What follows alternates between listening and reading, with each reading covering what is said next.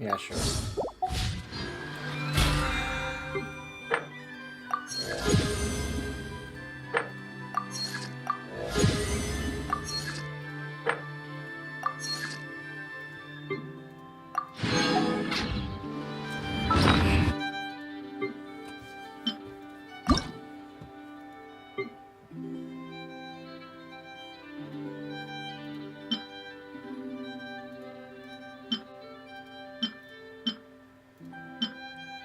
This is never being used. This is never being used.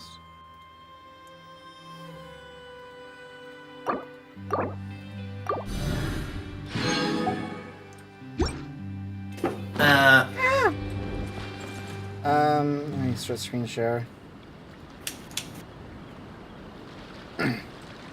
There's a new button permanently on the UI now for the fucking user-generated content. Cool. Anyway, oh, I need to grab the maintenance pulls. Let's see, how many pulls do I have? Okay, I've Hey, your mic is like cutting out hard. Weird.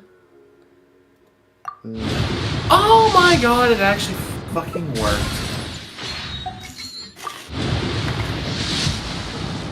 Imagine if I just get her here. It's not gonna happen. Imagine. Hi, Krai.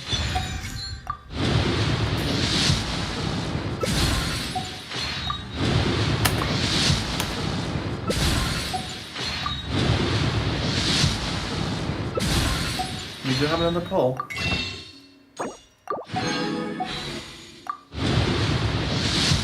Pulls and Nathan. Alright, well, it's Archon quest time.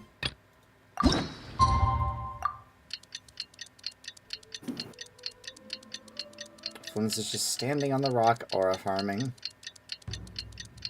Yes.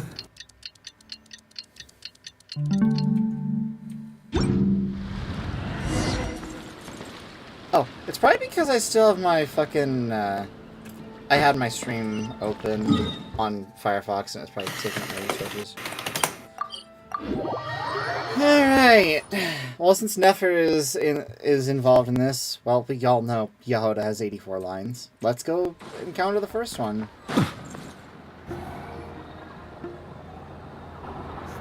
Move my camera. Oh, it's been a few days since we said bye to the others in Nasha Town. Let's see. Bottom is right there. So I just need to move my camera up so it's not blocking the dialogue. Still no news about Rarer, though. Where could he have slunk off to? If only he was gone for good. But with all the trouble he stirred up before, there's no way we've seen the last of him. Hello! You must be the traveler in Paimon? Hello, NPC. Mr. Flint has been looking for you. Unfortunately, there's been a serious wild hunt attack over at the quarry. He thinks it's time to regroup and figure out a plan. The wild hunt? Oh, uh-oh. We better get over there, right away! Come on, let's go! A nation that doesn't exist. And we know there's a bunch of characters from Conria involved in this quest. I wonder what nation it could possibly be talking about. I fucking wonder. Oh, my, right, yeah. It'll just, like, if I adjust the volume, it crashes the entire fucking UI.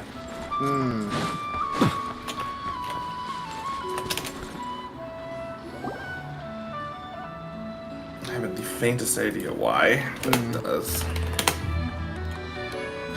Note to I self. see Yehoda. I can barely sense any Kuvaki at all. This whole area feels like a soulless husk. Looks like his appetite truly is insatiable. As if the power of that energy cannon wasn't enough. He's not seriously still getting stronger. What's his endgame here? Ah, everyone's here already. Hey, we made it. So, what's going on? We've all been on high alert since we split up a few days back, expecting Rerir to strike again. But it's like he just vanished into thin air. No one has seen him nor found any trace of his presence. That is, until this morning, when a ratnik found signs of wild hunt activity while out here on patrol. As you can see, the crystalline itself is physically intact, but the Kuvaki it contained is all but completely diminished. And we're sure that Rerir did this. Who else? He's the only one who could pull off a stunt like this. Kuvaki loss has reached critical levels. Reikir of Solnari set to maximum threat level. Warning, unless de-escalation measures are taken soon, he will pose a threat beyond our ability to contain. The consequences could be catastrophic. Traveler, do you remember when we encountered Rerir just after regaining his body? There wasn't a shred of sanity left. Nothing but madness and rage. Yeah, didn't he shout out a bunch of names? Then he started raving about how nothing in this world mattered to him. Oh, Paimon gets chills just thinking about it. Oh, but the thought that he's still out there, lurking somewhere in Not Krai, waiting for his chance to strike? Oh, even chillier. Last time we fought, we were already at a disadvantage. If he has such overwhelming strength, why would he suddenly go into hiding? Yeah, if I were him and I wanted more Kuvaki, I'd just take it by force. No point staying in the shadows. Unless something went wrong. His whole resurrection thing didn't exactly go smoothly. The other thing is, how does someone who's completely lost their mind still have the wherewithal to cover their tracks so perfectly? Beats me. According to certain medical studies, insanity does not always entail a complete loss of rationality. It may be that he is simply living in a world of his own. Well, it's better to take these kinds of things with a sense of poise and rationality, as they say. That actually sounds about right. Terrible. He was terrible ranting joke. away to himself the whole time. Like he had zero interest in talking to us. There are many unanswered questions here. He could be right under our noses, and we'd still be in the dark. Besides his name and title, Yeah, we hold on, know my little beloved. about him. I just... Certainly nothing about his past, She might be a or future what he profile might be picture of hoping to mine. achieve. Fair. Exactly. And we wouldn't even know where to begin looking. Even Boss hadn't heard of the Reikir of Solnari before all this. I'd be willing to bet that even if we gathered together every scrap of intel in Nodcry, we still wouldn't find more than, like, 3 useful facts about him. So, if we do nothing, he'll just keep getting stronger. And if we want to investigate him, we have no idea where to look. Last time we had Marionette and her big robo-buddy to help us, and we still barely held our ground. If we had to face him alone, oh, Paimon's head hurts just thinking about it. What are we supposed to do against a threat this big? Well, I do have a little hunch about his next move. Given that he attacked the quarry, I'd say it's likely he'll target other places rich in Kuvaki, somewhere like the Eye of Krai, or the Pillar of Embla. One thing's for sure. If we just sit back and let him keep absorbing Kuvaki, we really won't stand a chance against him. A perfectly reasonable hypothesis. However, it is worth noting that these two locations are quite far apart. To investigate them both, we'll need to split up. Please tell me we get I to go agree, this we way. should split up. Right now, Rerir's goal seems to be gathering Kuvaki, not fighting us directly. Once we're done, let's regroup on Hisi Island. Wait, why Hisi Island? If I recall correctly, your largest goddess statue was carved from Kuvaki-rich ore, was it not? That's right. Yes, it could well be a potential target of his. I should head back and start evacuating the pilgrims.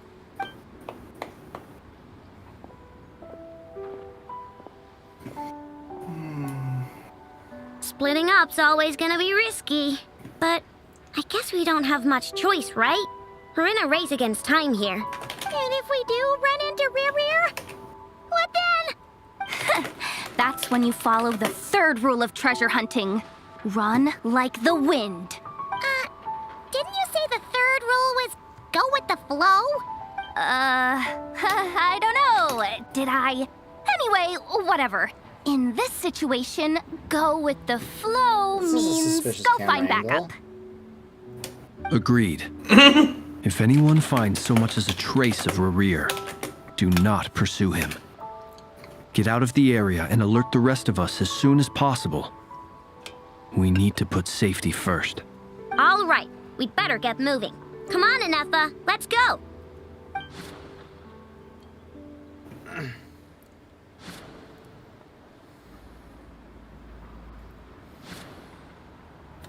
Oh, we split up into 4 parties. Okay, so we didn't get to go with Yoda. Okay. Aww. I'm sad.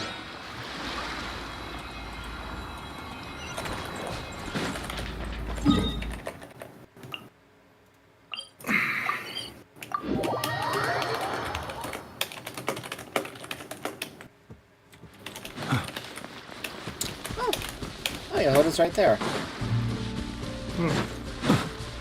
Oh, because obviously this is where we regroup. Obviously. Any leads? Nope. Diddly squat. No clues to where he might be hiding. It's like he's a ghost. I mean, he kind of is. It feels like we're sitting on a powder my keg that God. could go There off at she any is. second. There's. Oh, I hate this feeling. I'd rather face him head on than be left hanging like this. Well, good news, Yehoda. We do, in fact, have a boss version of him this patch. So, So, you guys didn't find anything either? Not loving the word either. How about you, Flints? I questioned a few Ratniki and eventually narrowed my investigation down to one suspicious individual. But by the time I got to his place, he was already gone. Almost as if he knew someone was on to him. Either that, or he's just extremely cautious and doesn't stay in one place for long. He's been biding his time for a while now.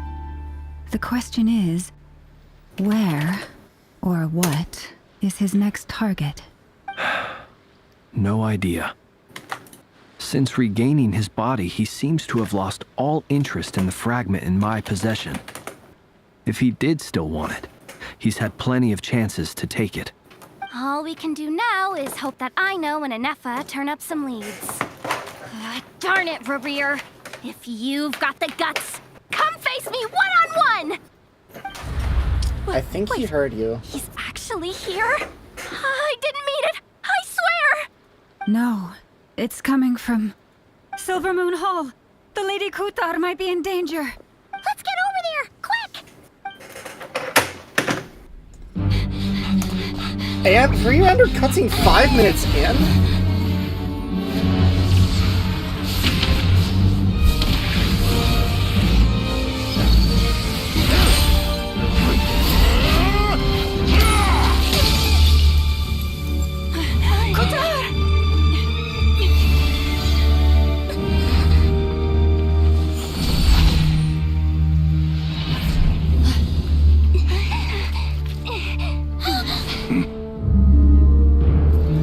Why is he attacking the damselette? What's going on? No time for questions. Stop him! Okay, we're launching the minute one. Okay. Sure, yeah.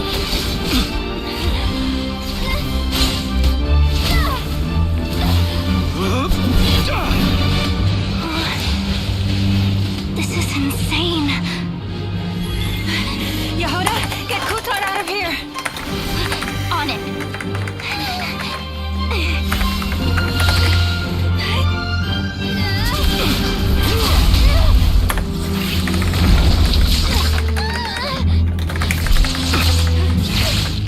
Look where your feeble light has gotten you. Now you shall plunge into darkness. Felindus, soon I will find a way. Watch out!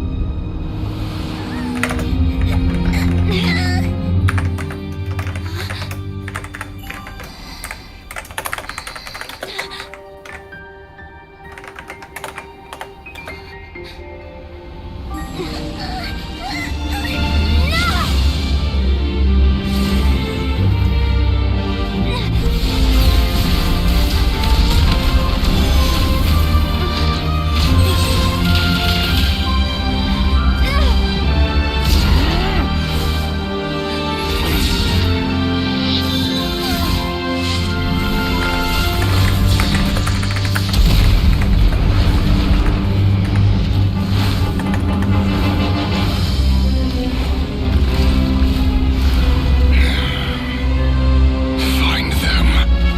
Even if it means turning this place to ashes.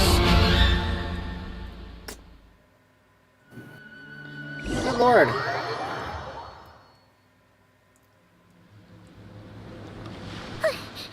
That was too close. Oh, we barely made it out of there alive. What's that guy's deal? How'd he get so crazy strong? He's a threat to this entire nation. I doubt his strength could even be measured by conventional standards. I have a question. When me and Anetha showed up, we saw him chasing after this lady like he wanted her dead. What was that all about? We weren't there for the whole thing either. You were already duking it out by the time you arrived. Yeah, we didn't see how it all started. It all escalated so quickly, we had no choice but to step in. Kutar, can you shed any light on the situation? Kutar. Cross-checking database. I see. So you're the one that the Frost Moon Scions refer to as the Moon Goddess? Wait, she's the moon goddess? Oh, no wonder she looks just like all those statues. There are many reasons why people might worship the moon, and just as many why they might despise it. I've never met that person before, but there was no mistaking his deep-seated hostility towards me. Why he holds me in such contempt, I cannot say. But since he hunts the power of the moon, it's no surprise that I am a target. Kutar. There are many potential motives. For instance, you help the traveler escape his grasp. This could be his way of taking revenge. It is also possible that he covets the Kuvaki inside you and seeks to take it for his own. The list goes on. But right now, devising a counter-strategy should be our #1 priority. The likelihood of this location being discovered is close to 100%. A counter strategy? We don't stand a chance against an enemy like this. Surely our only option is to run. He's not gonna chase us to the end of the world, right? So as long as we can sneak out of Krai undetected. No, I can't say that. Come on, Yehoda. This is serious stuff. You can't suggest we all just chicken out. Running is our only option. Huh?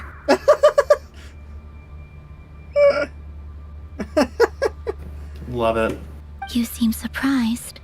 But what other choice do we have?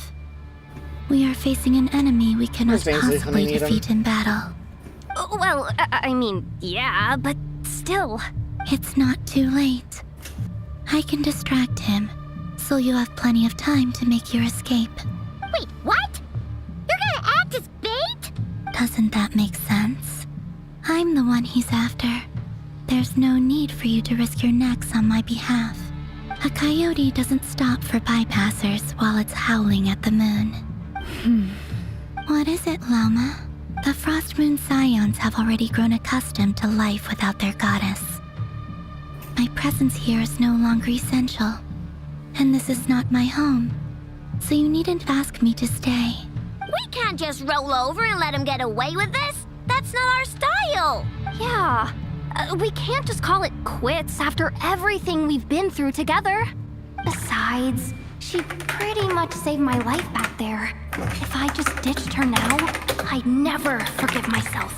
We can't overlook that you have saved our lives multiple times now. To talk of returning the favor would be a little crass for my liking. But suffice to say, that we are friends, and friends look out for one another. Riri's true objective remains unclear. Even if we were to sacrifice Miss Kutar, there's no guarantee he would stop. Stand and fight no matter what. But- Yeah. Kutar, I know why you left the Frost Moon Scions so long ago.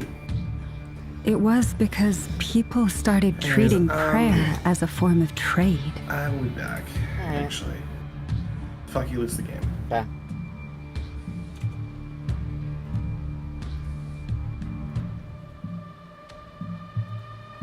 They would make self-centered wishes, force you to accept meaningless offerings in return, and then expect you to perform miracles for them, as if that were their entitlement. If it were me, I might have walked away too. But I believe that time can change everything, and that sometimes it takes losing something precious to appreciate its true worth. After much reflection, I've realized that this was never about whether the Frost Moon Scions need you. Any relationship based on need is purely transactional. What I truly hope is that you'll choose to stay, not out of obligation, but as part of our family. You were born here, and now you've returned. Who knows? Perhaps it was the moonlight that guided you home. Thank you, Lauma. But my power is on the wane. I'm afraid I will be of little use to you now. It's our turn to help you now. Very well then. I'll do as you say. Both times you saved us, we were transported across great distances in an instant. Is that one of your powers as the moon goddess? It is, but I find it very draining. I barely managed to pull it off just now, and it will be some time before I'm strong enough to do so again. Rejected by the world, my power is dwindling. Like a lake cut off from its source, slowly shrinking away. Now, it has almost run dry. What do you mean, rejected by the world? The 3 moons belonged to the ancient bygone era in which they came into being. From the moment I was born, the world itself has been steadily sapping away at my strength. The 3 moons are not one and the same. As the goddess of the Frost Moon, I cannot wield the powers of the other 2. Yet moonlight has a way of blending together. Each can reflect the other's glow. So when our fingers touched, I was able to restore my strength by drawing Kuvaki from the eternal moon's marrow. But this method of recovery is painfully slow. If only we could find the... It's the Wild Hunt! Even faster than we expected. We'll have to finish this conversation later. See how those Wild Hunt creatures are running away from us. They're likely just a scouting party, which means Rerir won't be far behind. Then what are we waiting for?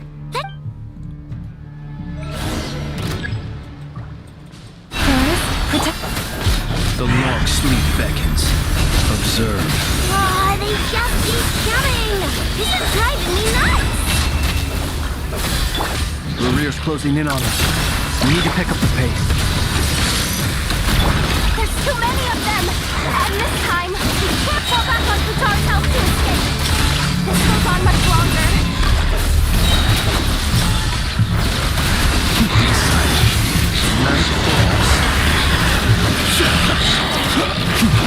Annihilation mode.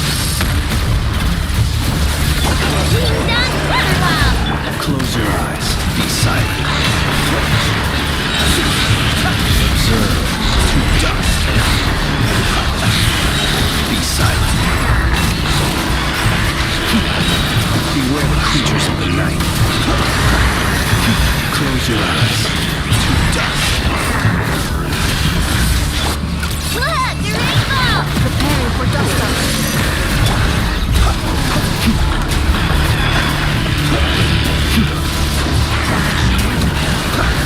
The long sleep beckons. Night falls. Close your eyes. Fear the dark. Being done! Annihilation mode.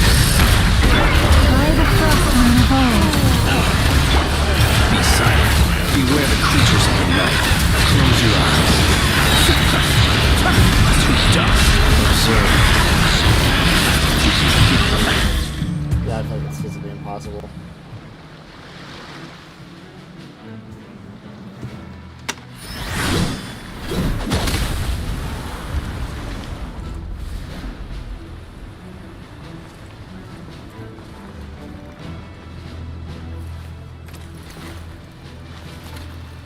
Hey, Varka.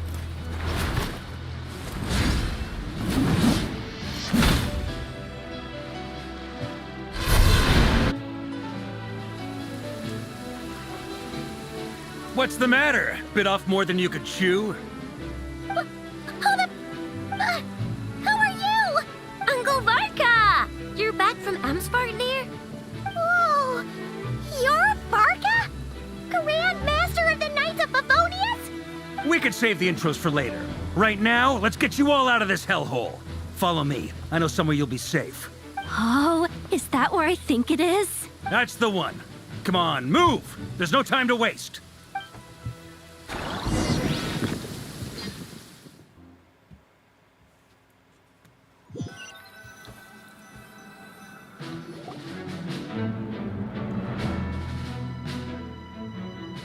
Wow! Where are we? This is so well hidden. Well, that goes without saying. This is the Knights of Favonius' meeting place in Krai, and a contact hub for the Northern Intelligence Network, aka the Black Market of Intel. No matter what faction you're with, it's the place to buy and sell information. Their headquarters are in Krai, but they've got contacts in every nation. As an expeditionary force on foreign soil, working with them has offered us the most effective way of getting our hands on reliable local intel. This is where we meet, so naturally, it's secure. Anyway, where were we? Folks from Krai should be pretty familiar with me by now, but I believe this is the first time we've met. Allow me to introduce myself. I am Varka, Knight of Boreas, and Grand Master of the Knights of Favonius. We've heard all about you. This meeting's been a long time coming. You look way younger than Paimon expected. But you definitely have that Grand Master vibe. Well, I'm no spring chicken. Just not showing my age yet. So cool. Definitely feeling some of that back pain today, though. Rushed back from Amsvartnir without a wink of sleep, only to get right into another fight with that freshly revived maniac. Another? You mean you fought him before? Yep. He wasn't nearly as strong back then, but he was still a formidable foe. I brought some of the knights along to give him a little surprise, but he saw us coming from a mile off. My squad took heavy injuries, and I barely made it out alive myself. We knew it might have been our last chance, so we staked everything on it. But still, it wasn't enough to stop him. I tried tracking him down afterwards, but he didn't leave a trace. Even in his unhinged mental state, he's as cautious as any trained operative. So, I decided to come find you. And as luck would have it, turned up to find you being ambushed by the Wild Hunt. The rest, you already know. Is that why he's been frantically absorbing Kuvaki these past few days? Because he sees you as a threat? Maybe I'm part of the equation, but even if I weren't, I'm sure he'd still be gathering power. He's clearly working up towards something. Note to self, Uncle Varka's strength rating officially upgraded. Guess it's my turn to ask questions now. So, what exactly has been happening in Krai? Why has the Wild Hunt returned in humanoid form? And why is it after you? That's a long story, but I'll try to make it quick.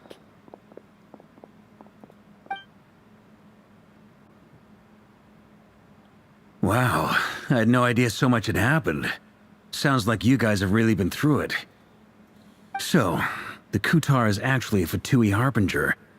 And all this Wild Hunt activity in Krai is the work of the Raker of Solnari, one of the 5 sinners. That's a lot to take in. Need some time to wrap my head around it all.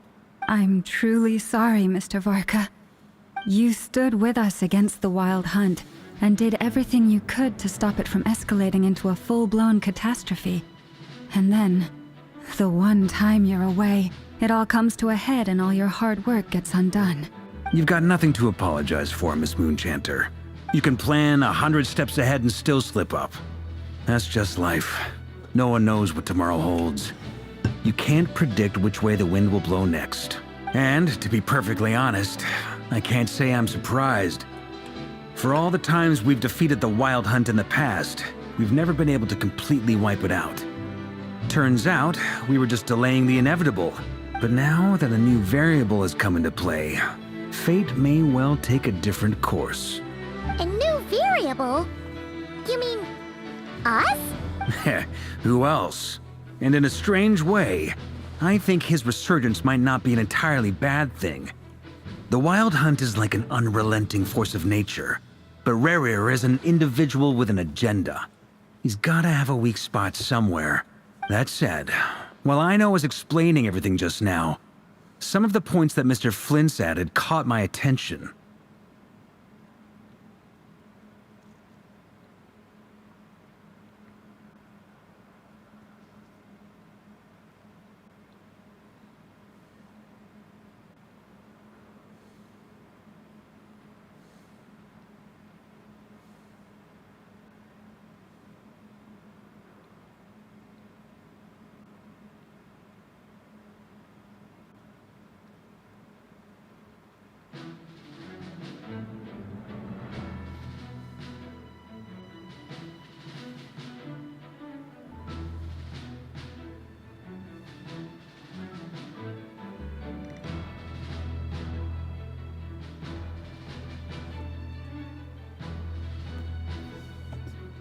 You mean about our mystery ally?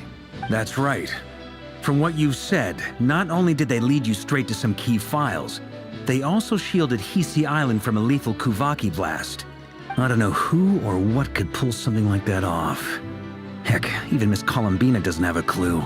I hadn't heard the story about those files. Would you mind repeating their titles for me? Wild Hunt Phenomena Log, a Nodkrayan Ratnik's Field Journal, and Kuvaki Survey Log. Oh. No. Still doesn't ring a bell.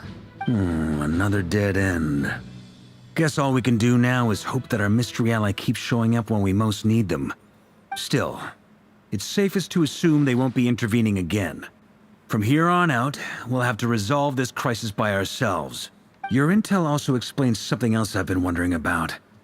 The reason I led my team to Amsfarnir was because we'd had reports about a possible source of the Wild Hunt showing up there. But once we looked into it, it turned out to be a red herring. I don't know who was behind it, but clearly, it served its purpose. I doubt it's by chance that he happened to make his comeback while my attention was diverted. And from everything you told me, it sounds like his scheming began well before his return. So maybe luring me away was all a part of his plan. But is it even possible that he orchestrated all of this by himself? The Moon Maiden and the Raker of Solnari. Nodkrai of all places. The way everything is unfolding, it can't be a coincidence. So, what do we do now? Got any ideas? Right now, we've got at least 3 things to consider. Let's go through them one by one. First, we need to figure out how to take down Rerir. If we can't beat him in a straight-up fight, the rest won't even matter. To my knowledge, the bulk of Nodkrai's fighting force is already gathered here. But even with everyone united, we're still no match for Rerir in his current state, let alone with his power still growing. What if there was a way to tap into a new power of our own? How so? Have you thought of something, Columbina? 3 moons once watched over this world. The Eternal Moon was the largest. The Frost Moon was the brightest. And the Iridescent Moon was the most mysterious. They say that back then, the 3 moon goddesses wielded immense power. Enough to shape the workings of the world itself. I now bear the Frost Moon's power, and the Eternal Moon's marrow resides within the Traveler. Hold on. Are you suggesting? The Iridescent Moon, the last piece in the puzzle. That's right. If we can find the Iridescent Moon's marrow, I will be able to regain my strength much more quickly. The 3 moons are said to stir the tides and illuminate all things. Perhaps they hold further secrets beyond our understanding. According to my analysis, the solution is feasible. However, it is subject to one major condition. How do we locate the iridescent moon's marrow? I know a way, but we will need to visit the Fatui's Experimental Design Bureau. The Experimental Design Bureau? Are you saying we need to involve Marionette? Yes. I must speak with Sandrone. It's a long way from here to the Experimental Design Bureau. There's a high chance you'll be spotted. You shouldn't go alone. Then that's settled. Next up, our second priority. Somehow, we need to figure out Rarir's end goal. As you saw for yourselves, when he was still in his wild hunt form, everything he did was for the sake of recovering his body and resurrecting himself. His first act since then, after laying low for a while, was to try and assassinate this young lady.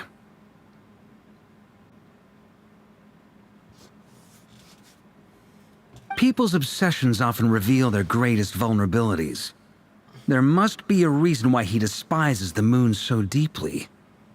Perhaps it sheds some light on his title, the Raker of Solnari. The Wild Hunt has plagued Krai for centuries now. If we want to stop it for good, we have to get to the root cause of what's driving it. It's true. We still know very little about him. If Kuthar hadn't given us that lead, we wouldn't even know his name. But where would we even start? I doubt even the Intel Queen of Krai has a clue, and she has info coming out of her ears. Oh? That's a rather hasty conclusion for someone who's so painstakingly meticulous when it comes to dealing with machines. Ah, she heard me.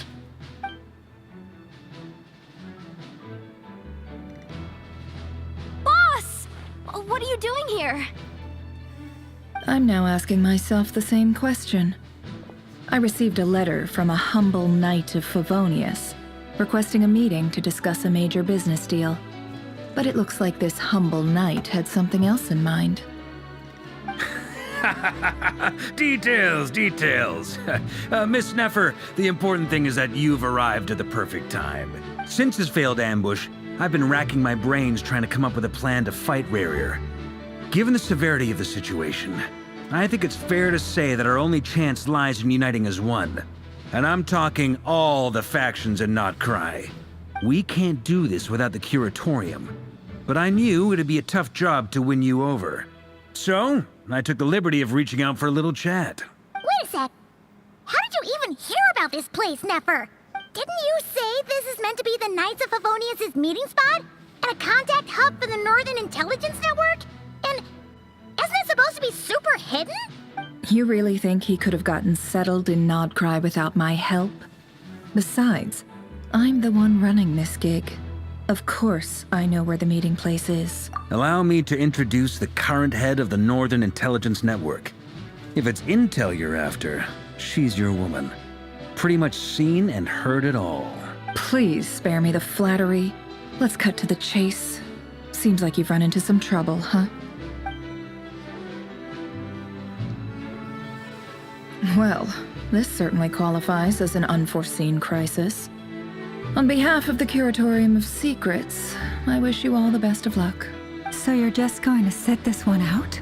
Why should I get involved? What could possibly be in it for me? Not dying? What if we told you we can't do this without you? Oh? Then I'd say you'd better make it worth my while. I don't work for free. I can't put a price on something like this. It's just not in my nature. But then again, you and I have always been polar opposites in this regard. So I can't exactly say I didn't see this coming. If you insist on compensation, I will pay you. Consider this a formal commission. Sound fair? You just don't give up, do you? Too bad. I know you well enough to know you can't afford my prices. The riskier the job, the more it'll cost. And a Moonchanter's stipend isn't exactly generous.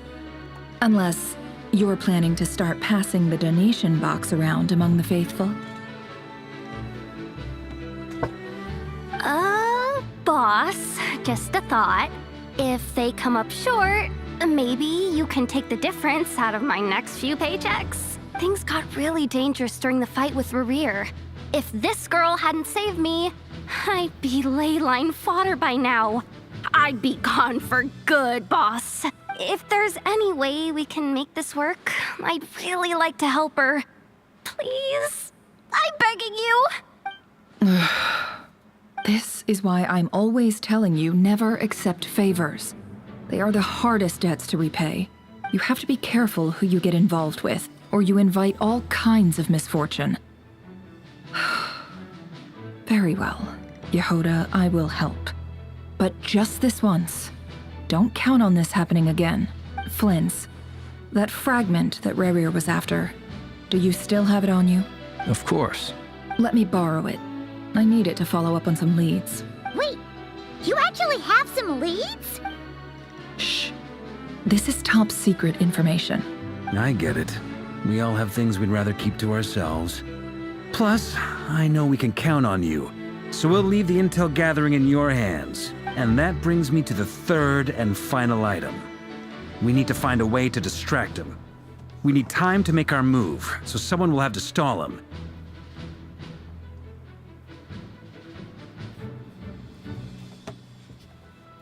I'm in for this part, no matter what. Anyone coming with? Count me in too. Come off it, you two. Quit playing heroes. I'm way ahead of you here. Nefa did a scan of the Moon Goddess's Kuvaki signature, and we're gonna use it to make some decoys over at the Kramkake craft shop. Anyone who's in, follow me. Once they're ready, we'll deploy the decoys across Krai. So as long as the rest of you keep moving, he won't catch on to your scent and won't be able to track you down. I like it. Genius idea. No biggie.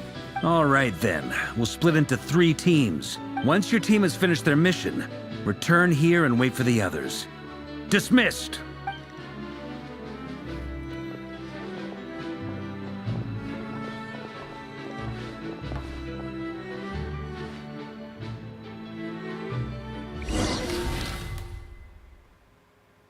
Oh. Alright. I see. Okay. Okay.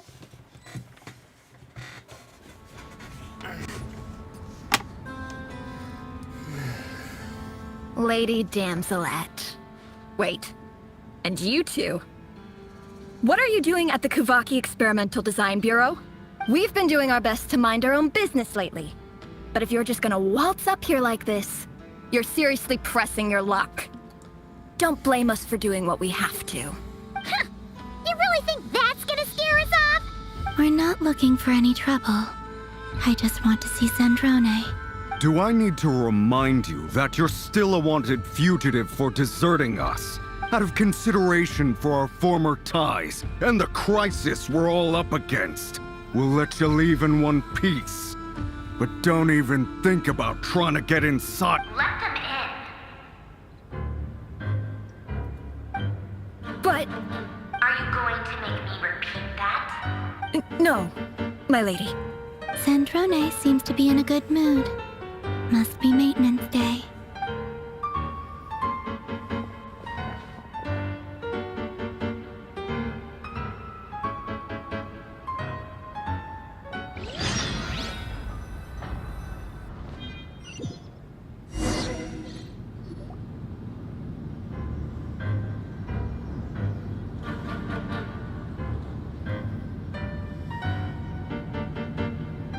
So tell me, to what do I owe the honor this time?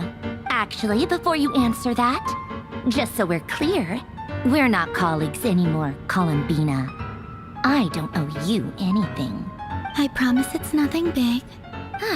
It seems like you've gotten the wrong idea here. The only reason I let you in was because I was bored.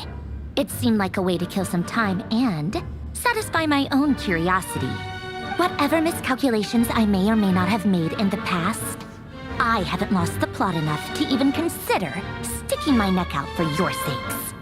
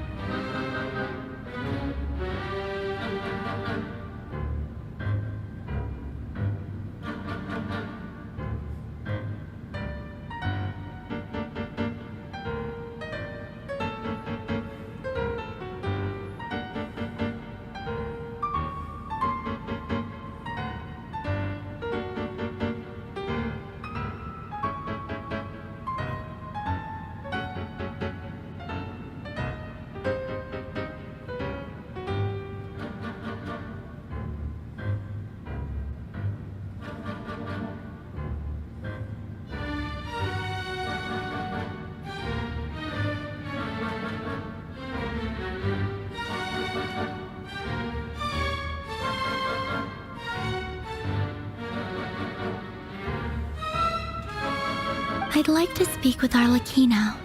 What? Huh? You mean the knave? I'd like to speak with Arlecchino. Is she in Krai?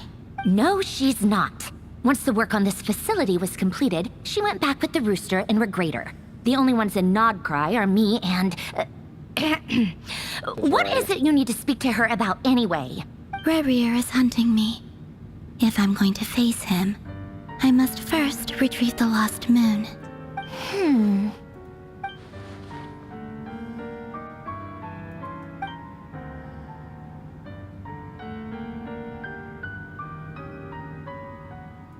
Is that a no, then?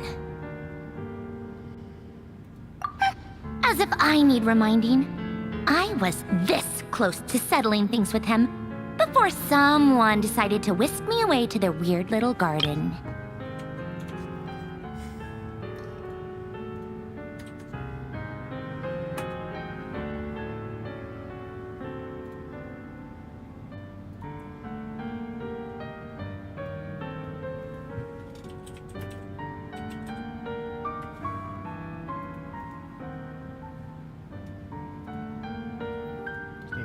Something.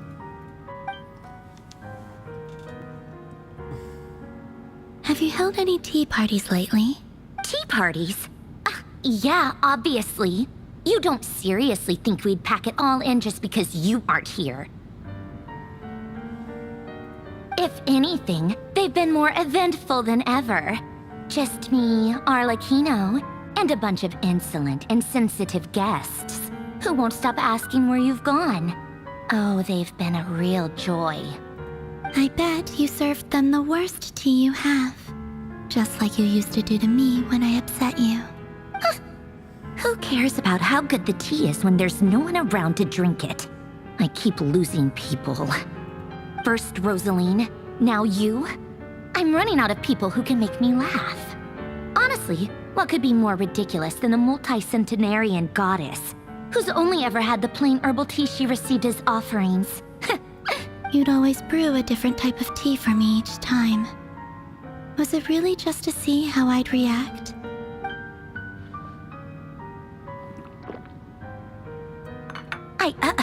Well, duh. Why else? Watching you squirm was practically my only form of entertainment.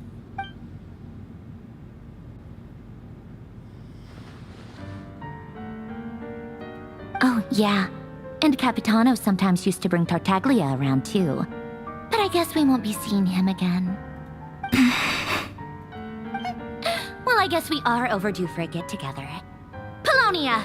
Have Favronia pass a message to Arlecchino for me. It's time for tea. Will suffice. Pass along a message for me, too, if you would. My body cannot contain the marrow of 2 moons, so I'll be leaving one of them in her care. Excuse me? Who said you were on the guest list? If my tea meant that much to you, maybe quitting the Fatui wasn't your brightest move. Back when you were under the Tsaritsa's protection, no one would have dared come at you so openly. But that protection didn't come for free. In fact, I paid dearly for it. At the end of the day, it was just another transaction. I just got tired, that's all. I never wanted any part in their grand ambitions, and I've had enough of being treated like a bottomless supply of power. It brings back memories from the old days, when I was still worshipped as the moon goddess.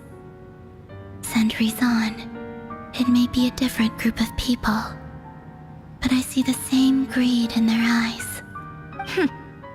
I figured you'd leave eventually. You didn't have as much of a reason to stay as I do. The Tsaritsa gave you shelter and protection, but that was it. Nothing more, nothing less. Meanwhile, the Fatui demanded everything from you in return, until it was more than you could bear. I get why you left. And frankly, I have no interest in dragging you back just because the higher-ups told me to. But if you keep hanging around with this riffraff, the next time we cross paths, we might be enemies for real.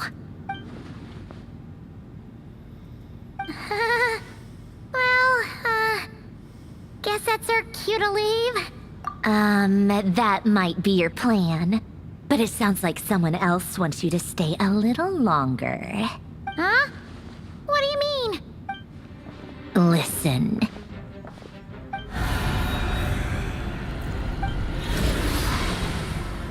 My lady, it's the Wild Hunt.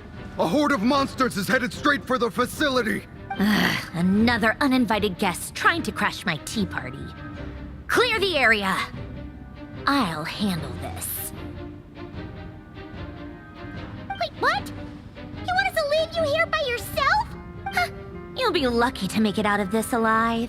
You really think you can afford to worry about me? Go on, get out of here. You may have stopped Polonia from crushing him last time, but I've made sure that won't happen again. The entire Experimental Design Bureau is rigged for war. Stay and watch if you want, but it'll be at your own risk. You're not flagged as friendlies in the weapons system. Don't tell me what to do! Look, if you're leaving, make it quick, or you'll just get in my way. There's a secret passage on the second floor. It'll take you right to the plains out back. Stare all you want, Columbina. You're not getting another invitation to my tea party. I know. But thank you anyway, Sandrone. This is exactly why you shouldn't hang around with those people. All their melodrama and sentimental nonsense is rubbing off on you.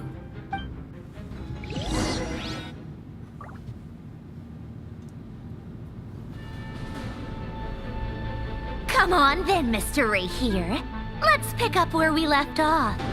It's your Wild Hunt monstrosities versus my beautiful creations. Let's see who comes out on top.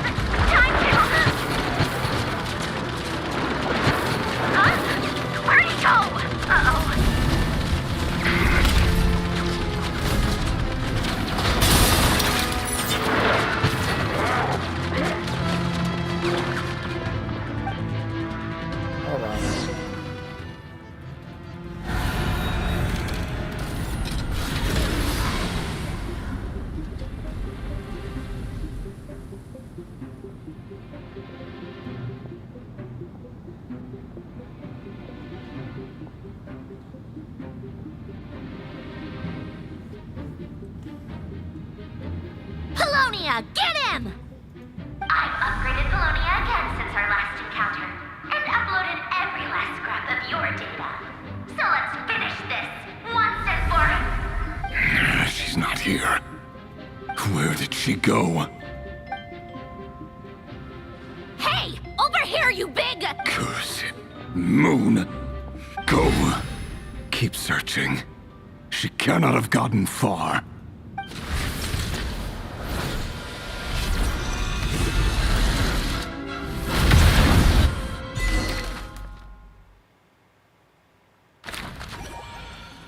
Alright.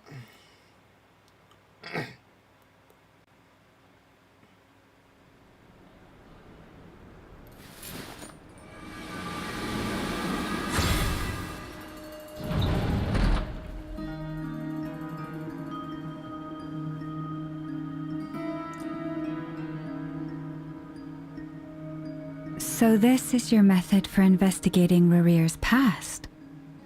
It almost looks like some kind of ceremony. Good deduction. But it's quite a different affair from what you're used to with the Frostmoon Scions. Whoa! First time I've ever been in here. Boss always said it was off limits, so I pictured some kind of creepy dungeon. But it's actually kinda nice.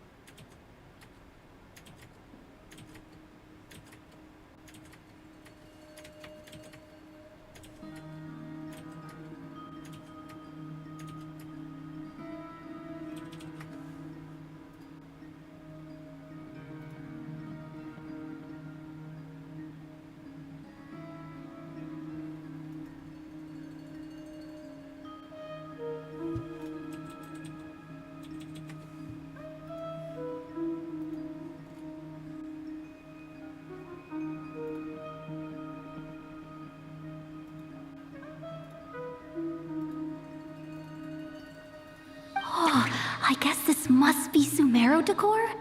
That's where Boss is from. And that nice shopkeeper who sold me my treasure compass. I'm not sure exactly what you've got planned, but it looks like you're all set. When do we begin? Whenever we wish. But for some reason, I've got a feeling this isn't going to end well. I've never faced Rerir myself, but from what you've told me, his power is beyond anything I could imagine.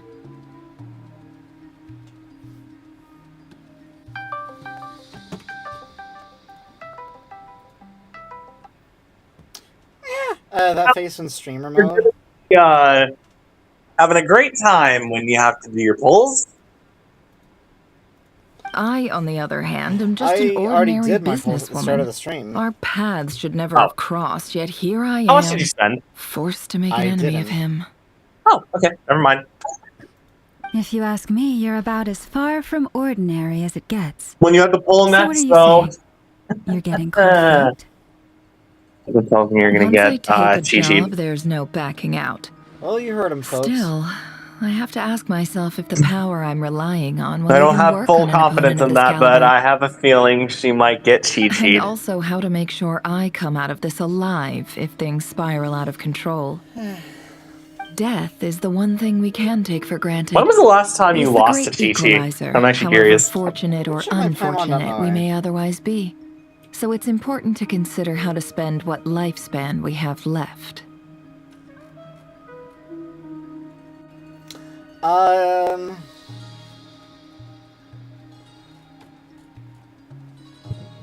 Let's see here.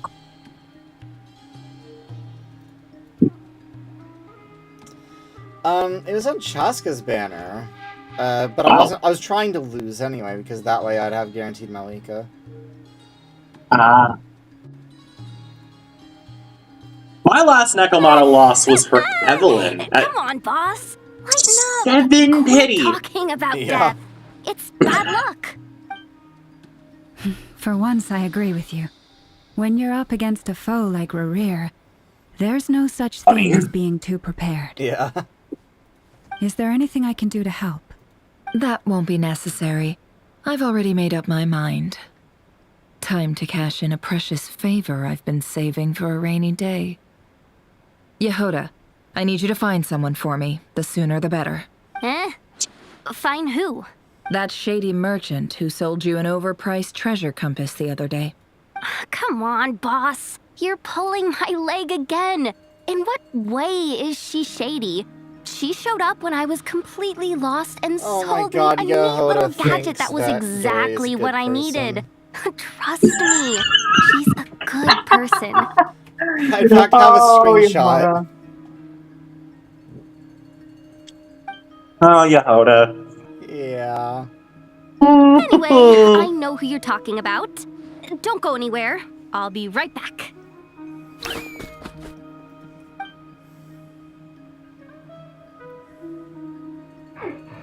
I genuinely can't run any further.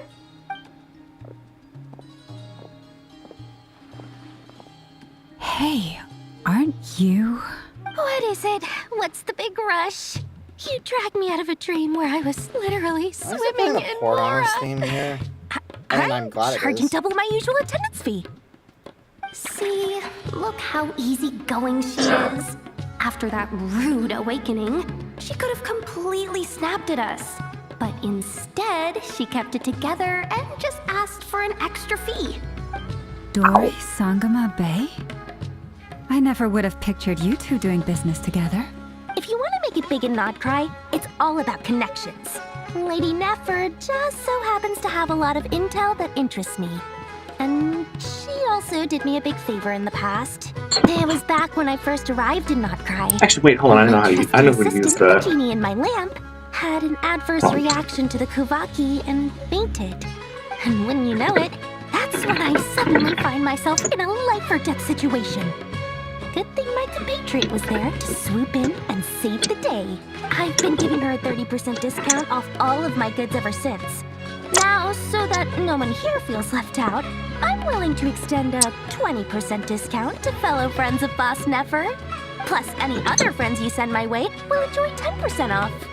What can I say? The great Lord Sangam Bay is nothing if not generous. So, let me guess. You've run into some trouble? I've got everything you could possibly need, and the more you buy, the more you'll save. You guessed correctly. What have you got in the way of survival gear? The one type of gear I've never been short on. What are you looking for? A jetpack fresh from the Academia's labs? An ancient suit of armor dredged up from the bottom of the sea? At the very least, I need to know what kind of opponent you're dealing with here. If even you're worried about staying alive, it must be pretty serious. What if I told you it's someone with the power to bring a nation to its knees? Is that so? Then we really are talking top-shelf treasures. Gloria has I to don't ask have anything her like that in stock right supplier now. I'll have to ask for my supplier. something that can help survive barrier. And you wanna know who I bet that is? I bet it's goddamn Alice. Your supplier? A powerful woman, make no mistake. I can't reveal her identity, but luckily for you, I hear she's planning to visit Krai in the near future. If you're willing to wait, I can ask her when she's here. Can't say exactly how long that'll be, though. Then, let me put it another way. What would you do if you encountered an enemy like that? Roll over and serve yourself up on a silver platter? Of course not. I have a handy little trinket from one of my generous suppliers, which... Hold on. What exactly are you getting at? No, no! This is for my personal use only! Let's just say I'm borrowing it, all right? Just for insurance purposes. You'll get it back later. Favors are the worst kind of debt to owe, and now you've got a chance to repay one. A win-win situation, don't you think? Fine. You can borrow it for 5 days. No, make that 3. And for every extra hour after that, I'm charging you 1,000,000 mora. Deal? Deal.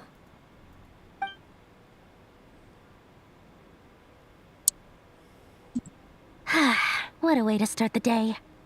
Now, was there anything else you wanted? Or can I go back to bed now? Oh, that's a line you can hang on. As soon as I can get the screenshot, there's a fucking line you can resonate with. That will be all. Same thing. Take care now. Don't trip up on your way back, friend. Same screenshot, Jess. I did. I sent... Oh my god, of course it didn't take.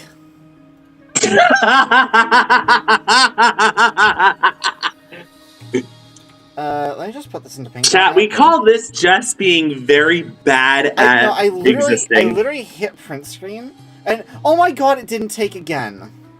Print Sharex screen. might have crashed. No, I was using Windows print screen. Why are you using Windows print screen? Because I'm not. I forgot to run ShareX as admin. Oh my god. Anyway, the quote that can resonate with you. See you later! I'm not evil, You're though. my favorite Yeah. shopkeeper.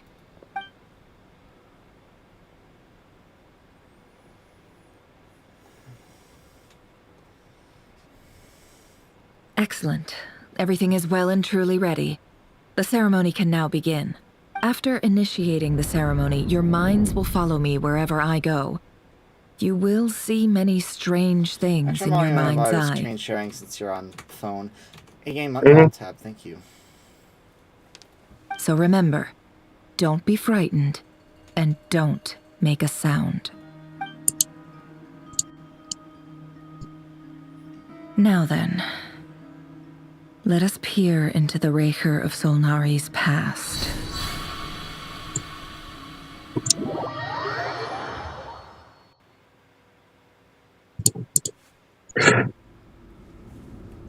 I made it. I don't recognize this style of architecture. Must be Conrian. Simple furnishings, table and chairs. It's a more ordinary house than I might have expected. Looks like the fearsome Raker of Solnari came from surprisingly humble beginnings. Unless this passed for luxury in Okay, I will be back. Unlikely. It was said to be a very prosperous nation in its heyday. Anyway, I'll keep exploring.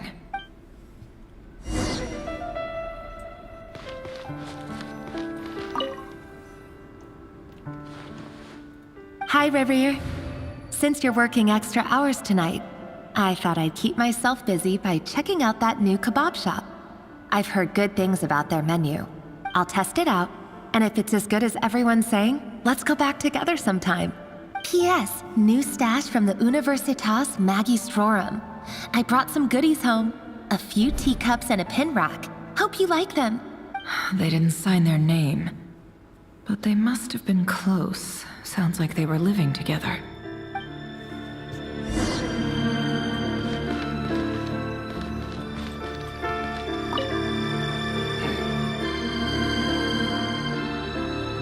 I went over to Joseph's for drinks today. They have a fine collection, but I went alone. Felindis was tied up with something and couldn't make it. Joseph asked why I came alone, but I didn't really have an answer. He then went on to ask about other things.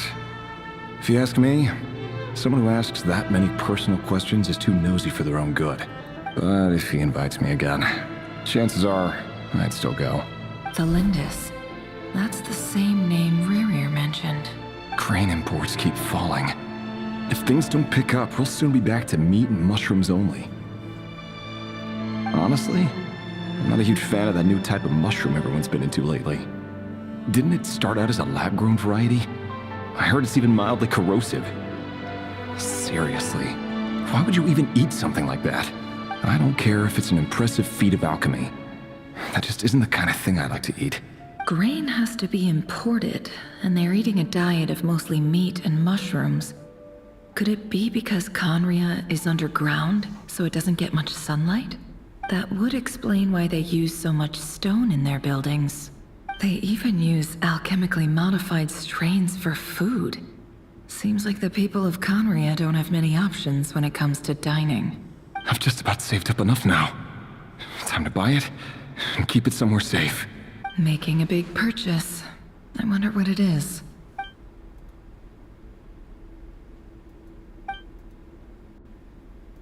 He really is a professional.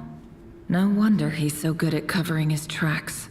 Despite what he's become, it seems like he's retained certain habits, at least in this regard. Did Rerir rip it out himself?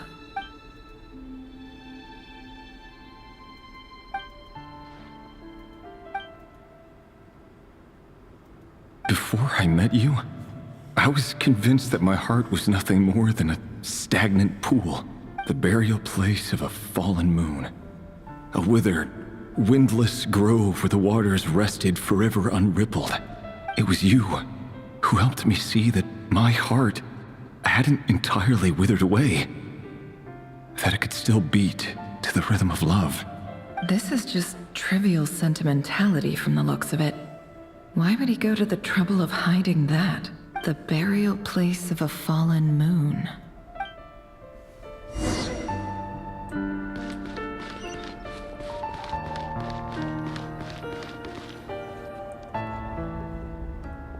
Rerir, over here. Dane! Oh, and, Vedelson here?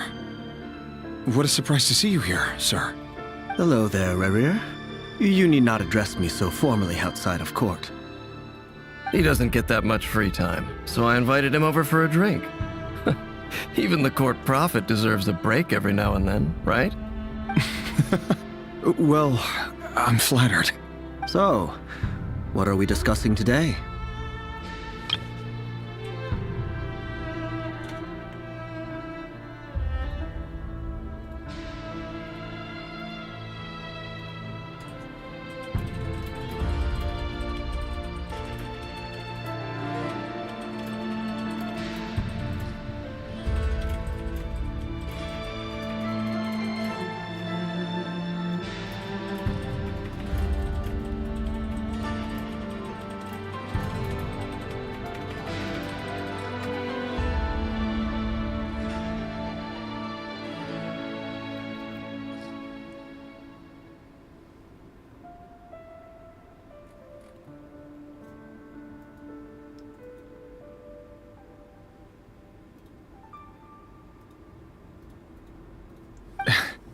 Hey, don't look at me. As far as I see it, we don't need an excuse to have a few drinks. Come on, don't give us that. Didn't you say you were about to pop the big question? How's that coming along? Who'd have thought the great Twilight Sword was an even greater gossip? I just didn't expect you to be the first one to settle down and get married, that's all. Yeah. If you told me that a few years ago, I wouldn't have believed you either. So, are you planning to come clean about your job then? I'm guessing you still haven't told her. Sure, I'll have to tell her at some point. But I'll need to pick the right time and place. To be honest, I have no idea how she'll take it. Come on, stop being such a pessimist. For all you know, she could be thrilled. I bet she'll be much more impressed by your actual job than the one she thinks you're doing now. A member of the King's Guard. Quite the cover story. Does the king himself even know? Of course he does. Anyway, enough about me. How have you been? Me? Same old, same old. Nothing much to... Huh? What's up, Fed? It's nothing. Vadafulnir, Dainslif's elder brother. Renowned throughout the court of Conria as the Visionary, and said to possess a wisdom far beyond the reach of any ordinary man. And yet, despite the gulf between us, he seems to have something to say about me. Does he even know me? Does he see me as a friend of his brother, or just another of the Vinster King's blades? Why did he react so strongly? Was it really to do with what we were talking about? Brown, curly hair and brooding blue eyes. So this is what Rare looked like back in the day. Perfectly normal. No different from anyone else. As frightening as this monster is in the present, there's something even more unsettling about seeing the human he used to be.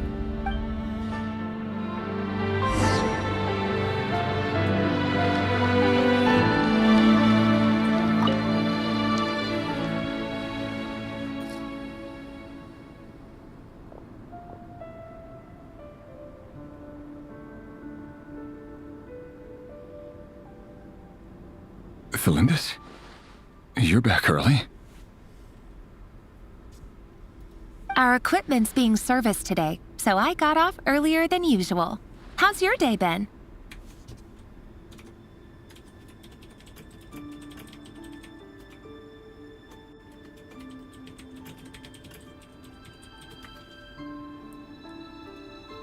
Aw, why the long face? Is something the matter? Has your boss been giving you a hard time again? Went for a drink with Dane and the others after work. Isn't that a good thing?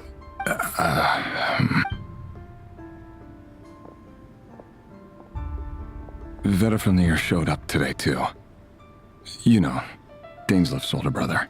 Ah, Mr. Vedafulnir. Yes, I've heard of him. They say that everything he says ends up coming true. He overheard Dainslif mention that I'd recently proposed, and seemed to have an issue with it. But when I asked what it was, he kept it to himself. So, you're worried? You could be such a child sometimes, Revier. We're nobodies. Why would the Visionary be concerned about us? I'm sure someone in his position has much bigger fish to fry. Maybe you're right. You worry too much, Revier. We've been together for ages now, and everything's been going so well, has it not? You've even proposed to me. So, you do remember? Like I said, I need some time to decide.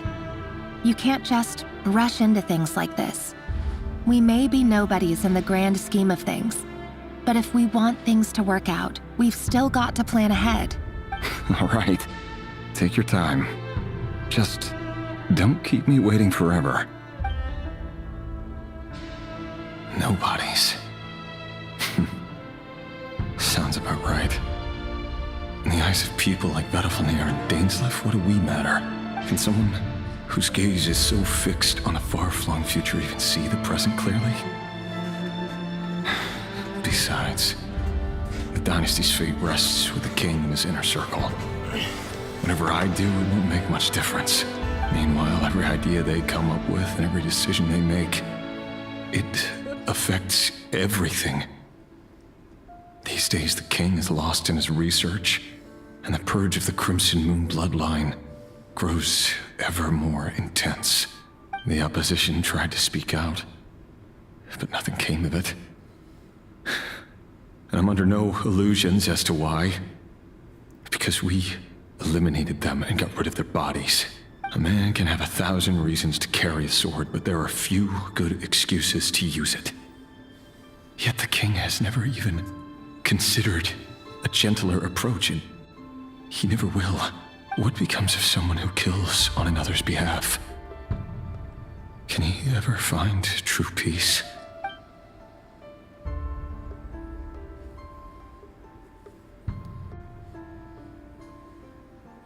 Thelindis,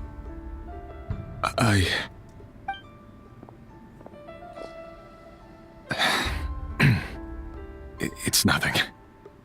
You were right. Fate has never smiled upon nobodies like us. But by the same token, it's unlikely to bear a grudge against us either. There's no reason we can't keep living happily together, cherishing the simple joys of each day as they come. See? You just need to stay positive, Revere. I can feel your warmth, your breath. You're right there, right by my side. Just seeing you makes me happy in a way I can't explain. And that's something that no one could ever take away from me. So smile, my love. Let go of that frown. You're right, Thelindis. I've just been overthinking things. That's better. Getting caught up about things like this will only ruin our evening. Speaking of which, all set for the ball tonight? I need to go get ready. You go ahead. I just have a few things to take care of, then I'll come join you. Even busier than the big shots, huh? Fine, I'll go get started. But don't be late. If you keep me waiting too long, I won't be a happy bunny. Relax. I'll be there. Seriously, though, you drive a hard bargain. You're really gonna leave my proposal hanging and still expect me to take you to the ball? Well, that goes without saying. I already told everyone I'd be coming with a dance partner. Besides, they're two completely different things. Let's take it one thing at a time, all right? All right. White outfit it is. It seems like Rerir was deliberately hiding his ties to the intelligence services by giving the impression that he was just an ordinary member of the Venster King's Guard. He clearly doesn't want his would-be fiancée to know about his other life. Then again, that's hardly surprising. People in the intelligence trade rarely do. Who'd have thought we were in the same line of work? Let's dig a little deeper.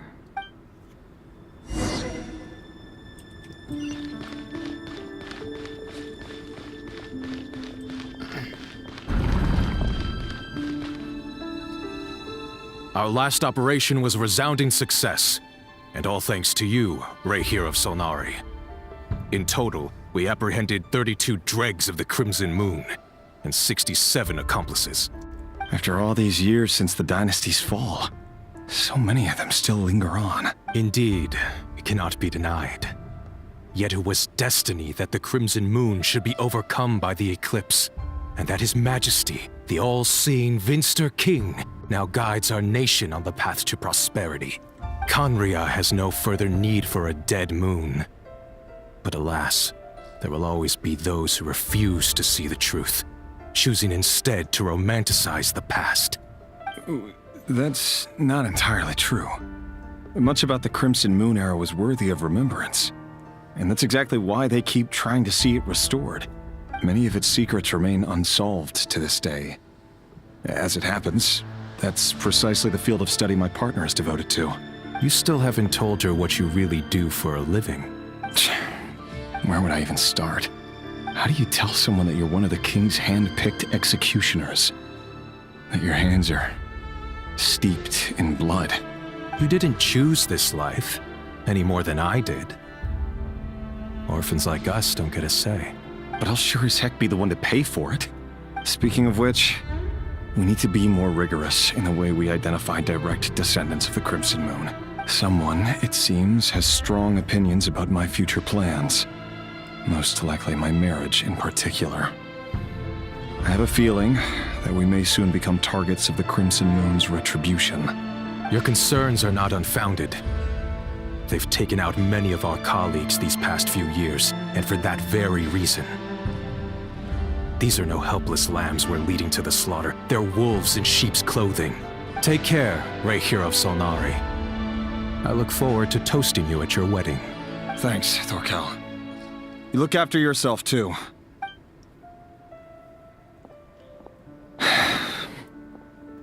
Thelindis, I never wanted to keep this from you.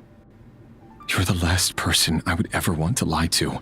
But that's exactly why I can't tell you everything. There are things you shouldn't know. Things you cannot know. The moonlit dynasties are a thing of the past. Yet even now, with the sun shining high in the sky, there are those who would call forth a dead moon's ghost. Could that be why Vedalfnir held back? Or was it because of some court secret he's not at liberty to share? I have to get a clear answer from him. No matter what happens, I will protect Thelindis. Rerir seems to be very concerned by Vedalfnir's reaction. Vedalfnir and Dainsleif, the Visionary and Twilight Sword. So that's what they were really like. I've investigated this whole area now. There doesn't seem to be any other memories here. Should I try somewhere else? Wait a second. What's this black smoke? It's ominous.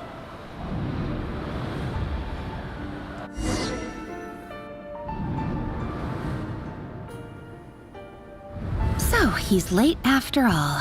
Just you wait, Rerir. You're in for it. Big time. Are you waiting for someone, ma'am? Could I tempt you into buying some flowers? Oh, sure. Pick me out a pretty bunch if you would. Thank you. But I'm afraid none of them are as pretty as you. For someone so young, you sure have a way with words, don't you? I'm only telling the truth. Look me in the eyes. You'll see I'm not lying. Arlecchino is a descendant of the Crimson Moon Dynasty.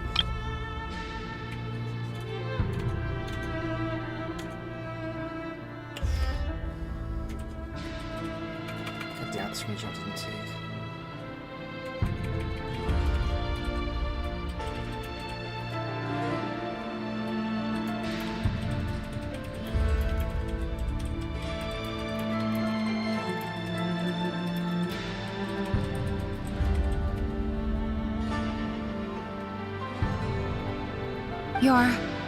May we have a word in private? Who are you? And what do you want? It doesn't matter who I am. Too many of our kind have fallen lately, so I decided to take the risk of reaching out. Not long ago, the Rey here of Solnari led an assault on one of our strongholds. We suffered many casualties, and many who came to our aid lost their lives as well. Sorry, I don't know why you're telling me this. And I don't want to get involved. Wait, hear me out.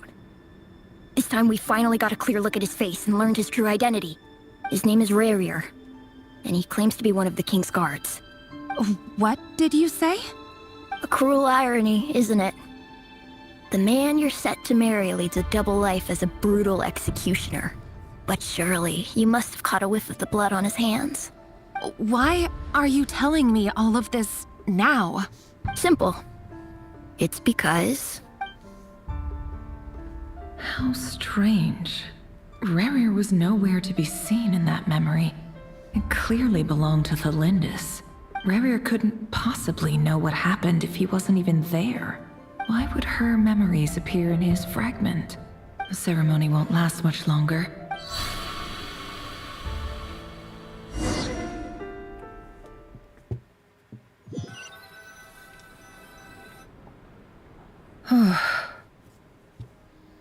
So that was your doing? Did you just pull us inside Rerir's fragment to spy directly on his memories? Any more questions, and I'll have to start charging. I had no idea you could do that, boss! Seriously, that was amazing! We're not worthy. We're not worthy! I gotta admit, though, I'm itching to see what happens next. Feels like we barely scratched the surface. I'm just as curious as you are. But the ceremony only allows for limited time inside. That's all we can see for now. Luckily, we managed to learn quite a lot. So far, so good. I just hope the others are doing okay too. Especially the group with the Traveler. Their mission is a risky one. Let's hope it's all going smoothly. If you're worried about them, go see how they're doing. If I know Boss, she's gonna need some time to write up all the details and make sure it's all coherent. I'll stay behind to lend a hand, but feel free to head back and meet up with the others.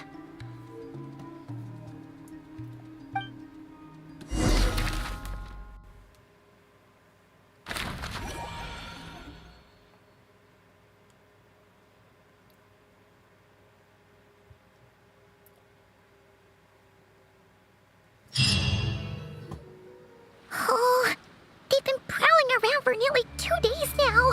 These things just won't quit. Oh, they might not have seen us yet, but them constantly sweeping the area, our way out is oh, that's never gonna work. If they spot us, they'll run straight back to Rare. And once he... Oh, guess you're right. Alright, stealth. Quick, hide! We almost got spotted!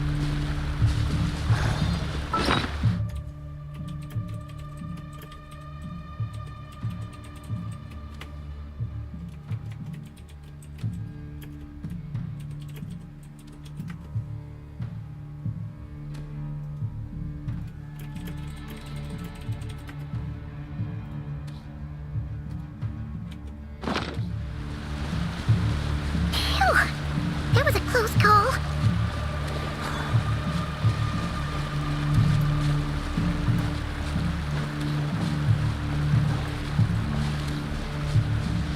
Watch out! It's coming this way!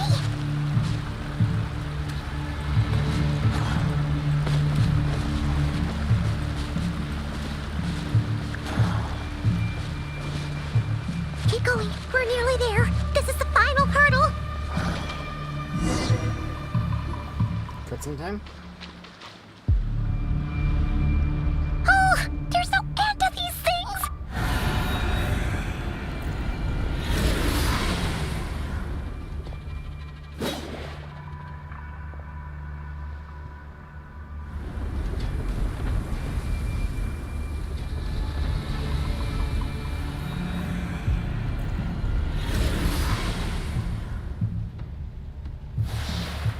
Fire. Fire? Wait, what's that smell? Oh no, there's a fire! That's all like you know.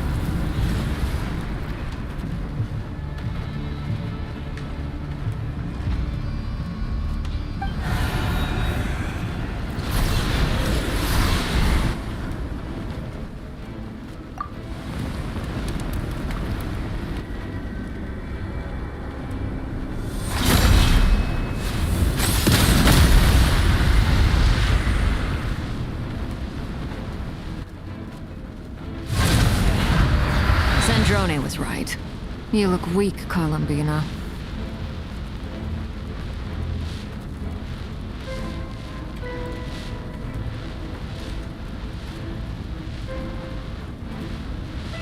The old you would never have let such lowly creatures bar your way.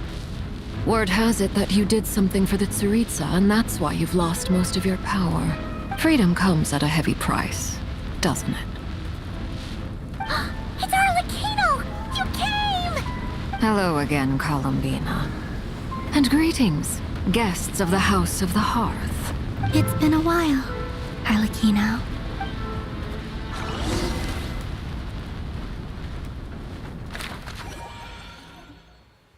Ooh, back here, okay. It's definitely giving 5.1 Archon Quest with, you know...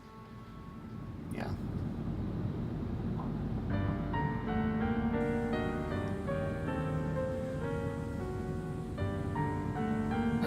Stupid right here of stupid Solnari. Ugh, whatever. I've got all the data I need.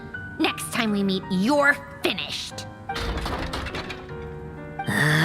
He sure doesn't pull his punches. Excuse me, do you need a hand? You can do me a favor by staying out of my way. Can't you see I'm busy? Wait a minute. I recognize that voice. Hello, Miss Sandrone. Father sent us over to help. Huh. How considerate of her. Hey, Fremine, get over here and help me fix this. Lenny, you do your thing. Just keep your sister away from my machines.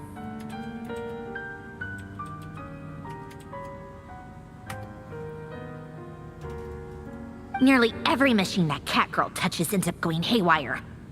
Go put her on cleaning duty or something.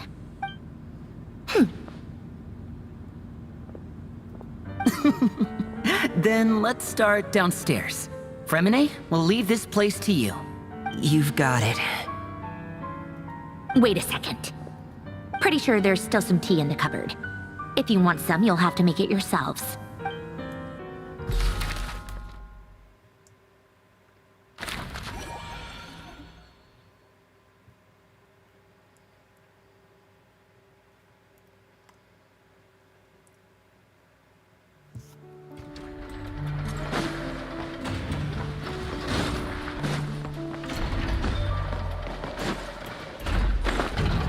First actual open world travel we've had in...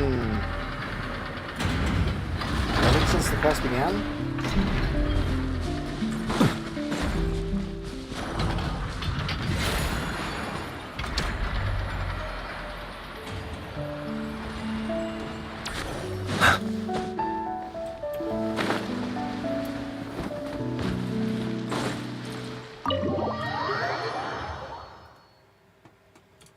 Sure everything's still running. Yes, yes.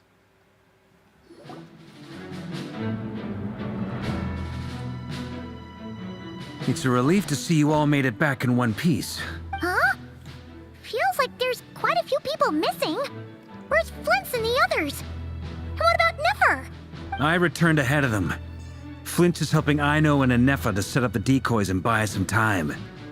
As for Miss Neffer... Boss is still wrapping things up on her end. She sent us back to fill you all in on the top secret intel we've been gathering. I see. Then let's get right into it. But first, who do we have here? You brought someone else in to help? Greetings. I was invited here to help as a longtime Tea Party companion of Columbina's. You may call me Arlecchino. Surely it can't be. Those eyes. Oh, where have I seen them before? Wait, of course. In those memories we just saw. The only Arlecchino I know is the fourth of the Fatui Harbingers. So either you share a pretty uncommon name, or you're more than just a Tea Party buddy. You're well informed, Grandmaster. A man from Mondstadt living all the way out here in Krai, and yet the people and affairs of Snezhnaya seem to hold a special place in your heart. Oh, the feeling's mutual. Sounds like you know all about who I am, too. A Fatui Harbinger. The atmosphere in here just got really tense. Guess we can't just start trusting Fatui Harbingers, even at a time like this. I must admit, though, I'm a little curious. Seeing as the moon goddess no longer belongs to the Fatui, what makes you so willing to put your neck on the line here? Nor does Krai belong to Mondstadt, Mr. Varka. Yet still, you're fighting for it all the same. Things don't always have to have a tangible payoff. Sometimes, stopping things from spiraling out of control is a higher priority than chasing the spoils of victory. Of course, I can't say there's nothing in it for me at all. But that's between Columbina and myself. Forgive me. I don't mean to doubt you. It's just that the Fatui really have been the source of many of our troubles. We have our own way of doing things here in Krai. But ever since they arrived, the Fatui have treated us with nothing but hostility. I know there's been a lot of bad blood between us in the past. I've done my utmost to avoid friction whenever I could. But sometimes fundamental conflicts of interest simply can't be settled amicably. That's why I'm here solely in a personal capacity. This has nothing to do with the Fatui. As a gesture of good faith, I'll be frank, I can help Columbina track down the iridescent moon's marrow, which will help her restore more of her power. Anyway, what else is on the agenda? Let's begin. She says she'll be frank, then completely skips over the details. Looks like she doesn't want to give away too many secrets after all, but she clearly wants to change the subject. It'd be awkward if I tried to bring it up again now. I guess we'll just have to go along with it. She's the fourth of the Fatui Harbingers after all. One look and you can tell she's not someone you'd want to mess with.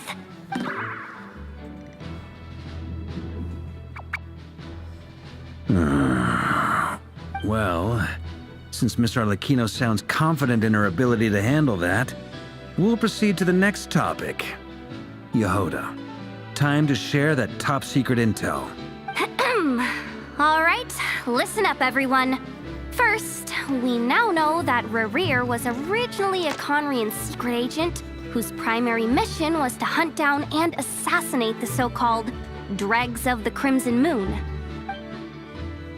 The Dregs of the Crimson Moon? Mm-hmm. In the memories, there was a lot of talk about the Crimson Moon and Eclipse, and a whole bunch of other stuff from the time of Conria. To my knowledge, those were the names of 2 different Conrian dynasties. Long, long ago, it is said that the people of Conria worshipped the Crimson Moon, drawing a mysterious power from its reflection. But one day, a coup saw the Crimson Moon eclipsed, hence the name of the new dynasty that replaced it, and how it became the new emblem of Conria. Still, long after the Crimson Moon dynasty had fallen, the last ruler of the Eclipse dynasty, the Vinster King, still coveted the secrets it left behind. So, he sent the Rehir of Solnari to secretly hunt down the Crimson Moon's few remaining followers. In those days, Rerir showed no signs of madness. In fact, he was as normal as any other person. Oh, and he had a fiancé, or at least a would-be fiancé, called Tholindis. What's the matter? Verfnir, Rheindaughter, Flinders.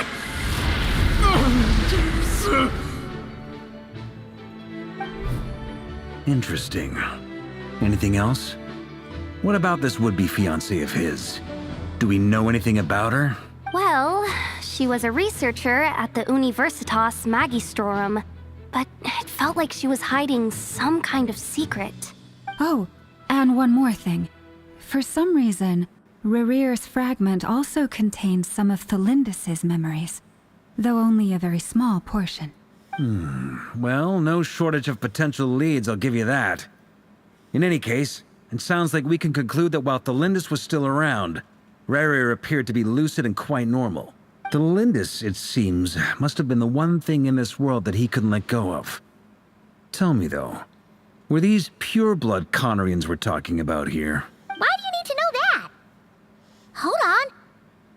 If she was a pure-blood Conrian... Oh yeah, just like how it was with the captain. If we could somehow find her, do you think there's any chance Rerir might regain some of his sanity? It's possible, but it would take a miracle. We can't pin all our hopes on that. That merchant who Nefer knows, Dori Sangama Bay. Maybe we could hire her to look into it. All right, then. Let's keep working in our separate teams. Traveler, Paimon, Kutar, and Miss Arlecchino will go look for the iridescent moon's marrow. As for the others... On the way over here, I noticed that the Wild Hunt monsters had grown even more frenzied in their search for Kutar. At this rate, the people living here will be in grave danger too. So I'm thinking of gathering together some of our followers to go wipe them out. I'll head back to the curatorium and meet up with the boss. Feels good knowing we've all got something to be getting on with. Given that the Wild Hunt has been a lot more active lately, the Lightkeepers have likely begun their own operations too. If that is the case, someone will need to pass the news on to Flint's. I'll hold the fort for now, then discuss our next move with Flint's, Aino, and Anefa when they get back. All right then. Well, the clock's ticking. If that's everything, we'll be on our way. We'd better get moving too. We'll try to buy you as much time as we can. Relax. Just do your thing. I decided to call in some backup since things are getting so hairy. Our reinforcements should be here any minute now. Stay safe, everyone. Dismissed.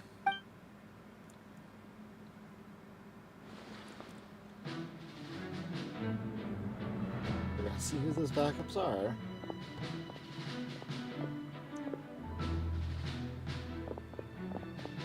We're back. Did we get here a little early? Or a little late?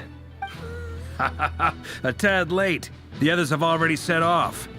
To summarize, our resident moon goddess has found us a new ally, and Boss Nefer has uncovered some promising info. Everything going smoothly on your end? Not great.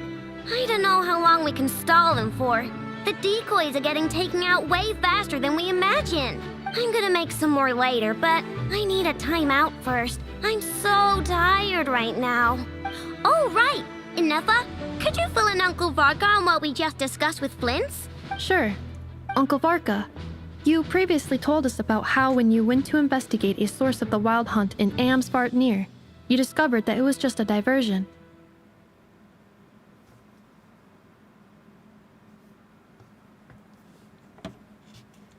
But according to Flint's intel, several outbreaks of the wild hunt had already occurred in Nodkrai in the period leading up to that. That was before Rerir had regained his body, when he was far from regaining his full strength. In other words, in theory at least, he still lacked the means to act in two places at once. Flint's, with everything that's been happening, the Lightkeepers across Nodkrai are rallying to fight back against the wild hunt. They're gonna need your help. I know, I'm sure you're capable of coming up with something far more effective than decoys. But for now, you should stay here and get some rest. And Efa and I will head back over to Amsvartnir to see if there's anything I missed. I told you Uncle Varka would say that, didn't I? A deal's a deal. Not a word about my snack intake for the next week. Database updated. Reliability of Aino's predictions increased. What does that mean? They were betting on how you'd respond after hearing their intel. It's the obvious choice, isn't it? That's hardly worth betting on. We already decided that Anefa should go investigate the situation over at Amsvartnir on her own. Someone needs to hang back and oversee our strategy meetings. And besides, you still haven't fully recovered from ambushing Rerir. So I've ended up with the easiest assignment. Well, I appreciate it, everyone. See you when you get back.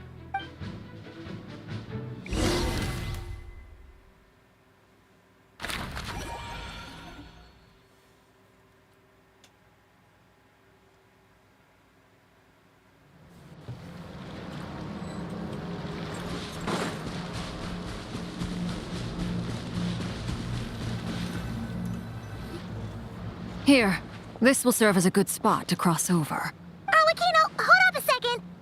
Since you brought us all this way, would you mind telling us what you've got planned? We still haven't got the slightest idea what's going on here. And if even Columbina doesn't know where the iridescent moon's marrow is, how do you? Simple.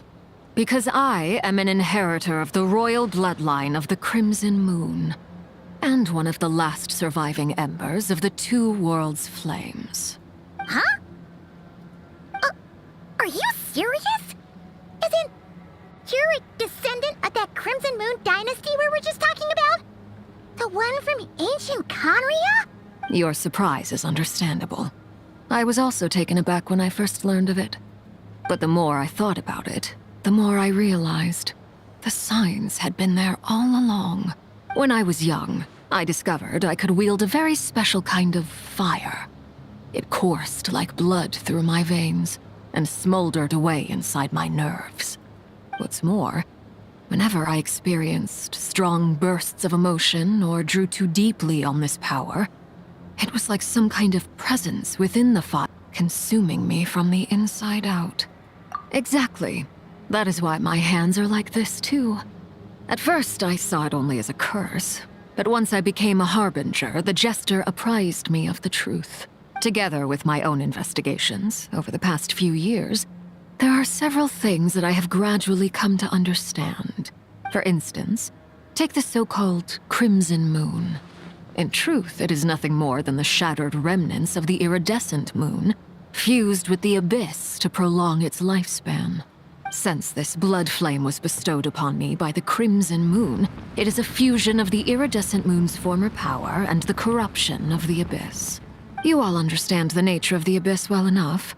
I draw upon its power, and in return, it hungers for my soul. This strange blackness is the mark of corruption it has left behind. If I recall correctly, you once told me that if the corruption ever made it to your heart, you'd become a completely different person. Yes, and that's the reason I'm always careful not to push my power too far. It's essentially a never-ending tug-of-war. Oh, sounds intense. Anyway, the rest of my story can wait. Is there anything else about the Crimson Moon or the Iridescent Moon that you're unclear about? Paimon has a question. So, the Crimson Moon that the Karians used to worship was actually the Iridescent Moon, right? Which was one of the three Moon Sisters. Does that mean that the Karians were to the Crimson Moon as the Frost Moon Scions are to the Frost Moon? So much of that history has been lost. We have no way of knowing exactly what they were like. But I would suspect that the Conrians weren't as devout in their moon worship as it might appear. The iridescent moon's remains simply served as their link to the Abyss. Later on, perhaps someone discovered a way to make direct contact with the Abyss. Or maybe there was some kind of ideological divide. Either way, a dissenting faction staged a coup and drove out the royal heirs of the Crimson Moon dynasty. Still, even with the dark sun looming high overhead, the Crimson Moon's glow never truly faded. If you want living proof, it's standing right before you. The first time we met, I sensed something familiar in your presence. When I looked at you, I felt I could see that mysterious red moon in the corner of my eye. In your flames, I saw its broken image, surrounded by a strange black aura. Well, I appreciate that you kept it to yourself. Much about the Crimson Moon is still a mystery, and I'd prefer not to end up as the object of an insane research project. Anyway, time is against us here, so if there's any other questions, they'll have to wait. I just want to make sure I've got one thing straight. In her letter, Sandrone mentioned that since you are unable to contain the iridescent moon's marrow yourself, you intend to leave it in my custody, correct? That's right. For now, it's the only way I can pay you back for your help. The iridescent moon is already part of who you are. So with its marrow in your possession, you'll be even more powerful than before. Deal. Then let's get started. Get what started? What does this place have to do with the Crimson Moon? When I first became a harbinger, the Jester gave me a book called Paranhari, also known as Leobranto Inamorato. You should be able to buy a copy next time you're in Fontaine. It's a love story set in the Crimson Moon era. But setting aside the tangled romances of its characters, it also records a few interesting details. In the Crimson Moon era, or so the story goes, there was an orphanage that received children from beyond the bounds of this world, and subjected them to a peculiar induction ceremony. Beyond the bounds of this world? For real? And what kind of induction ceremony? The Crimson Moon sages looked beyond this world for beings with powers that surpassed the gods. But fearing they might lose control, they subjected these children to a process of refinement. They made these children crawl up a fireplace and kept asking them, "Have you died? Did you see it?" Until they finally admitted to having died and seen a crimson moon. The adults embraced the children who passed the ritual, telling them, "Within the fireplace, you have traversed the flames between two worlds. Here and now, you are born anew." The book leaves much unsaid. But I suspect that this was their way of branding the children they had enrolled, leaving an indelible mark upon them so that they would forever live in the Crimson Moon's light. That explains why I can't sense the Crimson Moon's marrow in this world. It makes sense that it would be sealed in a special space that can only be accessed temporarily through some kind of ritual. But there's no fireplace here. Do you see a chimney anywhere? Oh, are we supposed to build it ourselves? Okay, fine. Paimon will go find some bricks. That won't be necessary. The fireplace is purely symbolic. The key to the ritual is crossing the flames between two worlds. In other words, the flames that burn within me. Those burned away by such flames leave behind a kind of ghostly afterimage in the world. In the days of Conria, people believed they could be used to bridge the gap between the two worlds of life and death. In short, I can open a passage to that space for you. That's the easy part. The catch is I'll need to stay on this side to keep the passage open. So I won't be able to come with you. Once you're inside, you'll have to find your own way. Very well. Then I'll open it up. Traveler, spare me a little more moonlight if you would. I may need it.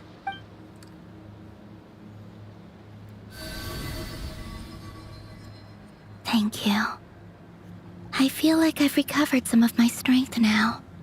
It should be enough to move us across short distances and confront whatever dangers might await.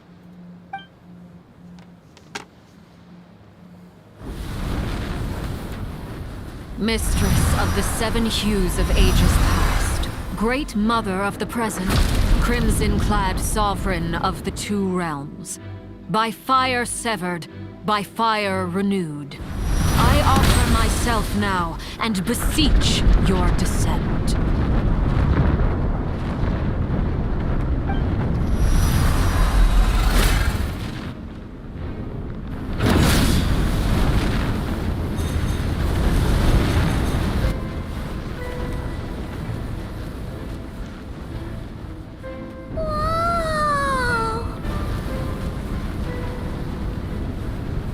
One word of advice. As you're crossing over, no matter what voices you hear, do not answer. Got it! I sense a sinister gloom inside, but also the familiar light of the moon. I feel that I am about to meet an old friend who has changed beyond all recognition. All right, let's go.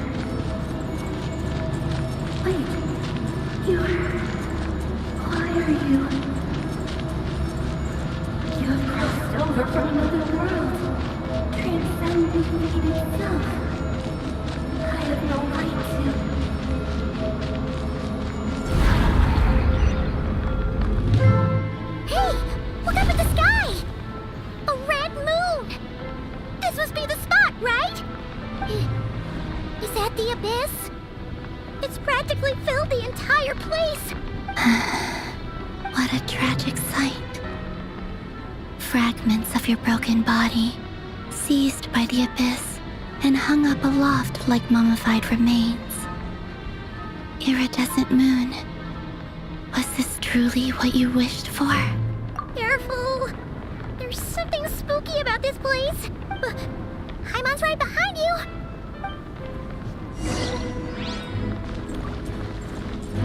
By the way, Kalambina, didn't you tell us that the iridescent moon had shattered into pieces? The moon up there looks pretty whole to Paimon. possible?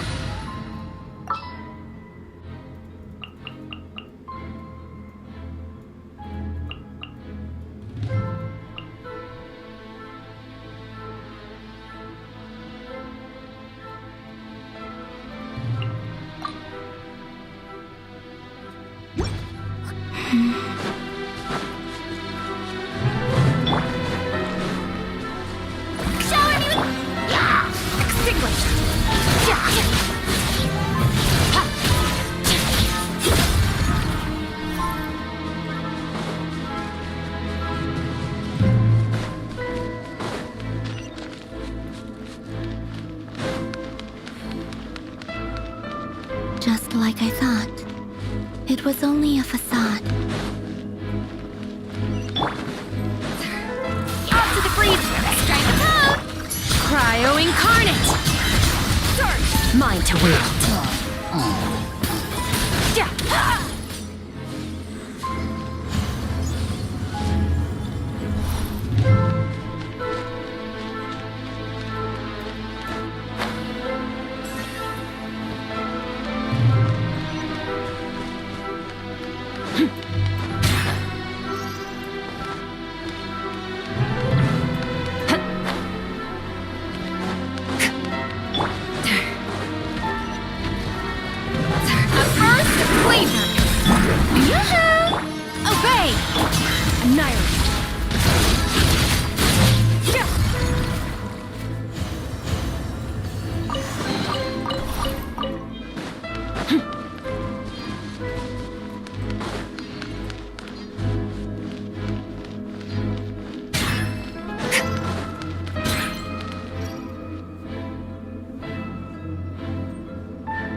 Huh?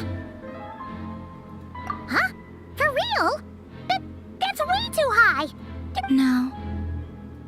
It's coming from under the mountain. Let's see. Ah! There's some kind of weird shadow over the water. Wait, see that? Looks like a mechanism of some sort.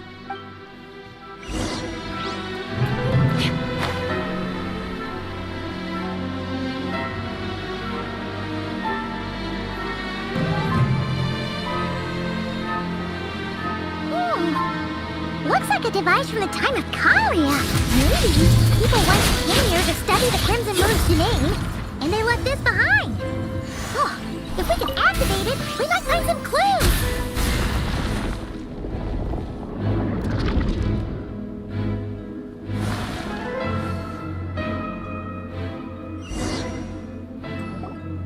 Hey, look at that!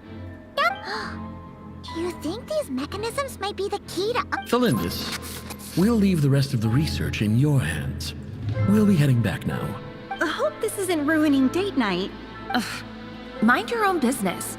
Just leave me some snacks on the table. Felindis? Is that Rere's girlfriend? Oh, yeah. The Abyss has made this space maybe that's why some of the things she said and did were preserved here. Whenever I see this view, waning moon, oh, lifeless damsel, weeping on the mount. For me, of all people, to be here investigating the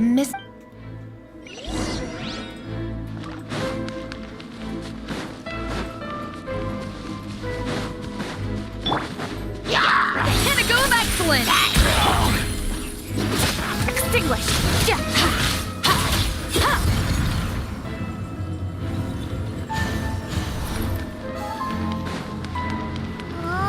Looks like the Abyss has messed up this mechanism. We need to find a way to get it working again. Let's see if there are any other devices nearby.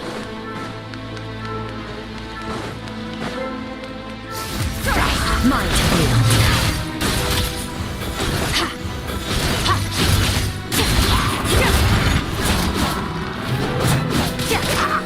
A dash of frost! Strike a pump!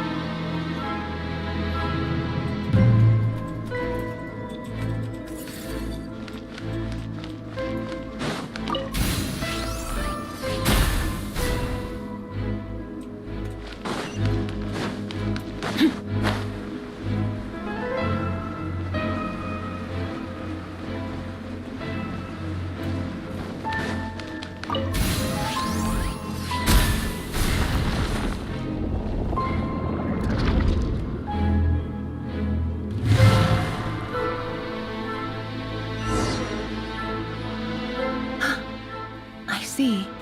So the moon marrow, or rather the power of the 3 moons, is the key to unlocking... If it really does exist...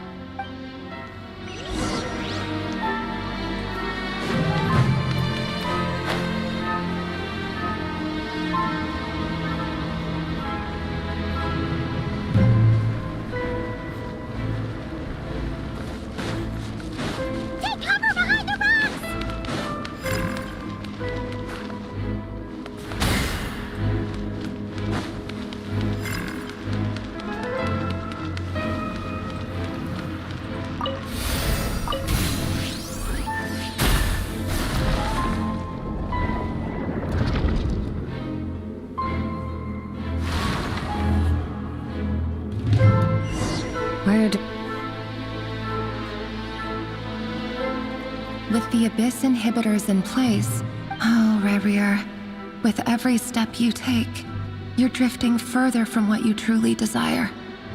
But you're not the root of the problem. Ever since that outsider set foot in Conria, the Vinster King has sunken deeper into madness. If only I could get my hands on that outsider.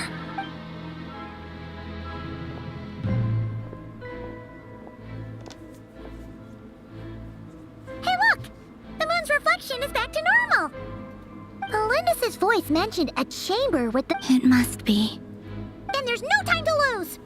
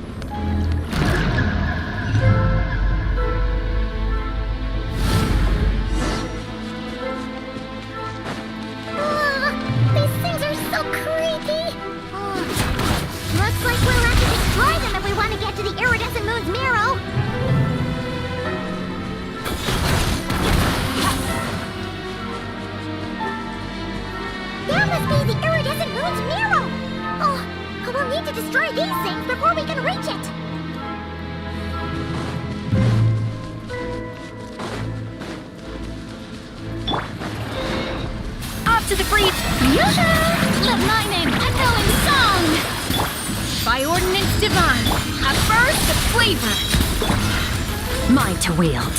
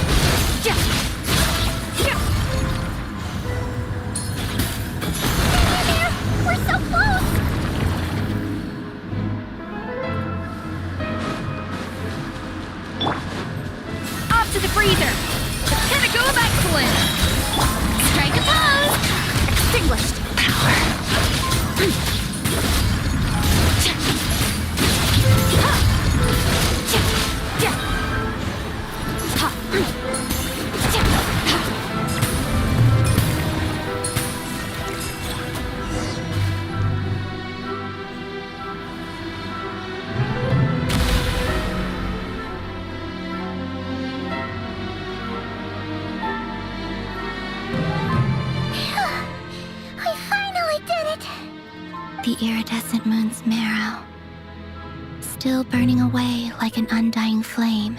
If we can purify the abyssal...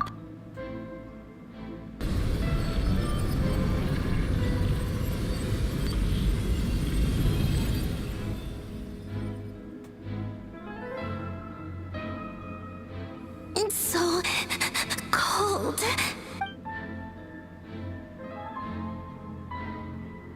Is it you? Are you here? Huh? Are you talking to us? At long last, I can see you once more.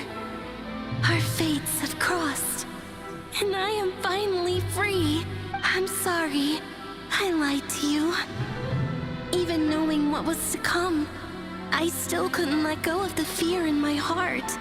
As death drew near, the moment the moon shattered, my body began to split apart piece by piece. Like I was being cut into pieces by 1,000 blunt blades. My thoughts scattered as the cold crept in. But I could not bear to fade away like that. Tell me, what was it that brought you to us all that time ago? If only I had possessed your courage, then I might have been spared this torment more painful than death. You look so puzzled. That's how I felt too when I first saw you. But trust me when I say that everything happens for a reason. Farewell, Hypo.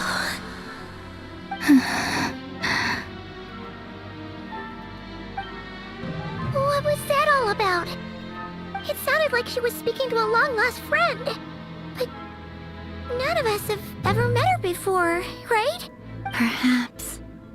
She took me for the goddess of the frost moon she once knew. For a fading soul like hers, our auras must be too similar to tell apart. But anyway, we've got the iridescent moon's marrow now. All right, time to leave this place.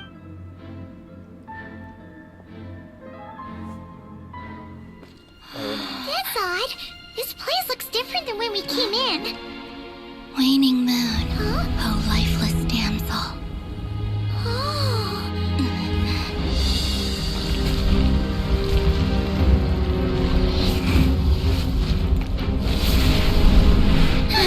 Hurry! The place is collapsing! It wants to trap us here. Who's it? The Abyss? Now we've taken the moon marrow. All that's left here is a dark will. It will show us no mercy.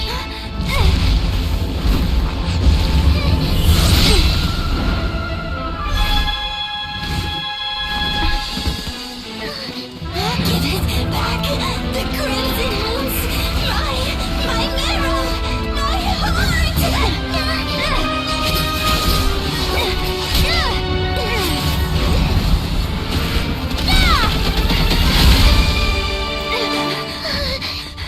Finally! Huh? Oh no! The exit's blocked! They're back! Now what do we do? This is where you fall. Witness my rise. What are you waiting for?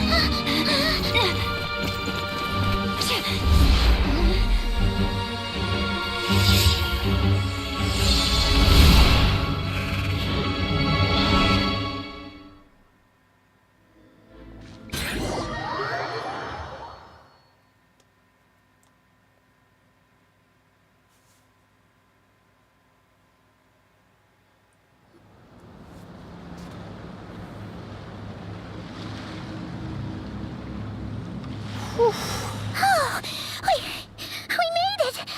Was that you, Arlecchino? Did you save us? Wait, your hands! They're... Oh, this? Don't worry. It's a small price to pay. The Abyss wanted to trap you inside, and I defied its will by bringing you out. No. I have paid the price, albeit a small one, and it cannot be undone. My hands have already fused with the Abyss. Purification would simply destroy whatever's left of them. But surely...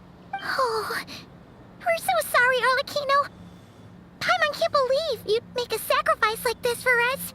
As much as I'd like to call it a favor, the truth is I was simply holding up my end of the deal. Well, Columbina. Yes, you did your part. And as promised, I will leave the iridescent moon's marrow in your care. From this day forth, may the two worlds' flames burn ever more brightly.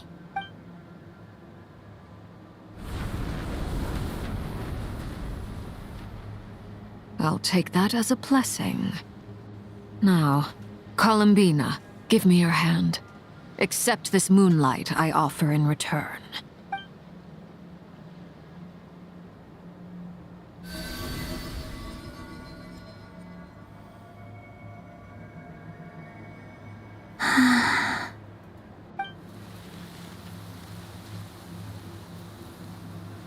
Feeling stronger?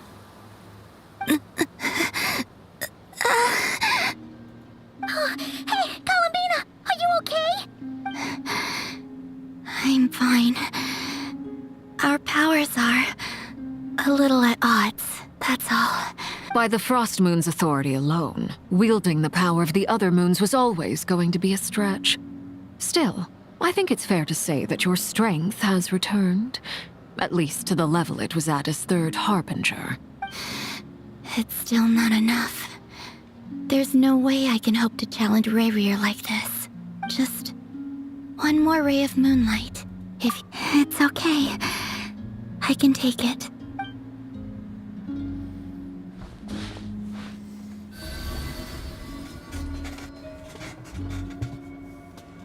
The new Moon Sisters.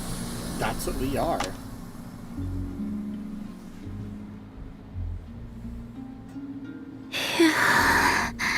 How about now? Fighting fit? At the very least, I won't have to stay hidden like before. I want to see him gone from Krai. The Rayheir of Solnari and his wild hunt must be sent back where they belong. Well, it's good to have something to aim for. You certainly seem more alive now than you did earlier. When I first met you, you didn't strike me as a ray of moonlight. More like a wisp of fog drifting in from who knows where, ready to scatter at the first sign of a breeze. But now, you're full of vitality. Just like the Frost Moon, once the brightest of them all. May you keep shining, Columbina. This is who you are. Thank you. Look after yourself too, Arlecchino. I know you have plans of your own, and that's why you're always seeking to grow stronger. But whatever you're after, don't let the Abyss take a hold of you. I do not wish to see you go down the same path as Rayrir. I appreciate the concern, Columbina. Although perhaps it's time you took a new name. A new name? Kutar, the Moon Maiden, Columbina. They're nothing more than code names. They describe who she is and the roles she's played, but they're not her real name. We often use code names in the House of the Hearth, too. But it's knowing your real name that keeps you grounded. Up till now, you've been living a wandering life, so you've probably never really cared. All I'll say is this. Once you've defeated Rayrir, give it some thought. All right, that's it from me. I'll get you back safely first, then go meet up with Sandrone. You're the best! I appreciate the gesture. It speaks to your good character. Anyway, let's get going. There are more urgent things to do right now than trade compliments. End of Act 3. It's 1 AM. How long have I been alive? How long have I been alive for? It was a close call, but we got the iridescent moon's marrow and restored Columbina's strength. And that's all that matters. In other words, mission accomplished. Paimon wonders how everyone else is doing.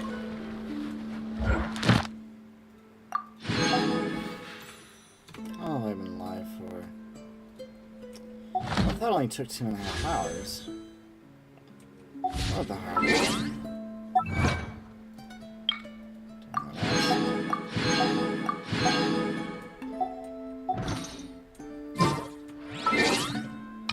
Not that tired yet. Oh, yes, okay.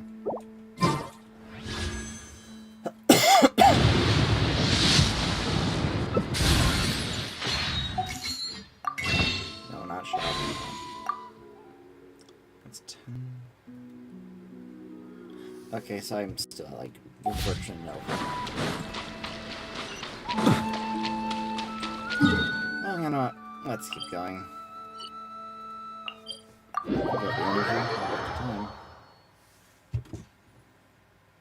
Or still be at like 3:30. If I don't stall too hard, it'll take however long it takes. But this is absolute cinema that I need to see tonight.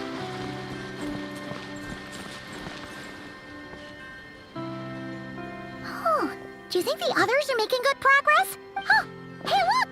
They made it back as well! Flintz! Llama! How did it all go? All is well, thank you. Nefer and Yehoda had to stay at the curatorium to wrap things up, so they won't be joining us for now. I ran into Miss Anefa and Miss Aino on the way back. Their work is still in progress. You seem rather cheerful. I certainly am. I achieved fighting alone can get quite tedious, but I had the good fortune to run into a pair of brave young warriors. We meet again. How have you been? Albedo! What are you doing here? That would be a natural assumption to make. It's also the correct one. These two courageously lent me a hand while I was fighting the Wild Hunt. When they told me they were Sir Varka's colleagues, it all made sense. And given how people of outstanding talent tend to cross paths, it's no wonder you're already acquainted. So, who's your travel buddy, Albedo? Why don't you come and introduce yourself?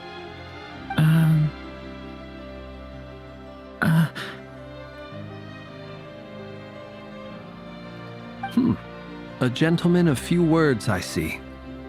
And a rather stern countenance. I presumed you were acquainted with him.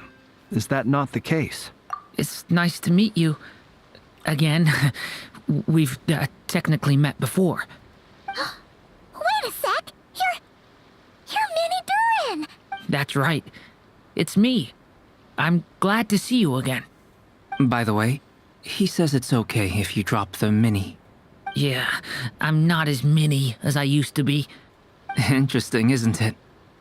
The first step towards blending into human society appears to be reflecting on whether one's name really reflects who they are. Wow! You look so different! In a good way, of course. It's great to see you looking so healthy. Thank you, Paimon. And although you're as mini as ever, I understand that diminutives don't always convey endearment. I'll be sure to simply call you Paimon as a sign of my great respect for you. Wow! You're such a smooth talker now. Paimon could get used to this. From now on, you may refer to her as your esteemed guide, Paimon. Personally, I think our little Paimon is the perfect size. When people call her Little Paimon, it's just because she's so adorable that they can't help themselves. If that's not a sign of endearment, what is? You're absolutely right, Miss Lauma. My brother still has a long road ahead of him when it comes to understanding human relationships. Anyway, speaking of long journeys, didn't Columbina, leave with you? She's been catching up with old friends. Wouldn't be surprised if she stopped for a cup of tea or 10 on the way back. Uh-oh. People are talking about me. Hope it's nothing negative. Judging from your expressions, It's getting crowded here. I'll go grab some chairs. No need. This is a job for an alchemist. Thank you for your hospitality, ladies and gentlemen, but I'll be meeting Sandrone shortly, as we... We really appreciate your help. Oh, come on. Spare the formalities. I understand. Well, bye for now, Harlequino. Oh, this place is hopping. It's probably a good thing one of us left. Are you saying we're about to run out of chairs? As a matter of fact, I am. Is this for the rest of the... I've heard things. I don't know if it was about this quest or if it only applies in 6.2.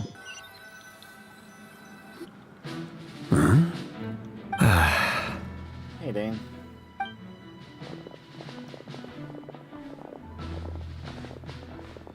I overheard your little chit-chat outside, by the way. With Miss Columbina's colleague gone, we should be back to the original crew plus the other colleagues I brought in.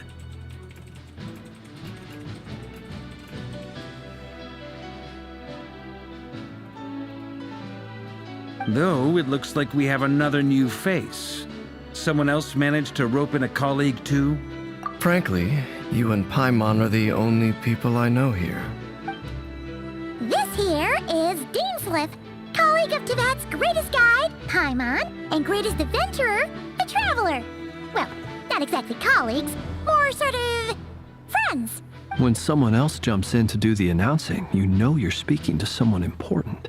Let's hear what he has to say. Note to self. Once Paimon knows your name, the rest of the world will soon follow.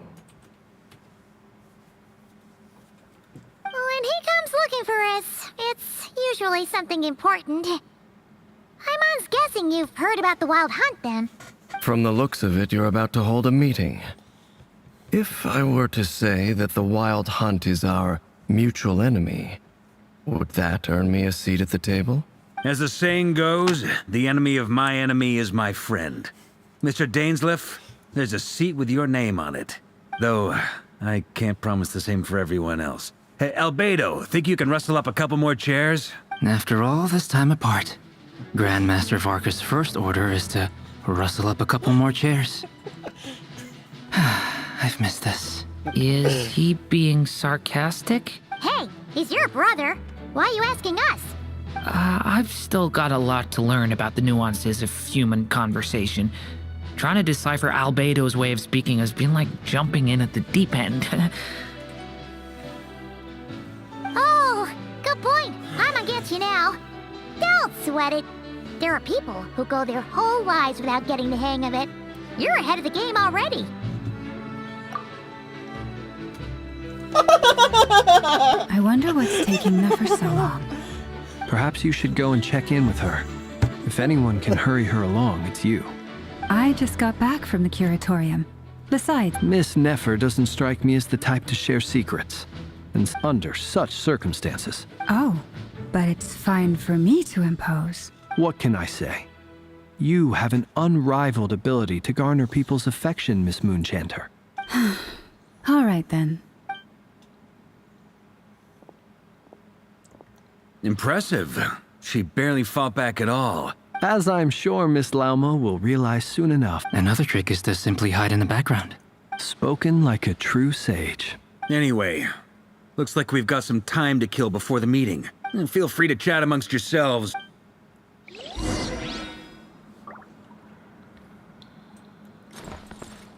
Well, this is a rare screenshot opportunity.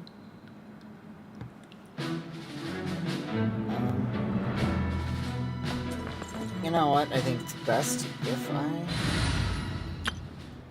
Where's my lore team? You don't have a lore team. What the fuck is this team? Sorry, no, your team are being stripped for now.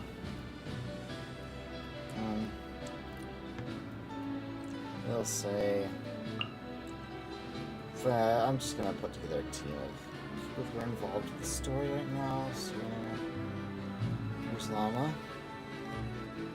There, and, Arlecchino. This will be a productive partnership, I hope.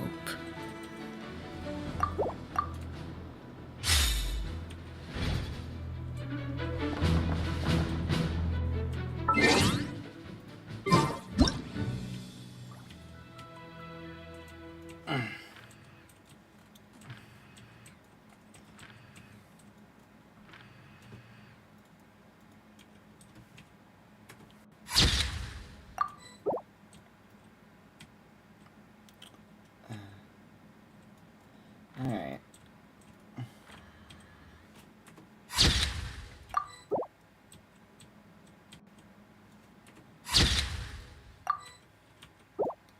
I wonder if you can clip in and see Columbina's eyes. No, of course not. We'll talk to them later. Talk to Dane. Not very often you get to take a screenshot with Dane.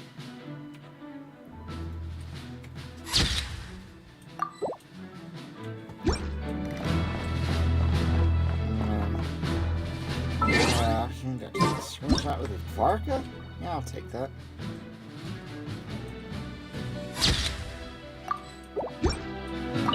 Truth be told, You're not alone there, my friend. I don't... Itlua is a good apple. I'll give him that. He's... So you're what? A fake Ratnik? Come on. Sorry.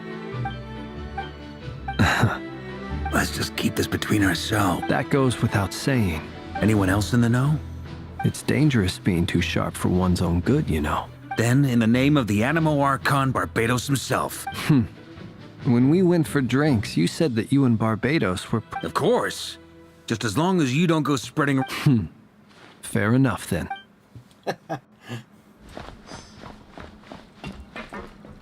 I'll chat with Dylan last, because he's probably got the important stuff to say. You're both awfully quiet.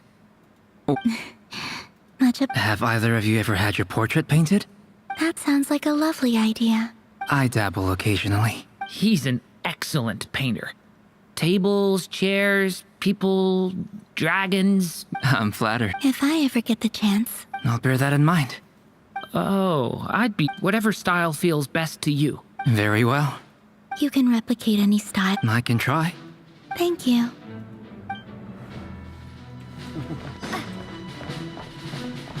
Actually, you know what? I think we should probably get... let's see here. That's actually good with combat. Oh, Skirk and Bane. Now that... that is a pairing that has lore to it, and I'm sure all the straight Horrorverse fans have a lot to say. Is there something you'd like to say to me? Yeah! For starters... If you think back to our previous... You do have a point there. Oh yeah! You'll need to find somewhere to stay. Sure. Let's do that. Great! And in return, we... If that's what you had in mind, you should have... Oh, okay then. Anyway, since we're all here together... Indeed.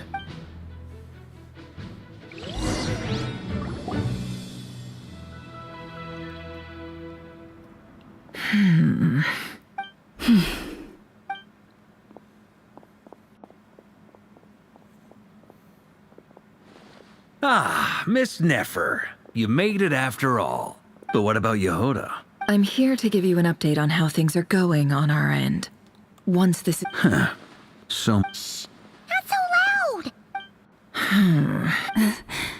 Did you... I didn't say anything. Right, Flint's? Must have been a frog. Anyway, before we begin, there's a few introductions to make. Let me start by saying that it's an honor to be speaking before so many distinguished colleagues and collaborators. First up, we have Miss Lauma. As Moon Chanter, she's the leader of the Frost Moon Scions, a local religious community in Krai.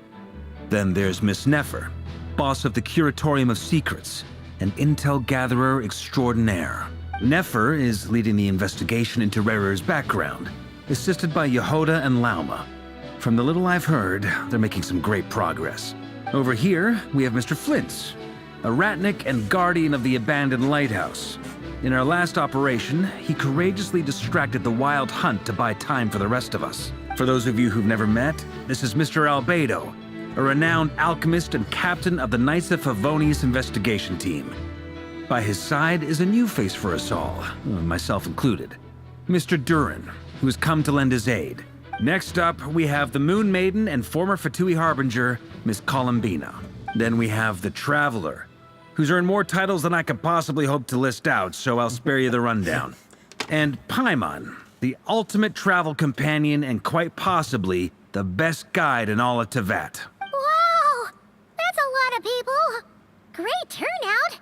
Miss Nefer, it looks like you might have another job coming your way, so, congratulations on the booming business, I guess. You think I haven't got enough on my hands as it is? Who's looking for me now? That would be me, Miss Nefer.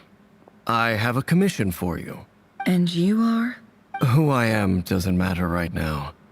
What does matter is that I'd like you to gather more intelligence about the Recher of Solnari. Well, it's not as if we never take on anonymous commissions. But in your case, I'll have to decline. I'm gonna take a wild guess and say your job's probably more hassle than it's worth. Something about you seems like bad news. It's my eyes, isn't it? Conrian, I assume. And what's with the mask? Are you trying to hide your identity? In any case, the fact that you're even still alive raises an awful lot of questions for me. My name is Dainsleif. And yes, I am from Conria. As I'm sure you're aware, the Raker of Solnari's real name is Rerir.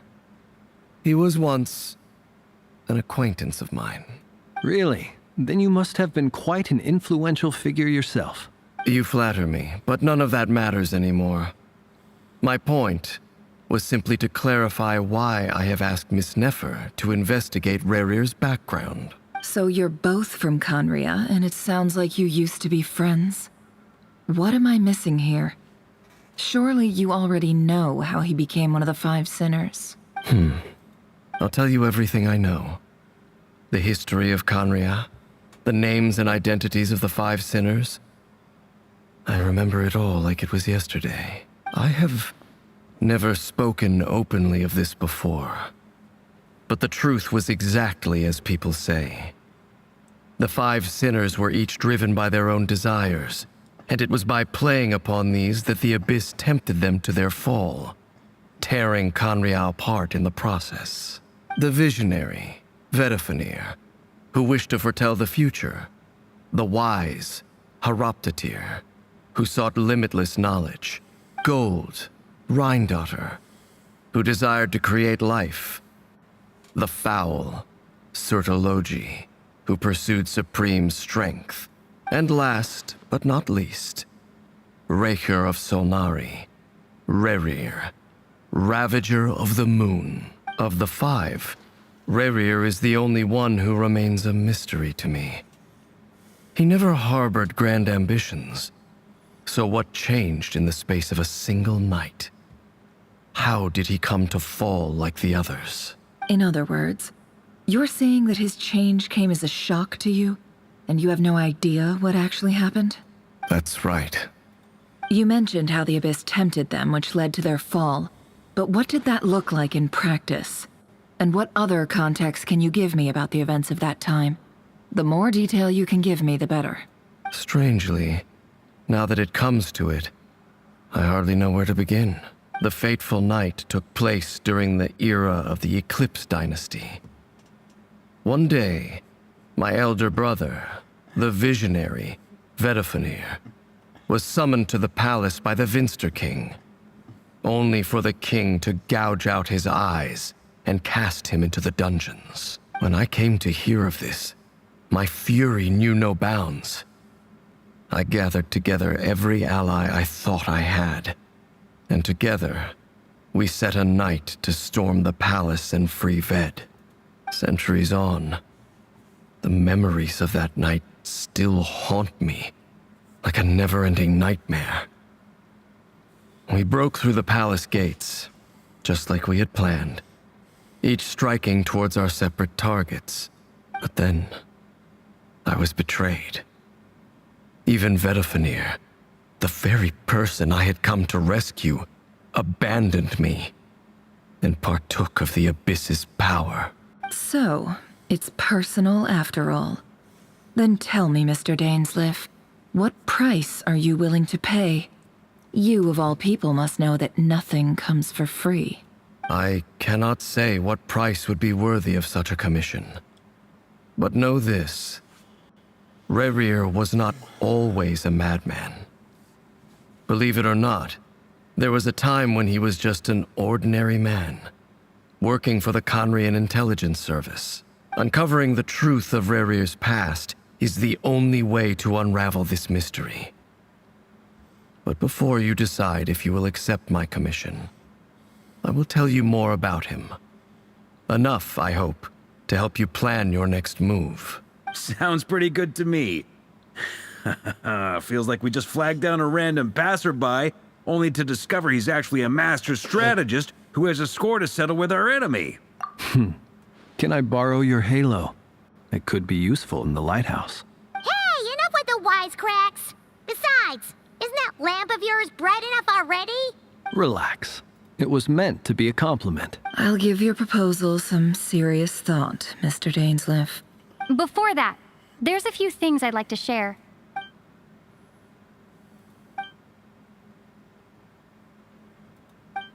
Now that we've united the hearts of the three moons, your power should be greatly enhanced. But it seems like that hasn't happened yet? I believe it will take a little longer. You've done so much for me, so I want to be completely honest with you all. Even though I'm doing a lot better now, the truth is, my recovery will likely be an ongoing process. From the moment I was born, my power has been slowly ebbing away. And that is because Tevat has never accepted me. Even with the moons united as one, it seems my rejection cannot be undone. So far, I have yet to find a solution. It may turn out to be a problem that will plague me until the day I finally leave this place behind. Even so, I will do everything in my power to help you drive out the Rayhir of Solnari. As Arlecchino put it, this is not about chasing the spoils of victory. It's just a gesture of heartfelt gratitude. Kutar. Defeating the Rayhir of Solnari will be no easy task. While my strength slowly recovers, we'll also need to gather more intel. Naturally. We should take all the help we can get if we hope to defeat him. We've considered several viable plans now, but our choice hinges on the answers to a few key questions. Is it even possible to kill Rayhir? What experiences shaped the person or monster he became? And what's he really after? Given Albedo's expertise in alchemy, I think we should leave him to try and answer the first of these questions. Understood. As for the other two, I'm afraid we'll have to count on you again, Miss Nefer. Believe me when I say it's not my wish to burden you. But right now, relying on your skills is our only option. So you're placing all your hopes on me, huh? We can't thank you enough for agreeing to help us. Honestly, I can hardly believe how lucky we are. You sure have a talent for changing your tune, Miss Moonchanter. Timid like Yehoda one moment, then Flintz's insincere flattery the next. Ladies, please. I must object to your portrayal of me. That's all. Feel free to keep bickering. Just pretend I'm not here. I almost don't want to leave this room. I'm curious to see how this plays out. I have faith in you, Miss Nefer. Something tells me you'll stand by us until the very end. Oh? And what makes you so sure of that? What if I suddenly decide that my compensation is insufficient? This isn't about the money. I can sense that you've got a deep-seated distaste for Rayhir. And knowing you, that alone is motive enough. Look at them getting along so well. Like two peas in a pod. And I'm the one they accuse of insincere flattery. There is no justice. Miss Lauma, you have to understand something. Unlike you, I don't actually enjoy having everyone's hopes on my shoulders. Is that right? Well, maybe the fact that I'm willing to put my hopes in other people says more about me than you. But the fact is, I also trust you. And that's because I know that you're someone we can count on. Anyway, we've got our plan, so let's get moving. Mr. Dainsleif, let's talk. And Traveler, once we're finished, if you've nothing else planned, I'd like you to come with me. This whole experience is teaching me a lot.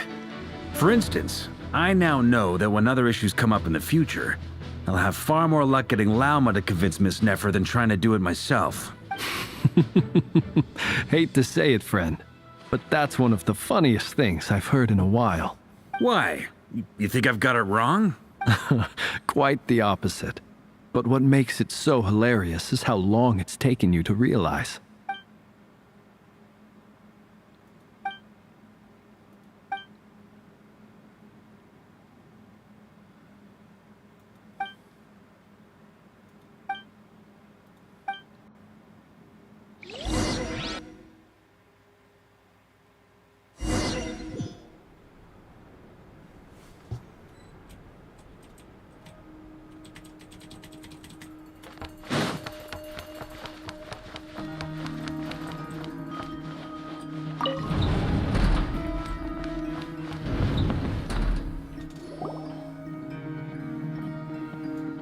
Thank you for waiting.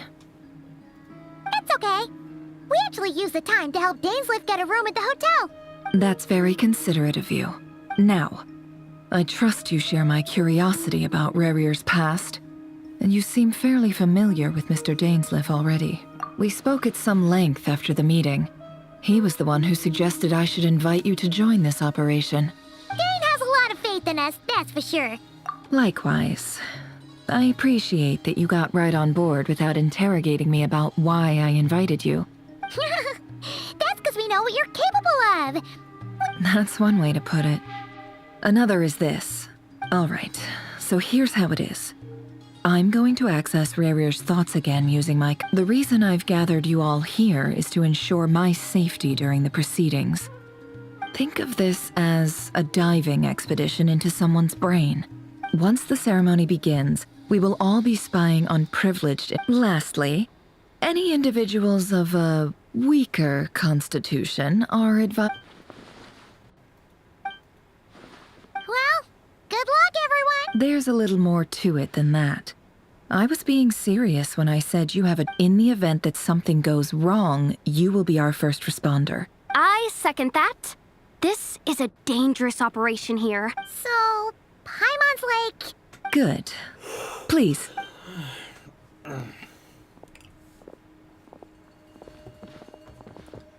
So, did Mr. Dainsliff tell you anything else? He told me that he believes Rerir kept some big secrets in his life. He's not sure that they were the cause of his eventual downfall, but he's asked me to uncover what those secrets were all the same. But surely you're not planning to go through with this. If you think that, you'd be overestimating me. But I do have my own professional reasons for taking this job. You think I'd turn down the opportunity to get a first-hand glimpse into Conrian history? No chance. Well, as long as you don't let morbid curiosity get in the way of safety concerns, we're good. We'll do whatever we can to help you. You're such a killjoy.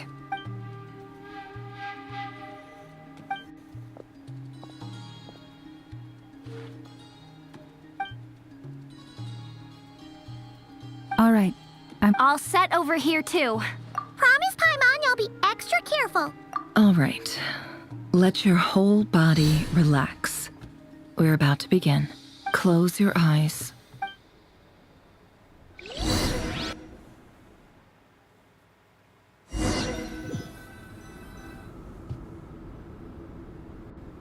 Phew.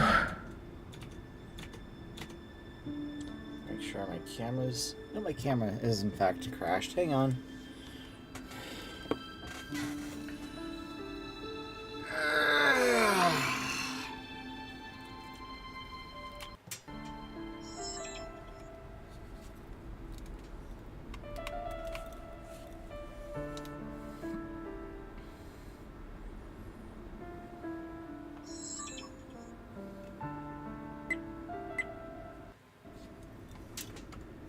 Ooh, that thing is getting toasty.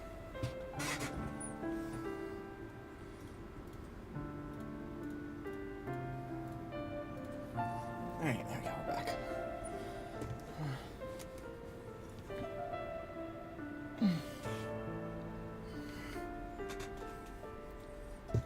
Could this be his office? Pretty standard setup. Bookshelves, paperwork, files. According to Dainsliff, Rerir used to be an intelligence operative. Is this where you keep your secrets, Rerir?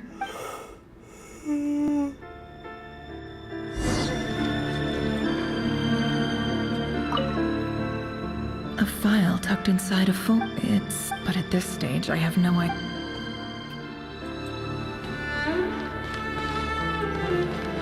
He looks even gloomier than...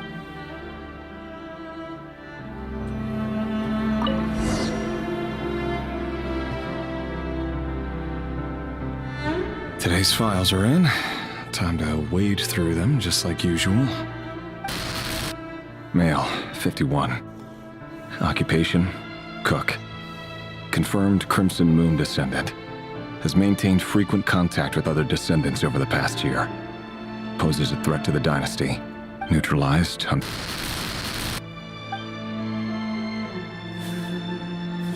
This one should be archived under purged targets.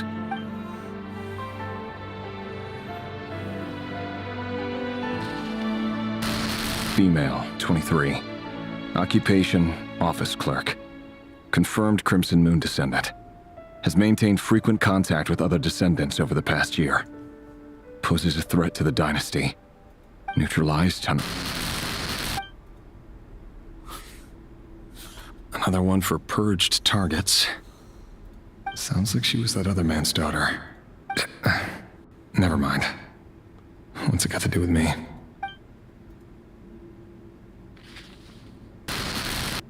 Male, 40. Occupation, teacher. Confirmed Crimson Moon descendant. Has been observed making contact with other descendants during the past year. Poses a threat to the dynasty. Neutralized on... Just another nobody for the archive. Come to think of it, I remember surveilling this man. A case like his never would have been considered a priority in the past. Huh. He barely even interacted with other Crimson Moon descendants.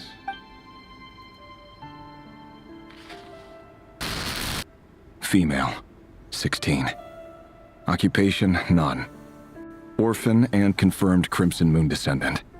Has been observed making contact with other descendants during the past year. Poses a threat to the dynasty. Neutralized on... Filed.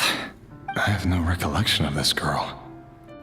None whatsoever. She doesn't seem to be anyone important, but then again, how many of them really are? Female, 13. Occupation, none. Orphan and confirmed Crimson Moon descendant. Has been observed making contact with other descendants during the past year. Poses a threat to the dynasty. Neutralized on...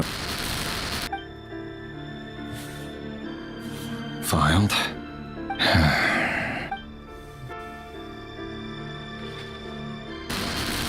Male, 11. Occupation, none. Orphan and confirmed Crimson Moon descendant. Has not been observed making any contact with other descendants during the past year. Poses a threat to the dynasty. Neutralized on...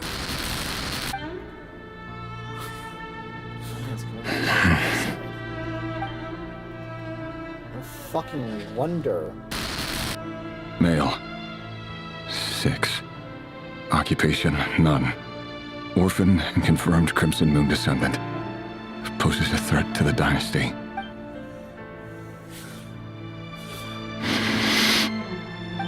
It's funny, isn't it? Your job is becoming both harder and easier at the same time, depending on how you look at it.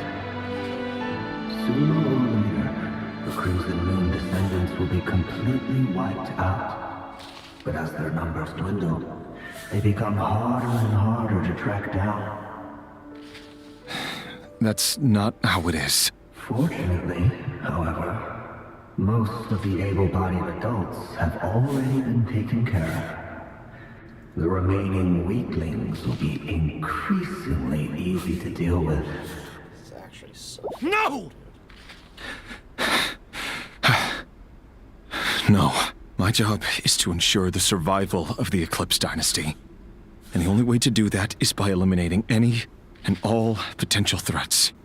It's a perfectly legitimate line of... Every single one of my colleagues can attest to my fairness. And if my friends were aware of the facts, I know they'd back me up too. Assuming, of course, that they were aware of all the facts.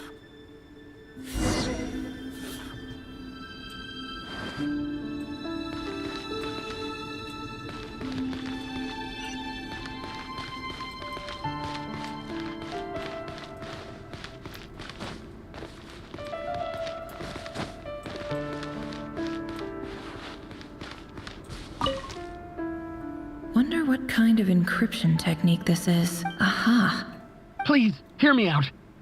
I can't shake this feeling that someone's been spying on our house. I saw someone dressed in all black. There's a note in the margin. Surveillance of the... Could the voice in the recording A file tucked inside a folder. But at this stage, I have no idea.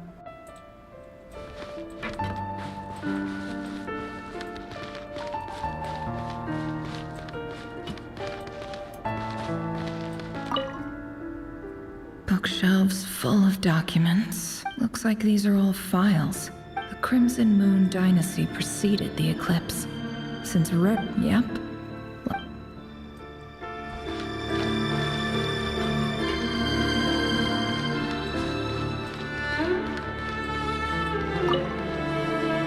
A box containing must be for his girlfriend.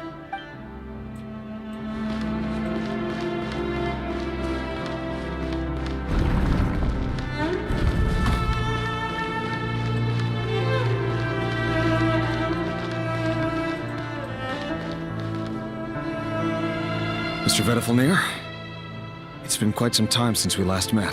Rerir, I trust you're here because you have something important to discuss. Forgive me. I wasn't tuning out, it's just, I noticed you didn't even phrase that as a question. As if you knew I was coming. Tell me, does someone in your position ever feel the need to ask questions at all? It is indeed within my power to foresee certain things. Things like your arrival. I was just thinking. It won't be long before I'll be inviting both you and Dane to my wedding. That isn't a lie, but nor is it a fact as such. It's a wish, isn't it?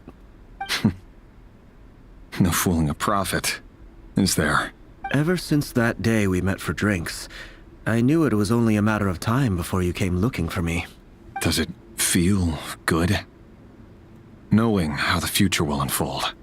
I'm afraid the notions of good and bad fail to capture the complexity of what such a power entails. Once you've seen what will come to pass, it can be all too easy to succumb to fear and melancholy. Unless, of course, you learn to abandon these feelings. You fear my silence, and long to hear the words I left unspoken that day.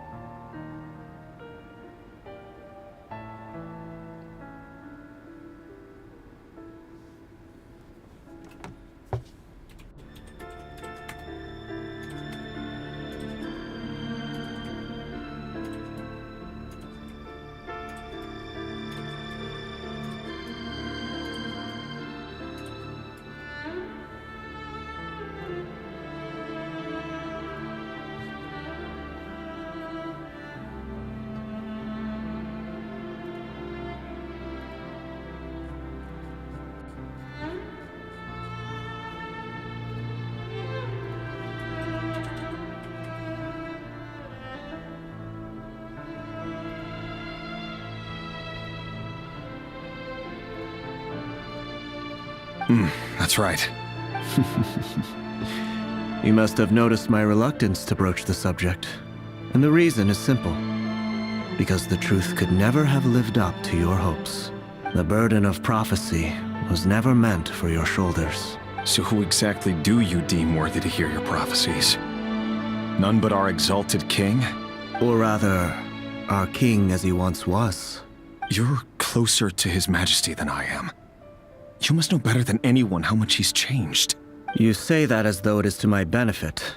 Yet precisely because of that, I dare not speak rashly. A king can turn out to be the most virtuous of rulers, or a tyrant more terrible than the most vicious of dragons. You are so wise. and far-sighted, yet still you would have me live in fear of the unknown? You make a fair point. Very well then. Let me offer you some advice. And I say this not as a prophet or a visionary, but simply as the brother of your friend. For many reasons, there is very little chance of your marriage ending in happiness. If happiness is what you seek, you should find another fiancé. Hold on. There's that same black fog again. Could this memory be... That for sure is the same English. Wait. New style. Hear me out. This time we finally got a clear look at his face and learned his true identity. His name is Rerir, and he claims to be one of the king's guards. What did you say? A cruel irony, isn't it? The man you're set to marry leads a double life as a brutal executioner. Why are you telling me all of this now? Simple. It's because I want you to kill him. You are the only person he would never suspect. No, absolutely not. I would never dream of doing such a despicable thing. So you'll just stand by and watch him slaughter us to the last? Do not forget that the blood of the Crimson Moon flows in your veins too. The blood of the Crimson Moon? What does that matter now? The dynasty has long been dead and gone. You think that alone is reason enough for me to throw away everything I have? Why wouldn't it be? You two were once a child of the Crimson Moon, just like me. Don't tell me you've never felt so much as a flicker of fury for the way we were trampled into the dust. As long as you promise to abandon this pipe dream of restoring your dynasty, I can try to persuade him. Or have him persuade the Vinster King. Persuade the Vinster King? Do you even know why he's so obsessed with hunting us down? Why he keeps trying to force us to hand over our secrets over and over again? Or why we refuse to give up on restoring the dynasty? The Vinster King. A blind fool. His eyes clouded by powers from beyond this world. A petty little man with a miser's heart. And he dares to sit upon the throne? Mark my words. Sooner or later, Khaenri'ah will fall. And it will be his doing. If you can't bring yourself to do it, so be it. Just you watch. It won't be long before calamity descends upon us all.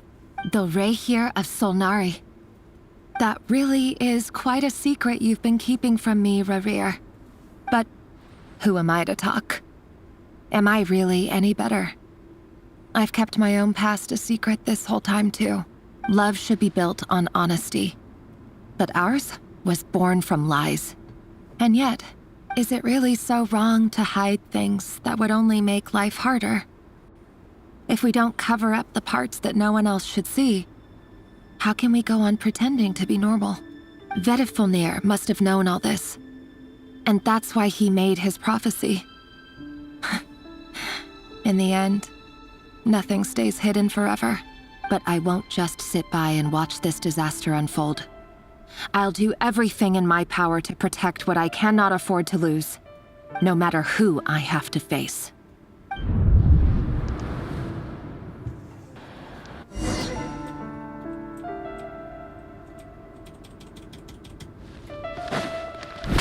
Huh? Was that Rerir who just walked past the window? Doesn't it give you the chills that he still takes the same road to work every day, as if nothing ever happened? Those people at the deli. Enough already. They're clearly pretty taken by their own disguises, so just smile and play along. Pull the rug from under beasts like that, and you'll risk having your throat torn out. Deli.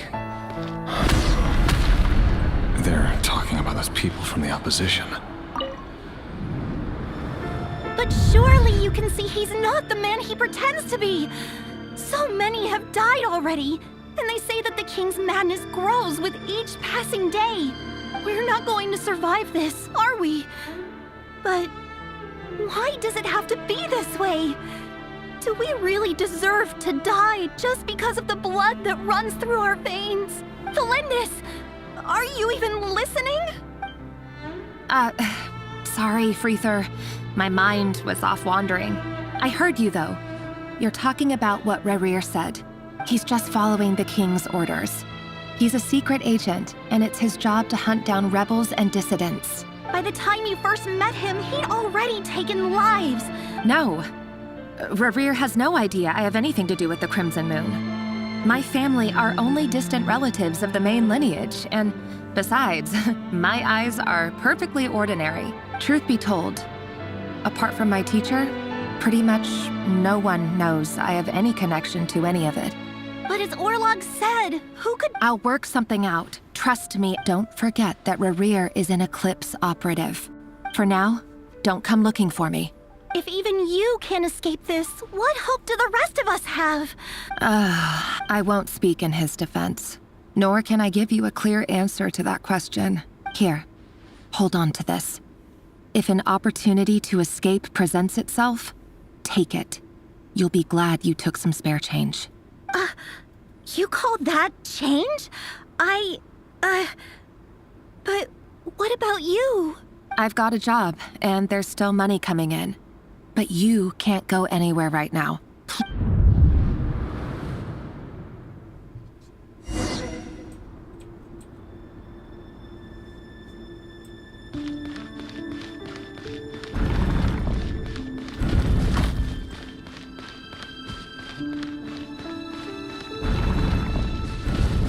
Another day, another round of assassination training. Training ground is just beyond this hidden passageway. When you kill a person, doesn't it bother you when you end up covered in their blood? Why would it? Aren't we all just walking blood bags? But not everyone is accustomed to hunting down others like prey. You've been a hunter for so long now, you seem to have forgotten that most people don't just go around killing one another. Camera crashed. Leave me alone. Hang on. Man, this is the world trying to tell me to go to bed. I can't yet.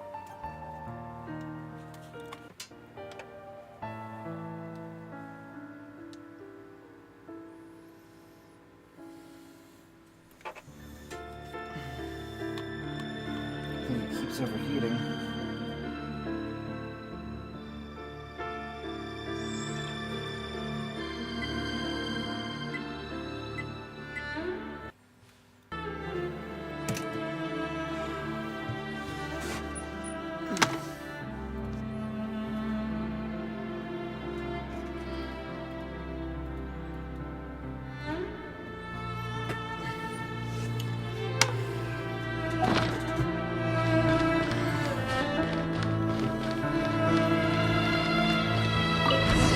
It all adds up. Make sure you have a firm grip on the handle. Then choose your angle well. Keep your movements light and brisk. Nobody won't sense a thing. I'll bet no one's ever died a quiet death at your end. I work clean. No traces.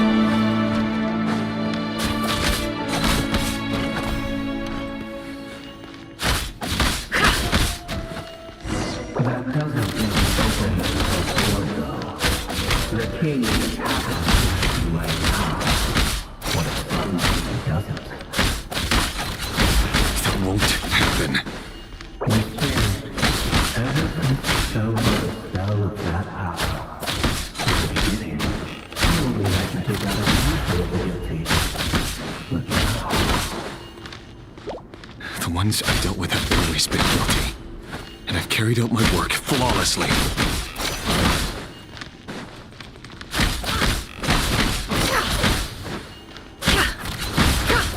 No more lies.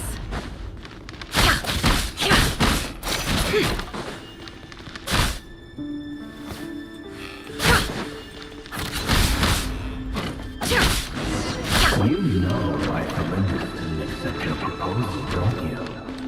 Was it because he didn't trust you? Or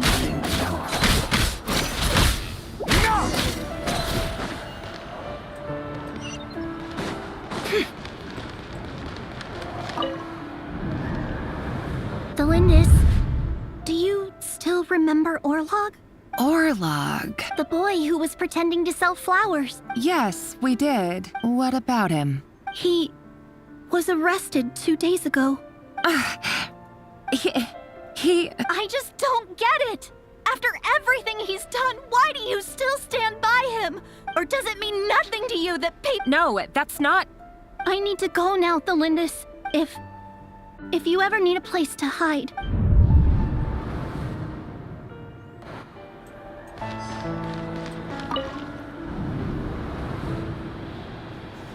Author Thelindis. Over the course of this week, the research object was subjected to interference for a total of 47 hours for experimental purposes. The results are as follows. All subjects of observation that were sent inside have now... The situation within is proving more problematic than anticipated. No progress whatsoever. What now? Won't you give me even a glimmer of hope? Things are getting worse by the day. I have to find a way or we'll all be in danger. But I... If all this research comes to nothing, what then? Sooner or later, it'll be my neck on the line. But could he really bring himself to kill me? No. Surely he wouldn't have the heart.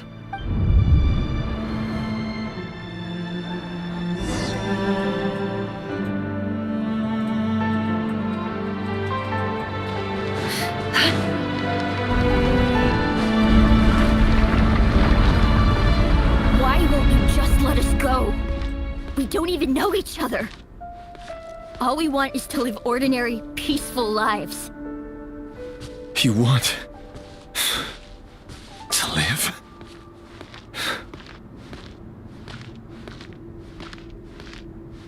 Yes.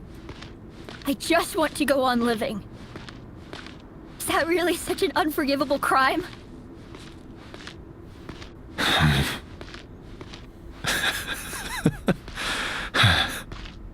You want to go on living. I want to keep living too. To keep living forever. That's why I have no choice but to continue on the path I'm on. If only some savior would suddenly swoop down and change the way the world is. Too bad that's not going to happen. Imagine that. If there really were such a person, you and I wouldn't be standing here like this, would we?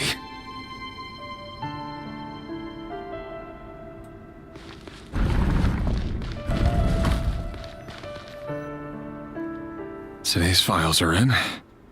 Time to wade through them just like usual. No, I don't get tired of it. It's my job. And not only am I lucky to have it, I'm good at it too. Huh. Wait. That's... Thelindis? No.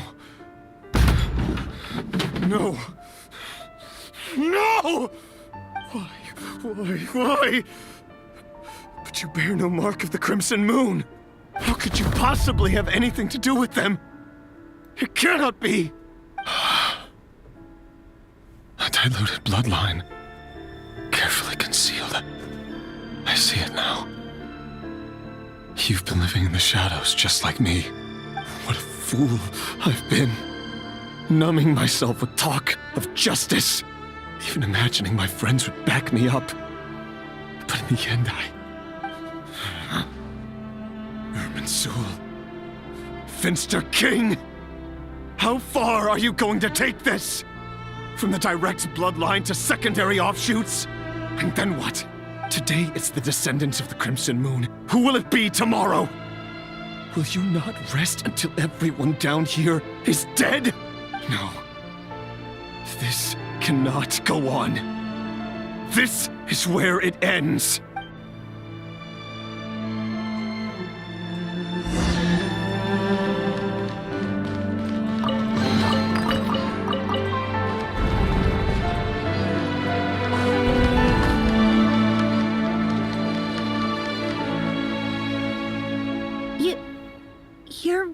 letting me go? I am. As long as you can guarantee that no one will find you. Don't worry, I'll be extra careful. But what about you? Me? If you let me go, you won't be able to complete your mission, will you? Good point. In that case, maybe you should stay. No, please! I just want to see the outside world again. To... Go on living? Yes. I know you're a man of your word. So please, just let me go. If I let you leave, what will become of me? Just kidding. Go, now. But remember, don't let anyone know you were caught. We'll be seeing each other again very soon if you do. Even shadows in the dark must live by a code. But you can't save everyone. You've been whispering in my ear for days now, Vedifilnir. What are you trying to do? Break me down? I only say this because you long for an answer to your problems. Let her go, Rerir, or you risk losing everything. I will not abandon Thelindis. Then you'll need a little more vigilance and a lot more power. The world is changing, Rerir. Keep your eyes peeled for your moment of opportunity. That voice used to be so unclear. But now I know exactly whose it is. It's Vedifilnir. He won't tell me how to actually resolve any of this, but he keeps trying to manipulate me like a puppet. Tell me then, what will this moment of opportunity look like? And no answer. He's like a ghost. Always disturbing me when I'm on edge, but never answering when I need him most. So, the Eclipse Dynasty was purging, well, massacring the descendants of the Crimson Moon. And it seems like it was all connected to the Vinster King's research. The King's obsession with abyssal power left the future of Khaenri'ah hanging in the balance. No wonder every aspect of Rerir's life was so unstable. And it looks like this Thelindis, Rerir's would-be fiancée, herself belonged to a sub-branch of the Crimson Moon Dynasty's descendants. It almost defies belief that a couple like them could hide the truth from each other for so long. If the Vinster King hadn't intervened in such a drastic way, they might have gone on deceiving each other for the rest of their lives. And why does Vedifilnir, Daneslif's older brother, keep talking in Rerir's head? This guy kept more secrets than I ever imagined. The human mind is like a vast desert of shifting sands. When you follow the flow of someone's memories, you only ever see the parts they're willing to let surface. Time for something a bit more creative. We've been inside Rerir's mind this whole time, building up a picture of his psyche. There's already enough clues on the board to start reading between the lines and mapping out the rest. Now, we can finally begin to put the pieces together. Sure, it'll only be a reconstruction, part simulation, part reasoning, but it's usually pretty accurate. Once we've built up a cognitive profile, we just need to cross-check the logic behind his actions. And then we'll be able to take a sneak peek at whatever it is that Rerir has really been hiding.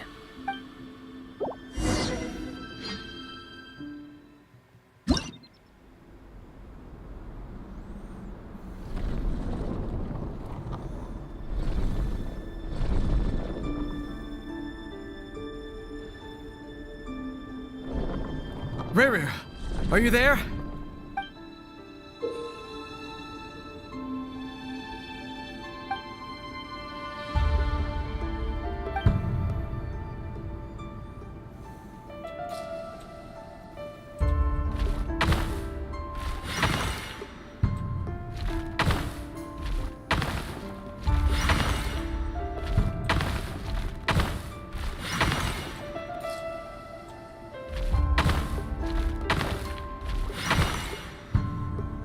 Hey, Rerir! Come out, it's urgent!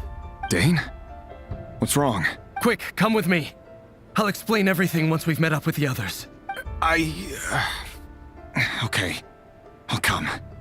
But the Lindis is still over at the Universitas. I'll need to leave her a note. All right then, but make it quick. I've never seen Dane so worked up before.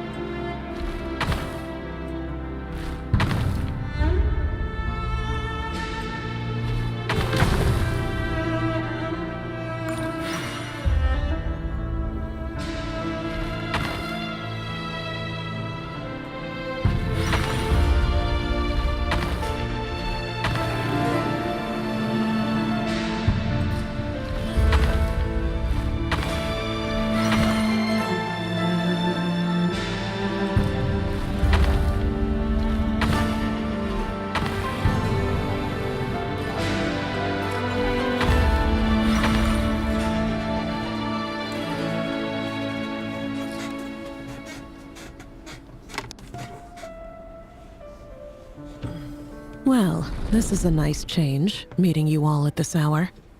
When men and women of ambition can speak face to face in broad daylight, I say that's a big step forward for our dear Conria. Don't be ridiculous. We do not fear the day. Why would we seek refuge in the night?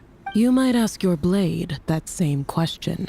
The word on the street is that Sertologi only strikes when he has an unfair advantage. If this is your way of offering me replacement limbs, believe me, I'll take them. Oh, we can certainly discuss that.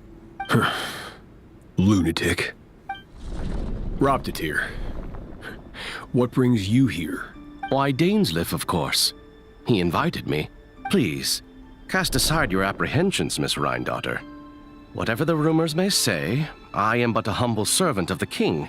Well, the Universitas Magistrorum won't stop fawning over you. You're president of the Universitas Magistrorum.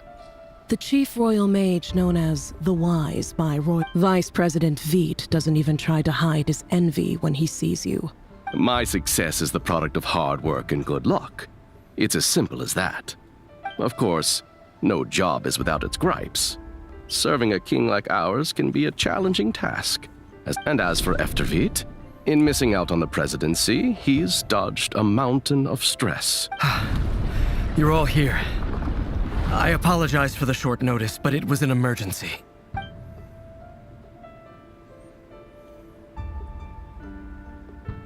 You must be Rerir.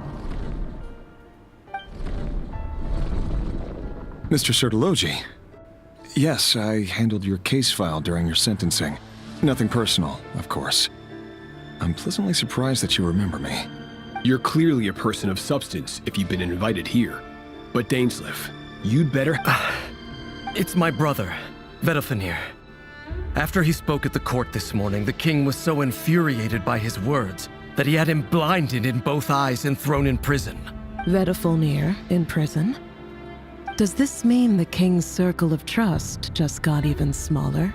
It has nothing to do with trust. It's about what the king wants, which is as clear as day to anyone paying attention. I simply appease him, because it's in the best interests of the Universitas Magistrorum. And also because you're slimy. Vedalfenir, perhaps less so. But still, a visionless visionary?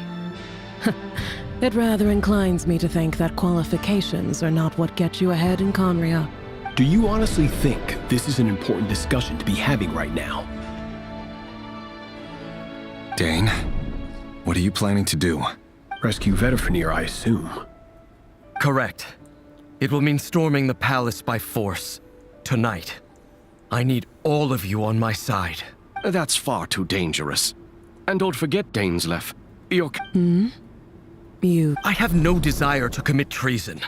But whatever critique the king may have of Vedalfenir, disfiguring your most loyal subject for putting the best interests of his court and nation first. This is not the conduct of a wise ruler. My blade will force the king to see the error of his ways. So, Vedafilnir's prophecy enraged the king. I'm sure it wasn't what he wanted to hear, but if he won't take counsel even from the visionary, that is deeply troubling news.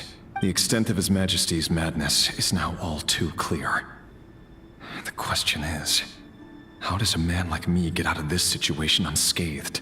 You have noble ambitions, Dane, but I'm afraid they don't do much for a guy like me. I'm not interested in saving the world. All I want is a letter of pardon. A letter of pardon? For whom? Thelindis? The chances of the Vinster King issuing a pardon for anyone connected to the Crimson Moon seem vanishingly slim.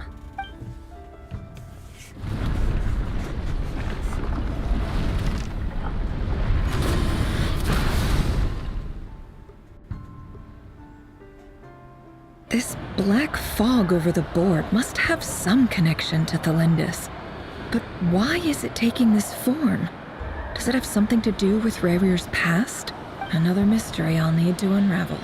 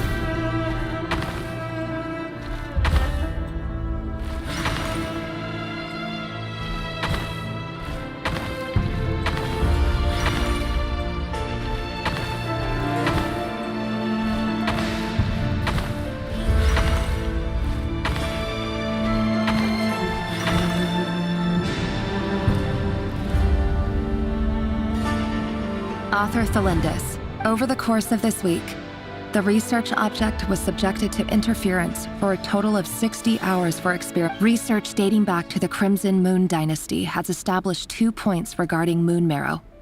Firstly, its origins have something to do with a god's power.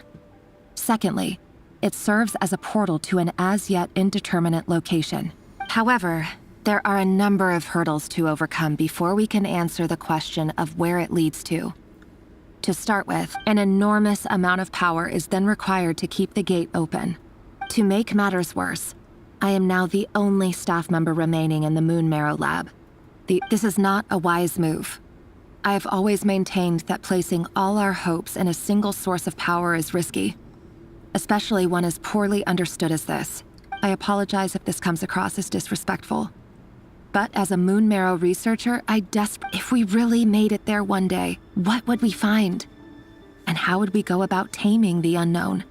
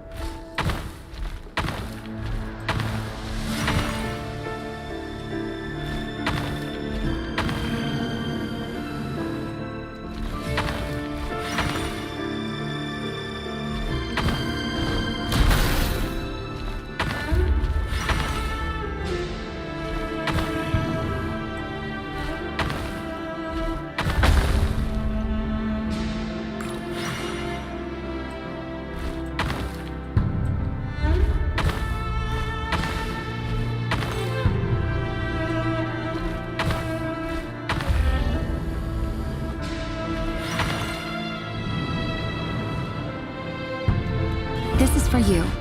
I heard you're gonna leave the city with your parents. The Lindis. I've heard nothing. Rerir got back very... You never saw him, and I don't know what... What if he finds out that you pried... Don't be silly. I don't know what secrets he does or doesn't have. Are you scared of... I don't know. The Rerir I know doesn't logically, I should be scared of him. But enough about that. You should get... What's in it? A piece of the moon. All you need to know is that as long... A red moon? That's right. Our moon. I promise, the Lindis. The Crimson Moon bloodline will never die out, no matter how long it takes.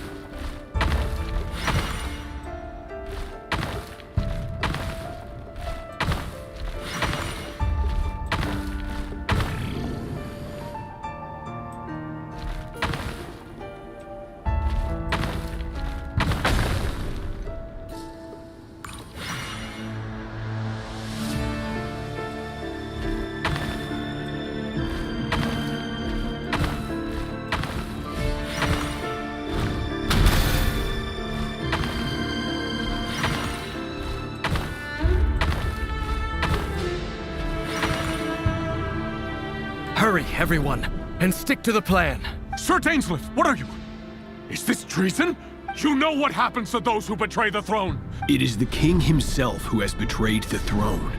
He has betrayed all of Conria. If you have any love left for justice... It's showtime. Dane and his group will handle the troops in the palace. My job is to enter the prison and rescue Vedifalnir. Stay safe. Look after my brother. Draw your blade.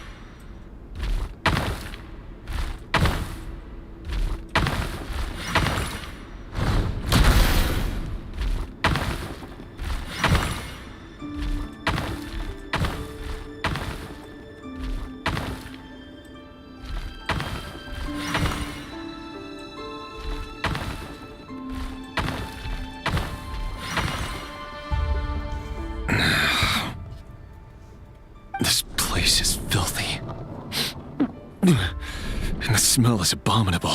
Found you. Hello, Mr. Vedifalnir. It's you. Surprised? Oh, wait. I guess surprises. I certainly felt some surprise in the moment when I was blinded. Surprise at the king's sheer ignorance. I'm curious. It wasn't a prophecy. The king has forsaken all reason in pursuit of his obsessions. I simply told him that if he continues on this path, Khaenri'ah will surely fall. But he didn't listen. Dane asked for my help. The court is in Everything is transpiring as I foresaw.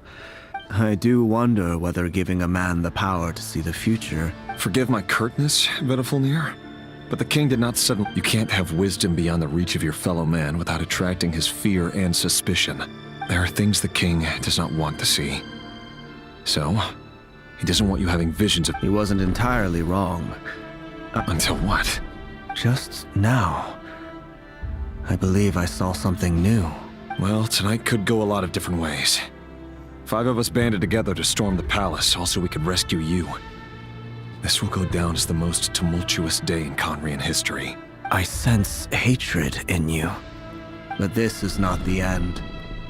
It is the beginning of a new chapter, in a whole new story. There are many men of honor and courage in this world, Rerir. But you are not one of them. You're not here for justice, are you? You're here for yourself. Is that a dagger? Interesting. With your abilities, I don't doubt that you were able to recover some of your sight. But I also doubt that you... Of course not. We could be. You mean your future? Yes. And I know there are bigger things. I can't abandon the one I love to save myself. I just can't do it. In matters of fate, answers are either right or wrong. That is the cruelest thing about fate. That can't be true. I know it's your voice that I keep hearing in my head, urging me to see how the world is changing, to seek. You show me disaster, but you won't show me how to avoid it? My voice? In your head?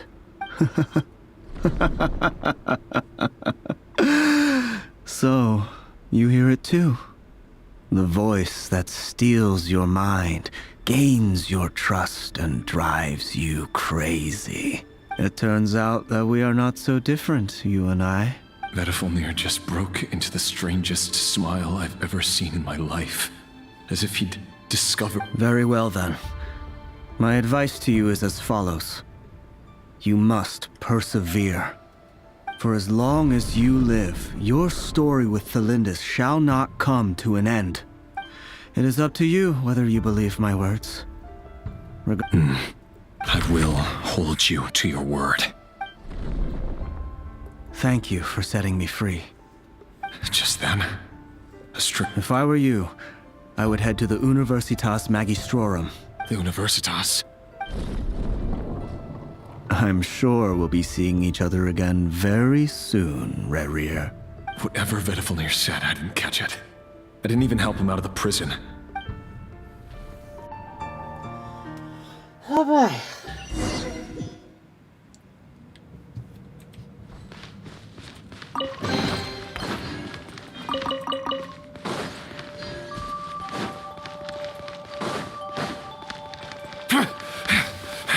Monsters? Is this Rhindaughter's doing? Or the Universitas Magistrorum? Out of my way!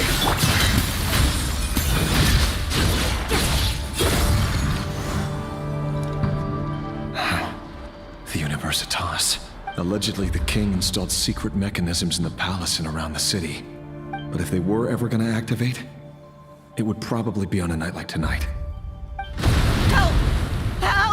Hold on! Don't let them anywhere near you! Save me! I can't— That sounded like an explosion. What other means does the king have at his disposal? And given it's a major center of abyss research, anyone over at the Universitas will be in great...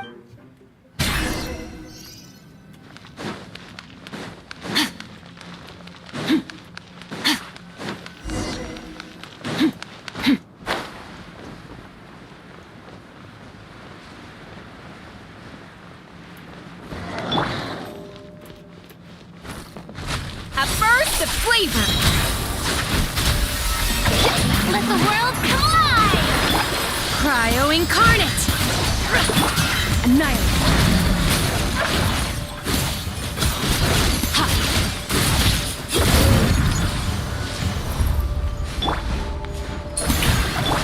Off to the freezer! Goose on the loose! Mine to wield.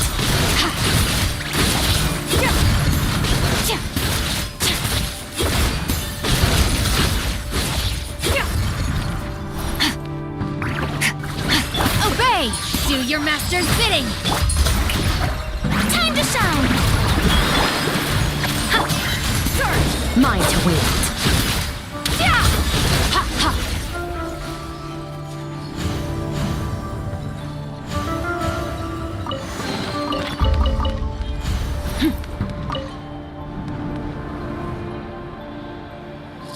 Monsters! At the Universitas Magistrorum? Oh no! They're coming! It's no use. The table won't hold out much longer. Of course. All the lab equipment was upgraded after the... I'm done for. Is anyone there? Ah! Stay back! Please stay back!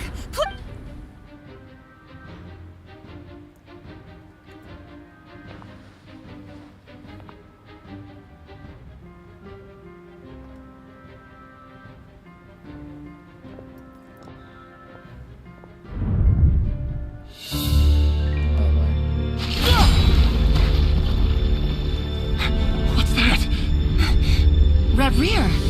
So the rumors about your work are true. What? No! Listen, something happened at the palace tonight. We have to leave! You don't need to lie to me anymore. What do you mean? I know why you're worried, and I will respect the decision you've made. But it's okay, because I found a solution. I know how to end all this. You can have it back. The normal life you so desire. But until then, I'm afraid our wedding will have to wait. Felindis? No, don't do it! Felindis! Felindis!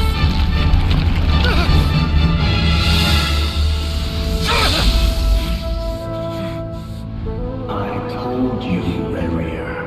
Let her go. You will find someone better. No! No, I won't do it! I have to save her!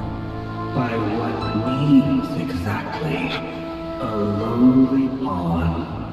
You lack the power and the strength of will. Do you know a way? Tell me! Come to the palace. Join us.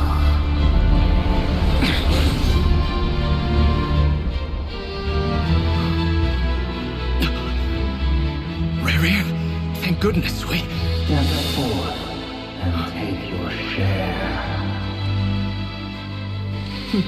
You made it. Not you too.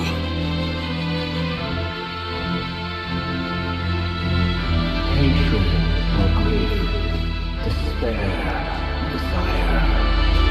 We all have our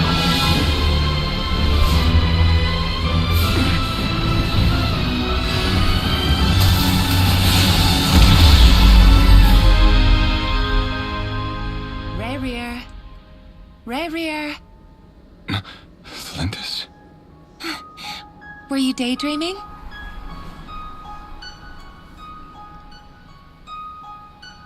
You still remember, Rerir? That question you asked me a couple of weeks ago? Oh. You mean the proposal? Yeah. I'm wondering, where do you think would be a good place to discuss it? Maybe in the garden?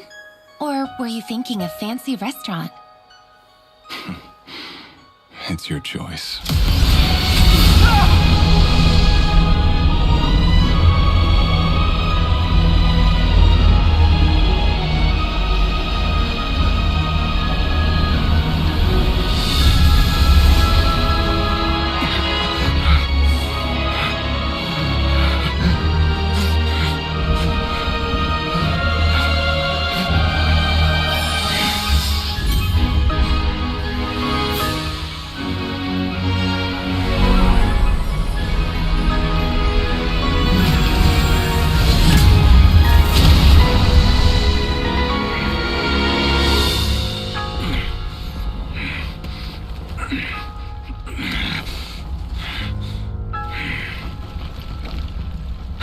find you. And then, you can give me your answer.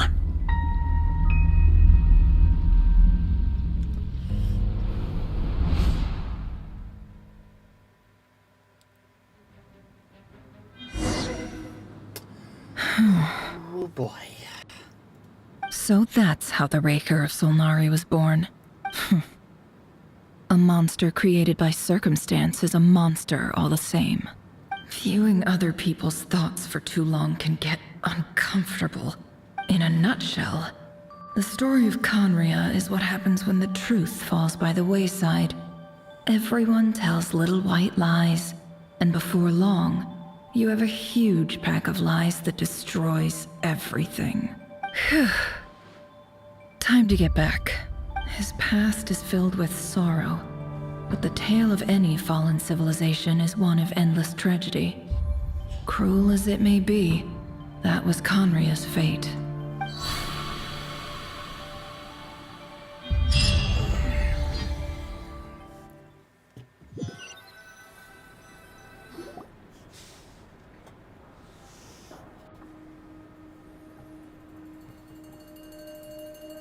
Everyone, I'm back. Can I get a standing ovation? Never! How are you holding up? Feeling okay? She's fine. Boss is a pro. Yes, I'm fine. You will have seen the events of Rerir's life through my thoughts. It's now clear that he is just a regular nobody, driven by personal tragedy, as he said himself. I mostly agree.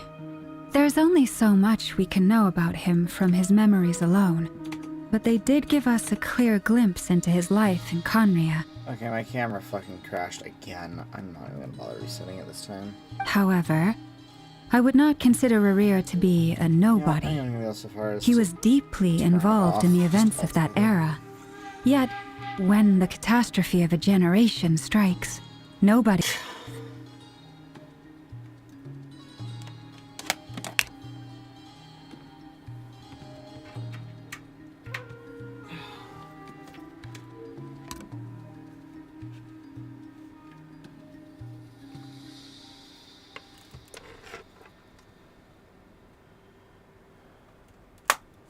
I'm honestly just not even gonna bother with the camcorder at this point.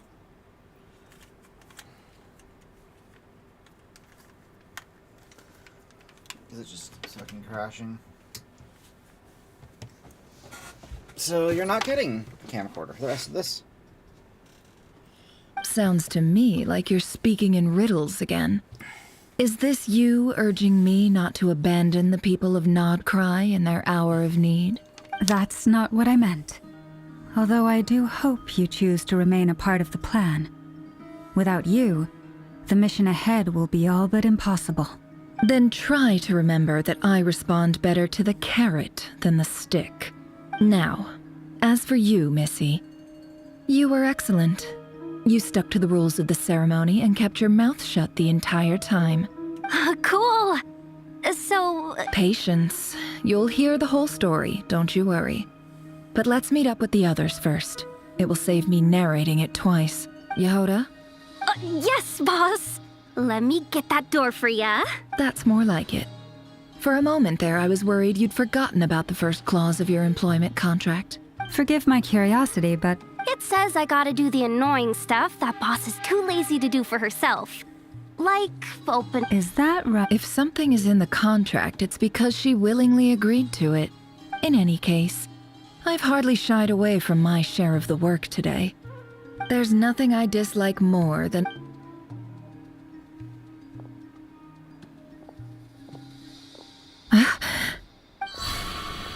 Oh no.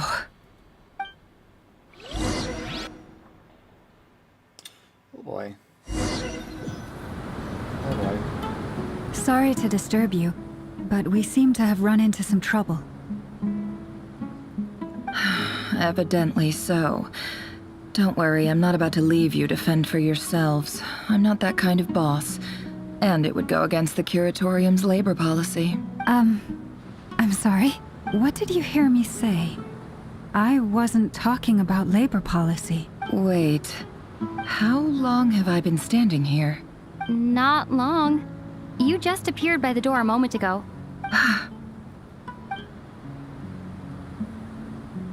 Boss, what's wrong?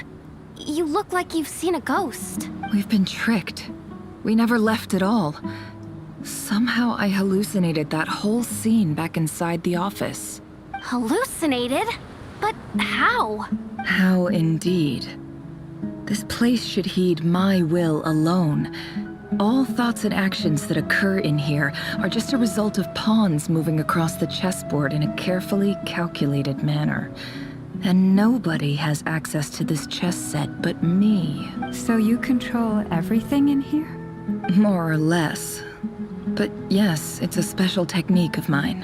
Has anything like this ever happened before? Only once. It was the first time I used the chess set. Is there any similarity between what happened then and what's happening now? I suppose my thoughts are a little turbulent, which was also the case my first time. Is there anything I can do to help? The first clause of your contract clearly states that I only need your help with things that I'm too lazy to do myself. Meaning, you're not feeling lazy right now? Meaning, this is not something Yehoda can help with. The chess set is a personal treasure that I alone understand. Boss, it's fine. Really. Let me do something useful. Oh, listen to you. What? Really? Yes, really. Where would I ever find another employee as obedient and servile as you? God forbid anything ever happens to you. Oh, okay.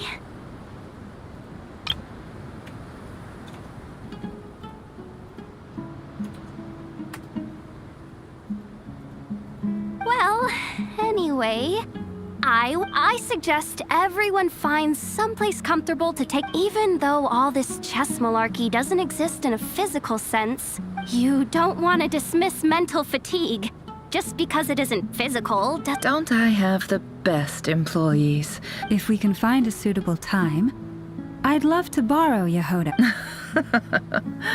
Oh, Lauma. Time to rally, everyone. Follow me. As we continue our journey, the same rules will apply. That means stay focused and no talking, no matter what. You have my word that I will get us all out of here.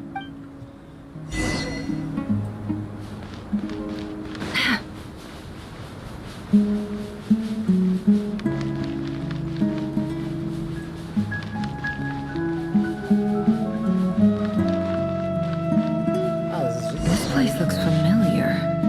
That's not a good sign. I wasn't expecting visitors at this hour. Oh. There you are! Sinue's been looking for you all day. Oh yeah? What were you doing just now, Uncle Retinue? Hiding away some more loose change? What do you mean, loose change?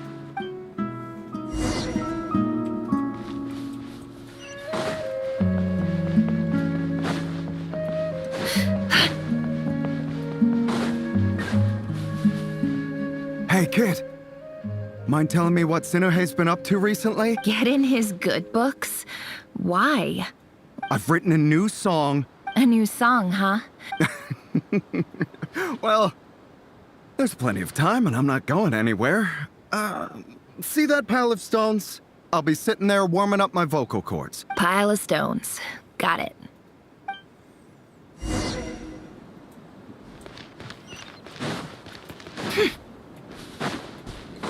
Okay, so she's in Mario Village. Cool. Tell us where we were at the beginning. At least this feels like Mario Village. Hi, Dad. Uncle Retinue said you were looking for me. Ah, there's my little princess. If you'd gotten back just a little sooner, you could have shared the spoils of war with me. Spoils of war? Who were you fighting against, Dad? It was just a figure of speech. I was talking about our war against thirst. I went out to fix our water supply problem, and now I'm back. Which means... We have a well again. That's right. I found a new one and brought back his... If it wasn't for these blasted sandstorms, our wells wouldn't be caving in. As the chief of our tribe, I'm supposed to be leading us out of hardship and poverty. You know how prosperous our ancestors were. I've told you all the stories, but things are looking up. I started working with some... So you're the academic... Special ambassador, they call it. It's nothing bad, okay? We've been isolated here in the So, do you get anything... Of course. My luck's improving.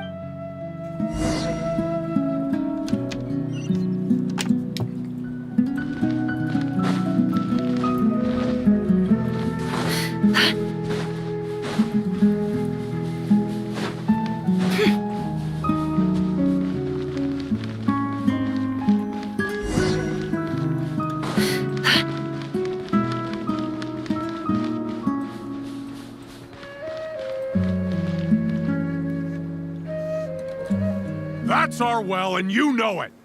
Did you really think you could take our water without permission and get away with it? You're either brave, stupid, or both. And that special ambassador? You're a liar and a cheat!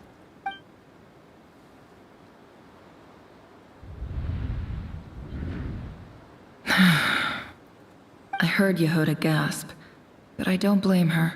Corpses strewn across the ground. The wounds are clearly from scimitars and daggers. The desert... There's a handwritten note on the ground. Halil, this is Sinuhe. This is my second time writing to you. I'm writing to you because I need some help. That sandstorm the other day completely praise the gods.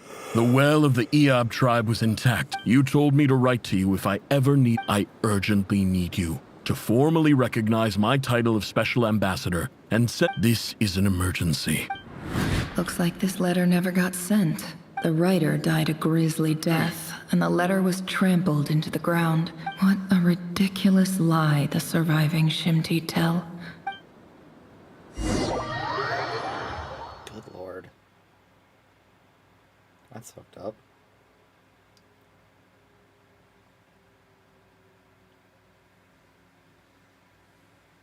Ah, officer. Welcome. Welcome to our humble village. I thought you would at least have the courtesy to provide some respectable... This is the finest wine Aru village has to offer. I promise.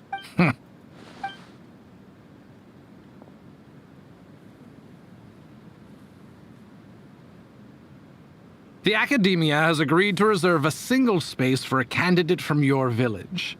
But I remain skeptical of this entire endeavor. Please, have faith. If not in us, then in our god. The child we found shows great promise. I beg you, take her away. I don't recognize her. She showed up here a few days ago and... So, where are you from? Nowhere special. What about the rest of your family? Just the one. Correct. So, no brothers? Any who have slept on a bed of sand, I call my brothers and my sisters. All right, get over here. Sign your...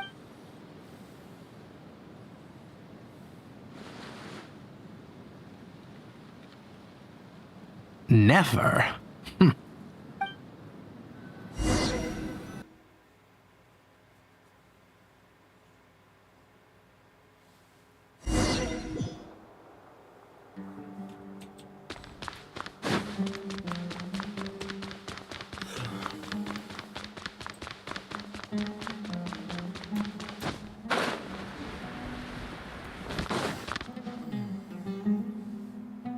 Nefer, this term's assignments have been issued already. Please read through them. Yes, Professor, I'm aware. Oh? Please, ask away. Well, I saw the other students' problem sheets. A weak student? I think what you're saying is, a weak student wouldn't have noticed the discrepancy. You see, sharp as they come. You see things the way they are. Because of where I come from. I'm sorry, Nefer. I don't like it any more than you do. It's just... Anyway, you said you had a couple of questions? I wanted to check if someone's... Ah, your family wrote to you. Not exactly. It's not even a recent letter. The House of Dana, I expect. Whatever you're looking for, that'd be... Okay, got it. Oh, don't mention it. Hey, you're a great teacher. And you do your best for all your students. It's not just the academia, either. Oh, my dear child. I haven't. I just think that if...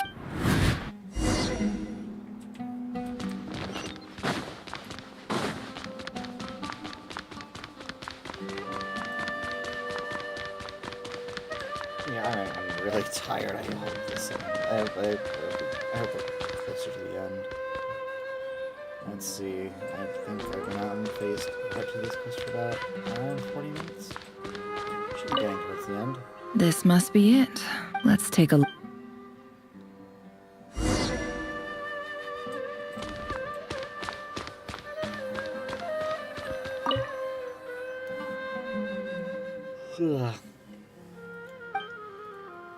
A dilapidation survey from Port Ormos. This one was never even opened.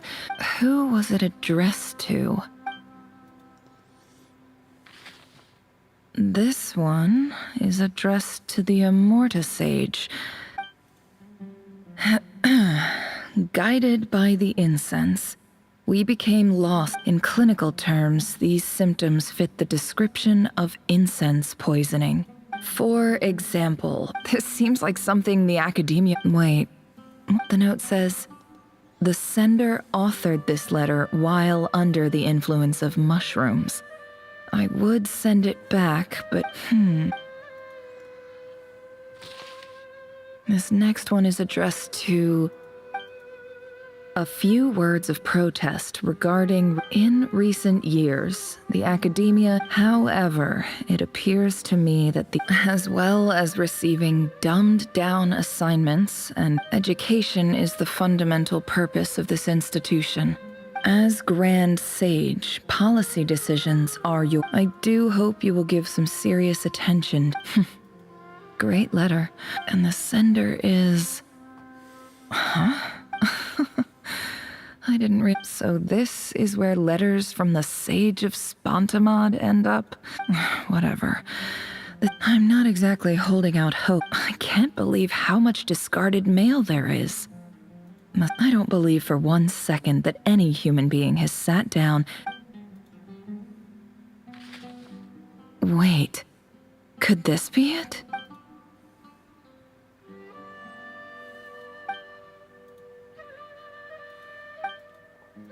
Greetings, Halil. My name is Sinuhe, chief of the Shimti tribe. I don't know how well you remember it now. In my tribe, learning a person's true name is serious business. The Shimti tribe lives a harsh, nomadic existence in the desert. This brings me to my reason for writing. There was a terrible sandstorm a few days ago, which blocked up the way. The Eob and Unut are descended from the Thamudians. While we trace our ancestry to Tulatala, we worship the Lord of Flowers and have had relatively good relations with our fellow tribes, up until now. I found a well belonging to the Eob tribe. They declined to help. When we met, you assured me that you would be my ally in the academia. That aside, the last time you were here, you mentioned that the academia... We have next to no resources here in the desert. From the outset, the academia never took you seriously. Those things they promised were... And you were so emphatic that you swore you'd lead us to a better place one day. You spoke with such conviction. You liar. You lied about everything. And who fell for it? Just me, by the looks of it. Which makes you a pathetic liar. I think I'll take over from here.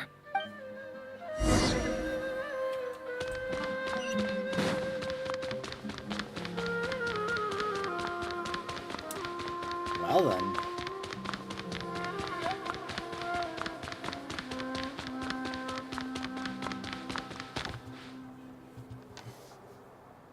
I just came to say goodbye. Thanks for everything you've done for me in my time here.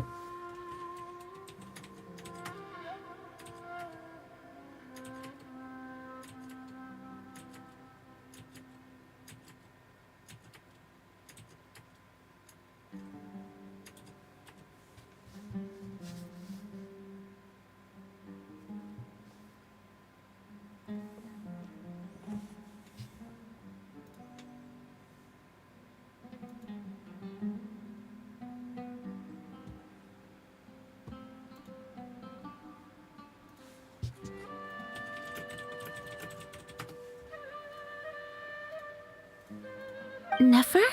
You... I'm quitting. So... Huh? But this was a hard-won opportunity for you. It was. But it doesn't matter. Oh, and I didn't want to... What's wrong? I thought you liked incense. Isn't this the stuff you brought from your hometown? Yeah, I lied. It's not rare at all. There's this... It's not worth much. Keep it. It's fine. But Nefer... All right. That's all from me.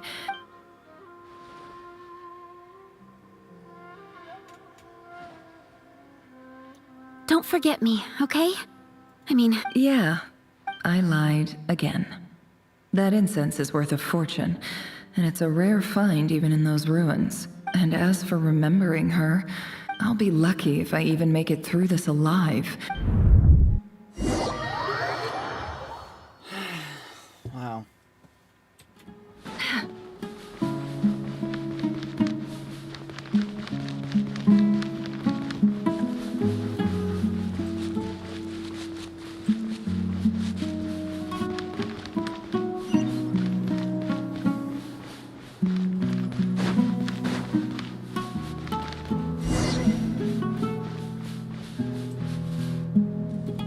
This feels like the tunnel leading from Sumeru into Fontaine, reused as a set piece.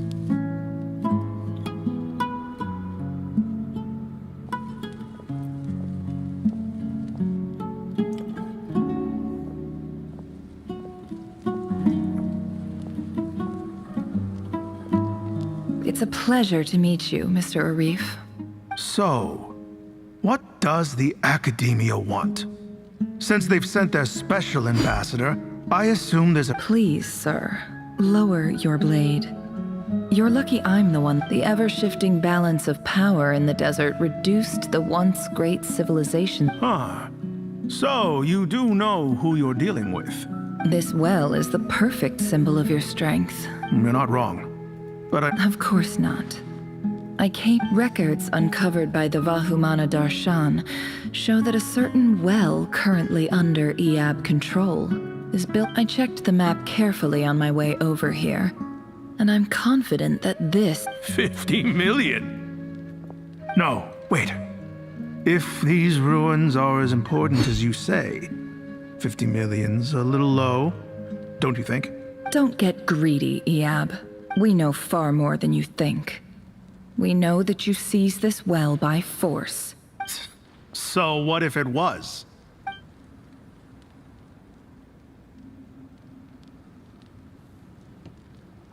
Don't worry. As unscrupulous as it was, it's something we're willing to overlook. I hope I am making myself clear. And I hope your words are the truth. If I find out the Academia is trying to play me, I'll hunt down every one of your people and make you watch as I cut their heads off one by one. I assure you, Chief, that would not be in your long-term interests. You see how I'm dressed, don't you? I appreciate that you've never been to the rainforest, and what does a barbarian like you have to lose anyway? All right, I take your point. In that case, we have a deal. We will sell you the excavation rights. I'd like to thank you, Ambassador. This is good news indeed. Excellent news. Gladly. I'm partial to wine myself, so let's indulge in a few drinks together.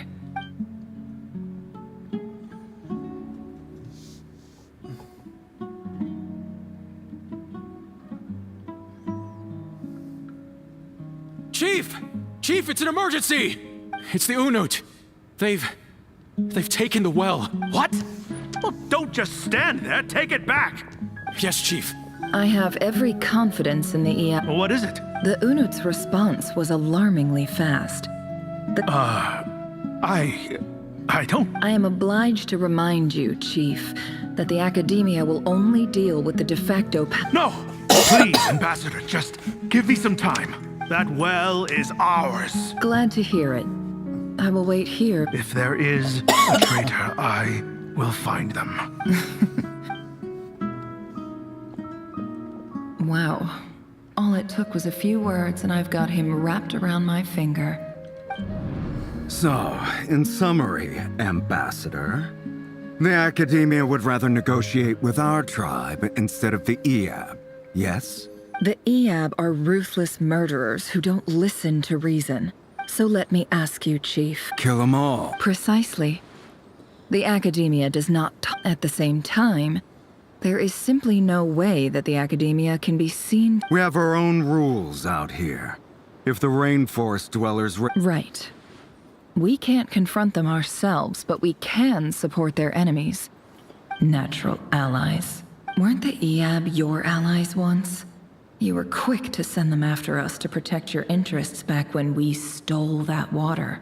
Let me be clear. The Academia wishes to collaborate with the legally recognized rulers of the desert in this matter. We are asking for excavation rights to that well. Say no more. Good. Then I suggest you get to work. You see, Dad? Lying is easy when you know how. I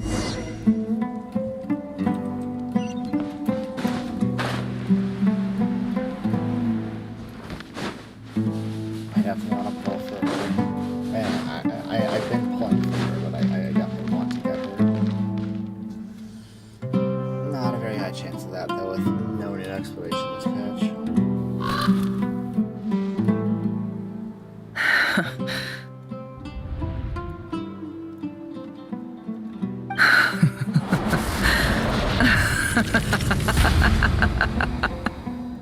Look at yourselves.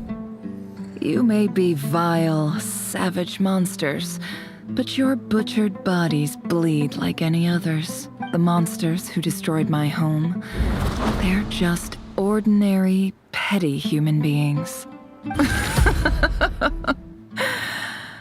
I think we're even now. Maybe I've even done the desert a favor.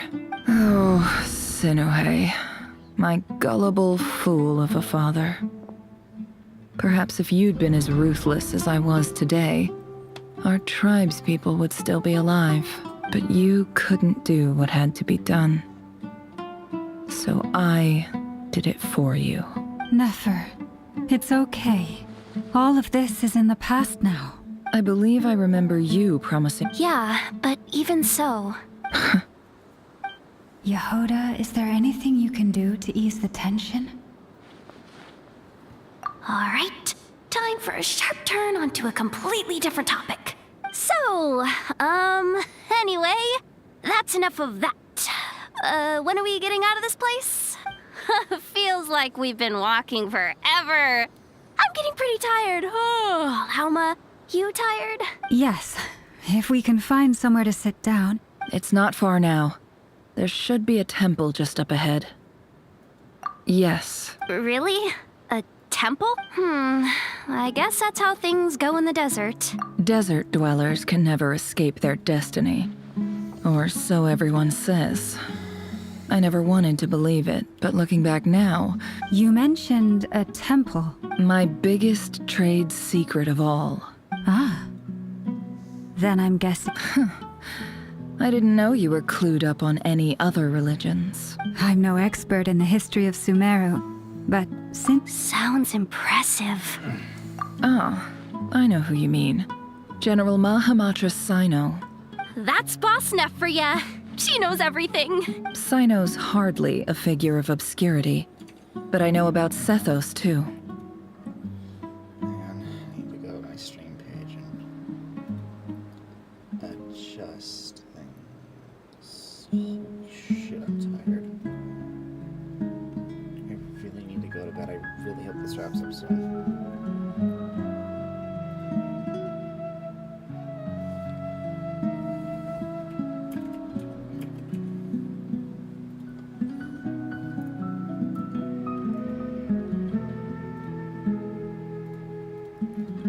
What about him? Well, he's not a small... Please, this is the Thanks for your patience, everyone. I'm sure it's been a lot to take in. Please let me go to sleep soon.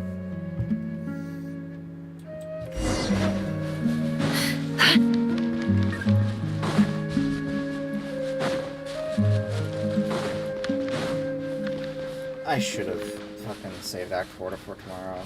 Good God. The daily reset just happened.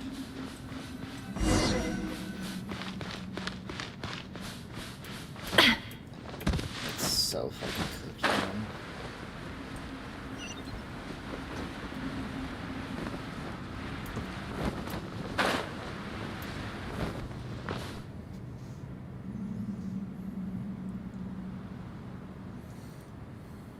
Uh-oh.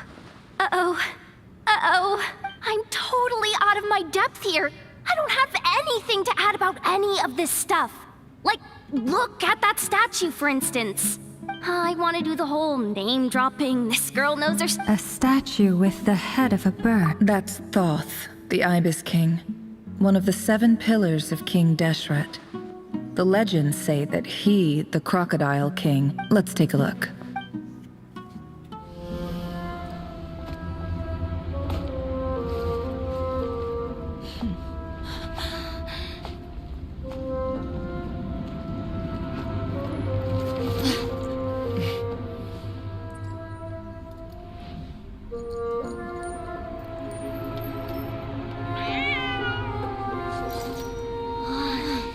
It's just Ashru. So, all is well?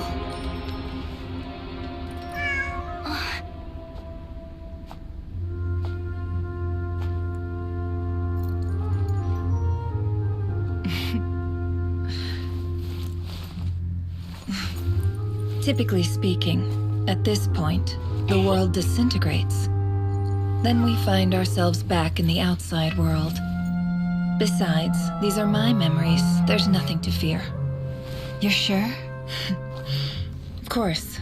It's almost over.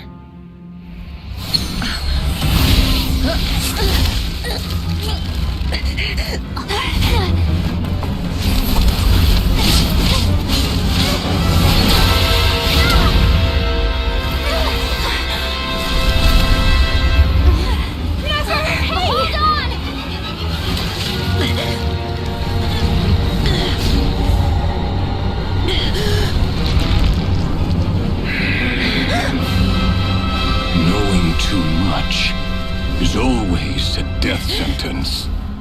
Speak for yourself.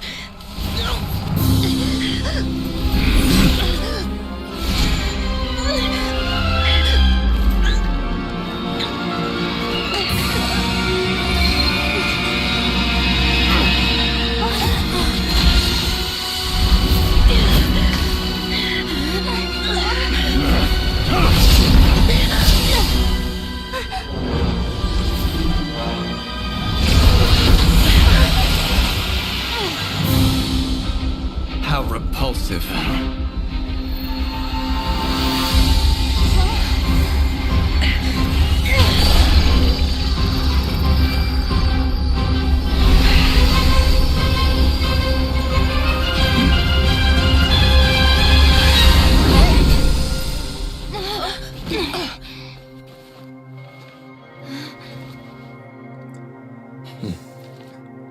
Goddamn.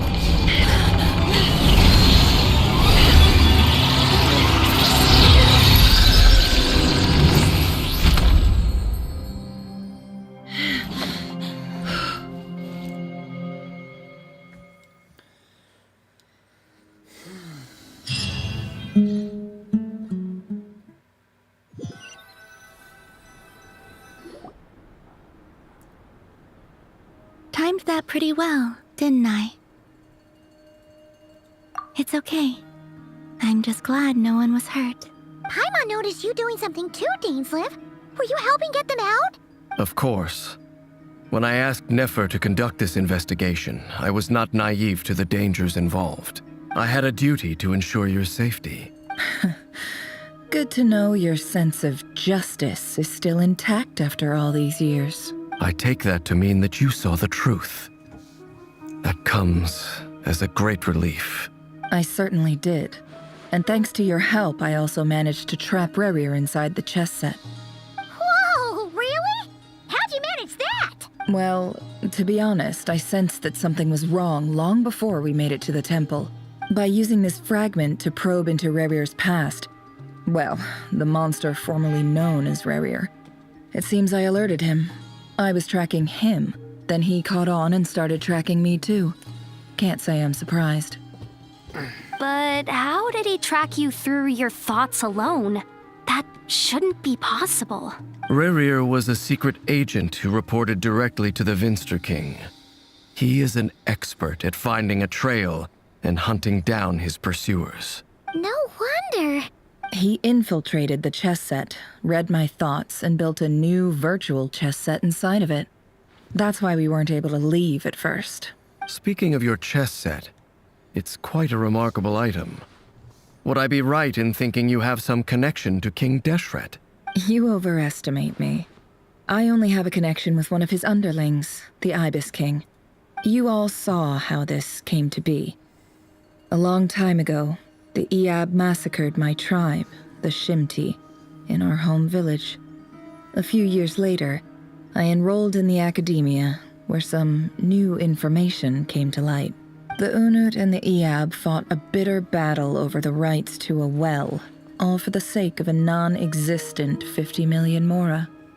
The Iab ultimately won that confrontation, but their victory came at the cost of almost every warrior in the tribe. The final blow to the Iab came at the victory feast, when an Unut assassin beheaded their chief right before my eyes.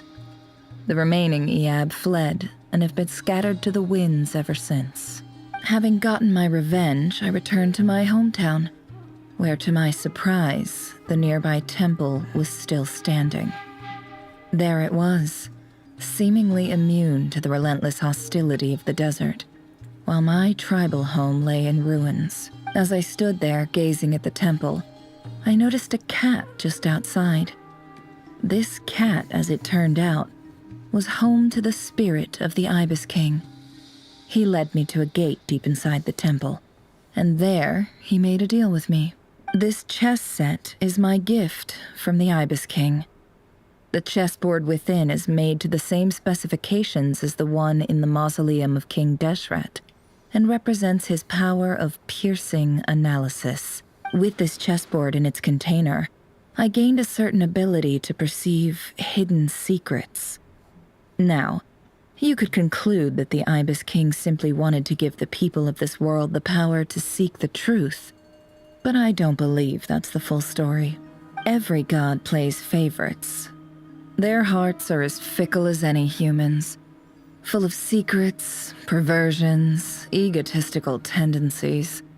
But precious few gods are willing to admit this. It is the same with all powerful forces, including fate itself. Their gaze falls preferentially upon a select few. As you rightly point out, this is an act of favoritism. If you're alluding to the Abyss, then yes, I agree. Gather the others. It's time to share everything I've learned.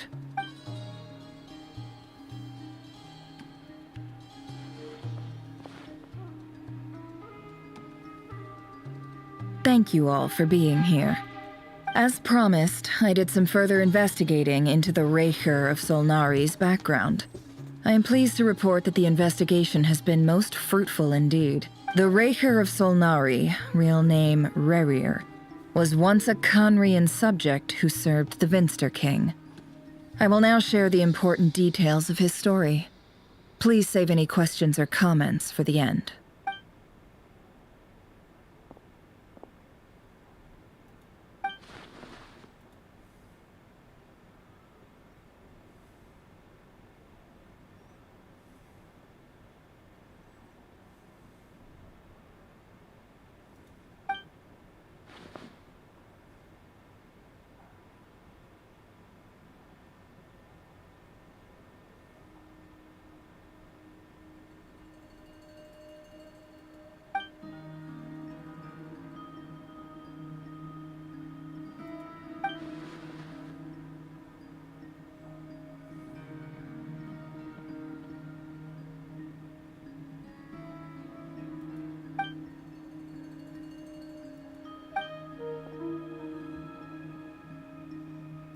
So that's why he's so obsessed with the moon. A tragic tale, to be sure. But it does not excuse his many transgressions. No matter how much Rerir suffered in the past, the fact remains that he is what we know today as the Wild Hunt, wreaking havoc upon innocent lives in Krai. He becomes more dangerous with each passing day. If left unchecked, it is simply a matter of time before all of Tevat suffers the consequences. This is a threat that the Knights of Favonius cannot ignore. A question for Miss Columbina. Forgive me if this is presumptuous, but have you ever seen the spatial gateway that appeared in Rerere's memory? Never. But I have heard stories of something called the Moon Gate, and this seems to fit the description. Miss Lauma, any thoughts on this? In the lore of the Frost Moon Scions, the moon is believed to hold many secrets. Some sources speak of ancient knowledge, others of a gateway to the unknown. The term Moon Gate is one I have heard before. But as is the case with all of our legends, there are no records of any first-hand witnesses. We cannot know whether it truly exists. Then back to Miss Columbina. As a moon goddess yourself, do you have some idea of where the Moon Gate leads to? Not at this stage, sorry. I do hold the power of the Frost Moon, and my strength is recovering well. I can sense that the gate would open at my command, but... But there's more to the power of the Frost Moon than that? Yes. A moon goddess has the right to open the Moon Gate, since it is a path to the moon. But as never mentioned, holding open a spatial gateway takes a huge amount of power. And right now, I need to conserve my energy to fight the Rahier of Solnari. I'm afraid this is one mystery we may have to leave unsolved for now. I agree. Better to save your strength. But if you'll humor me for a moment, I have a bold conjecture of my own regarding the world beyond the gateway. I highly suspect that neither Tholindis nor Rerir made it through unscathed. The evidence pointing to this is the fact that the Rahier of Solnari exists in the form of countless fragments. With the abyssal power he wields, no ordinary foe can touch him, let alone tear him to shreds. And yet, the Wild Hunt proliferates wherever his scattered fragments lie, drawing hordes of monsters to many different locations across the land. So your theory is that Rerir was physically torn to shreds by some powerful force? Hence, why the Wild Hunt is a distributed phenomenon, rather than a unified one? Makes sense to me. Explains why the Wild Hunt is so pervasive, and why he's been trying to piece himself back together. He was whole to begin with, and he wants to be whole again. Without the power of the Abyss on his side, he almost certainly would have perished the moment he was torn apart. But the Abyss, much like a curse, has kept him alive. I could not agree more. The power of the Abyss is most surely a curse. It is a compelling explanation, and one that accords with my present understanding of Abyss creatures. Whether the life form in question is primitive or advanced, if a curse has extended its lifespan unnaturally, it will continue to survive in spite of everything. This raises some interesting questions. I will run some experiments and see if there is any validity to my suspicions. That being said, regardless of whether my research bears fruit, I would like to thank Miss Nefer for conducting such a thorough investigation. Already, it has greatly enriched my understanding of the entity we face. My pleasure, Mr. Albedo. I too hope that the information I have shared today proves useful as we look to formulate the next stage of our plan. Hey! What is it, Dainsleif? You look really upset! It's just... when I think of the man I once knew as Rerir, I struggle to understand why things had to turn out like this. The two of you used to be friends, didn't you? I don't know if these words will bring any comfort, but my heart goes out to you. Mine too. We can never know all the hows and whys of the way things are. The moon and stars are full of untold secrets and lies, and the skies are host to many more mysteries than these alone. Yet, none of that can begin to compare with the complexity of human life. Those are the first comforting words I've heard in a long time. Thank you, both. Well, I think this is a good place to end today's meeting. I'm sure Nefer needs some time to recover. She's been through an awful lot today. That's very thoughtful of you, Lama. Of course. Sounds good to me. Take some time to rest and digest before we reconvene to nail down a plan.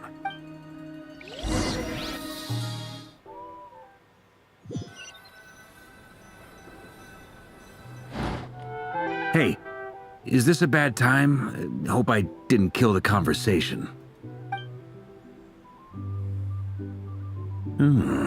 Nice room. Oh, I'm not coming in, though. Why not? It's just a hotel room. If it's all the same, I'll just stay out here. I might not look the part, but I'm technically a knight. Barging into people's private quarters isn't the kind of thing we do.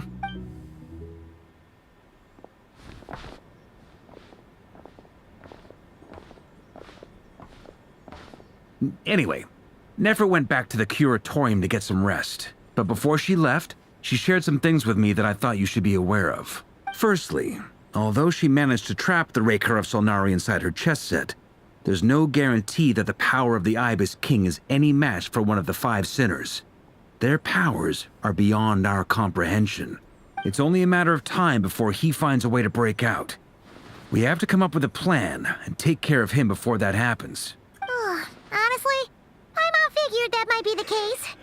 So, how long have we got? Well, I asked her that same question. She talked for a long time, but for the most part, it seemed like she was trying to convince me how precious her chess set is. What a long and storied history it has. It felt like some kind of sales pitch, you know? The kind where you end up handing over Mora against your will? Anyway, after all that, she finally answered the question. 2 days, at most. 2 days? Holy moly! Can we even recruit enough help in that time? That remains to be seen. Which brings me to the second issue. Dainsleif is obviously conflicted about this whole thing. But given how little time we have, there's no way we can pull this off without his help. You have some history with him, right? Great. All right, on to item 3. So, Albedo, Durin, and I put our heads together and came up with a plan. We figured we'd bounce the idea off you first. Oh, Paimon's dying to hear this. All right, so...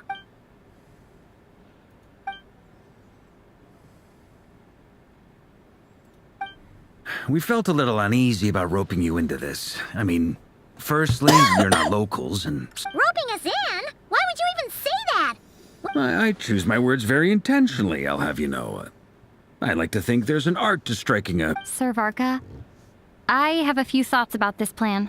I'm all ears. I think we can be more flexible with how the roles are allocated. In my view, the most sensible lineup would be like this.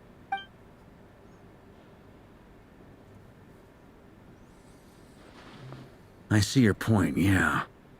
But if that's how we're going to approach this, you'd better make sure you're ready. To be clear, I don't doubt your abilities. I want to do everything within my power. The Rahir of Solnari is a truly fearsome opponent, and if I do my part, it'll greatly reduce the risk for everyone else involved. Well, that tracks with what I've heard. Jean's mentioned in her letters that you're so diligent it's almost abnormal. As in, most people weigh up the risks and rewards in situations like this. But you seem to just march towards danger without a moment's hesitation. Of course, everyone appreciates a fearless pioneer. But all that aside, I'm the Grand Master of the Knights of Favonius, and you're our honorary knight. I want to make sure your courage doesn't come at the expense of your safety. Thank you, Sir Varka. I should be the one thanking you.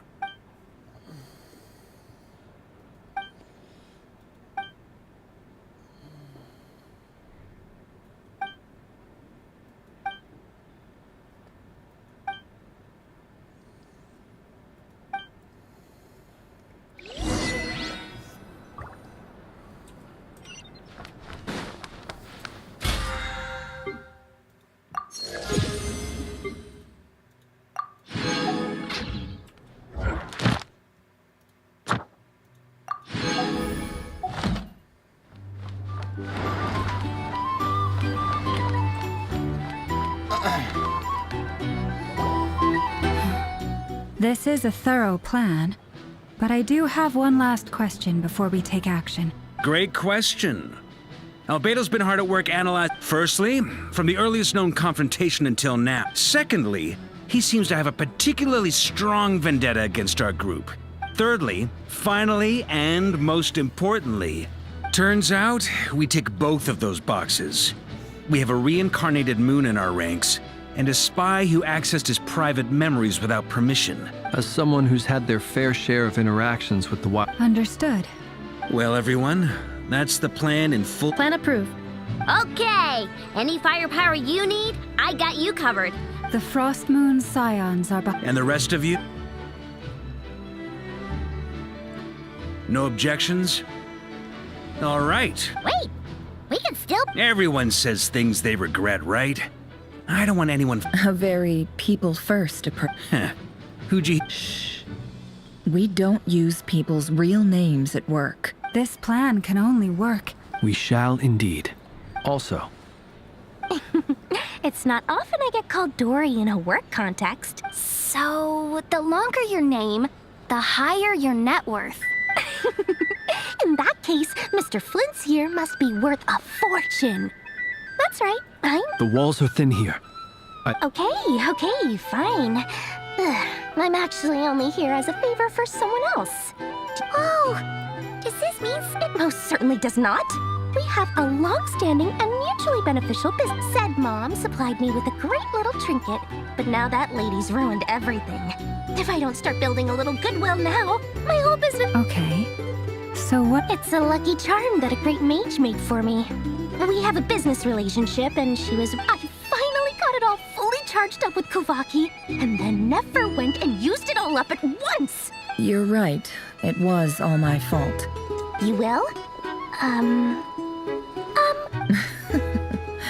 I knew you'd say that. You're putting me in a difficult... It's a very useful thing to have around. But I have a funny feeling it won't be around much longer.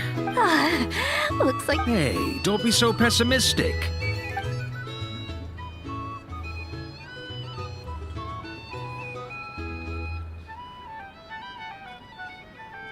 I feel asleep, but it's not done. I need to go to sleep, but it's not done yet. I'm just so tired. I'm actually so fucking tired.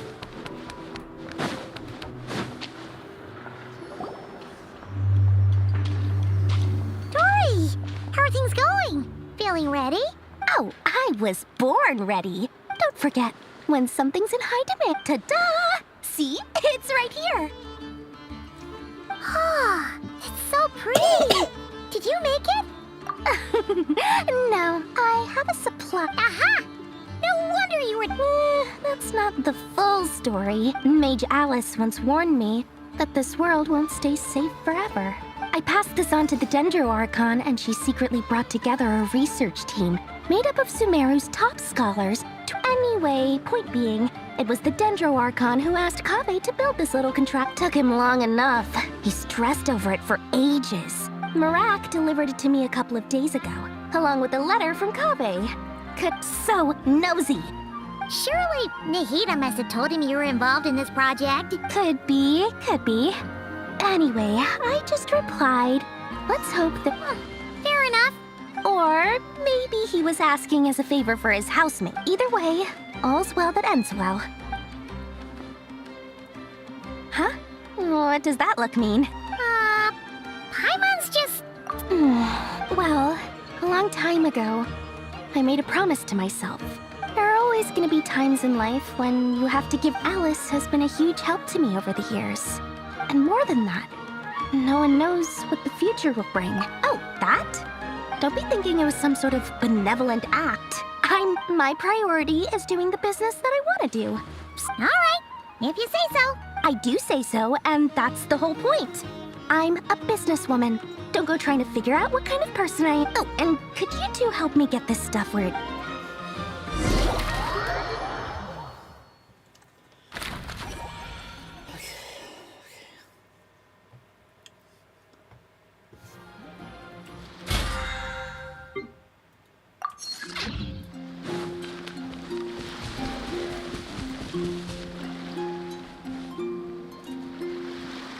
You know what, folks?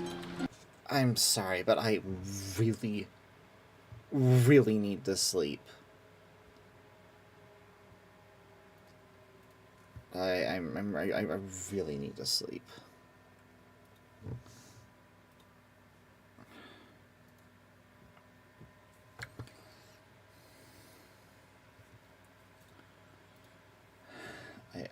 I just can't anymore. I'll get back to this tomorrow.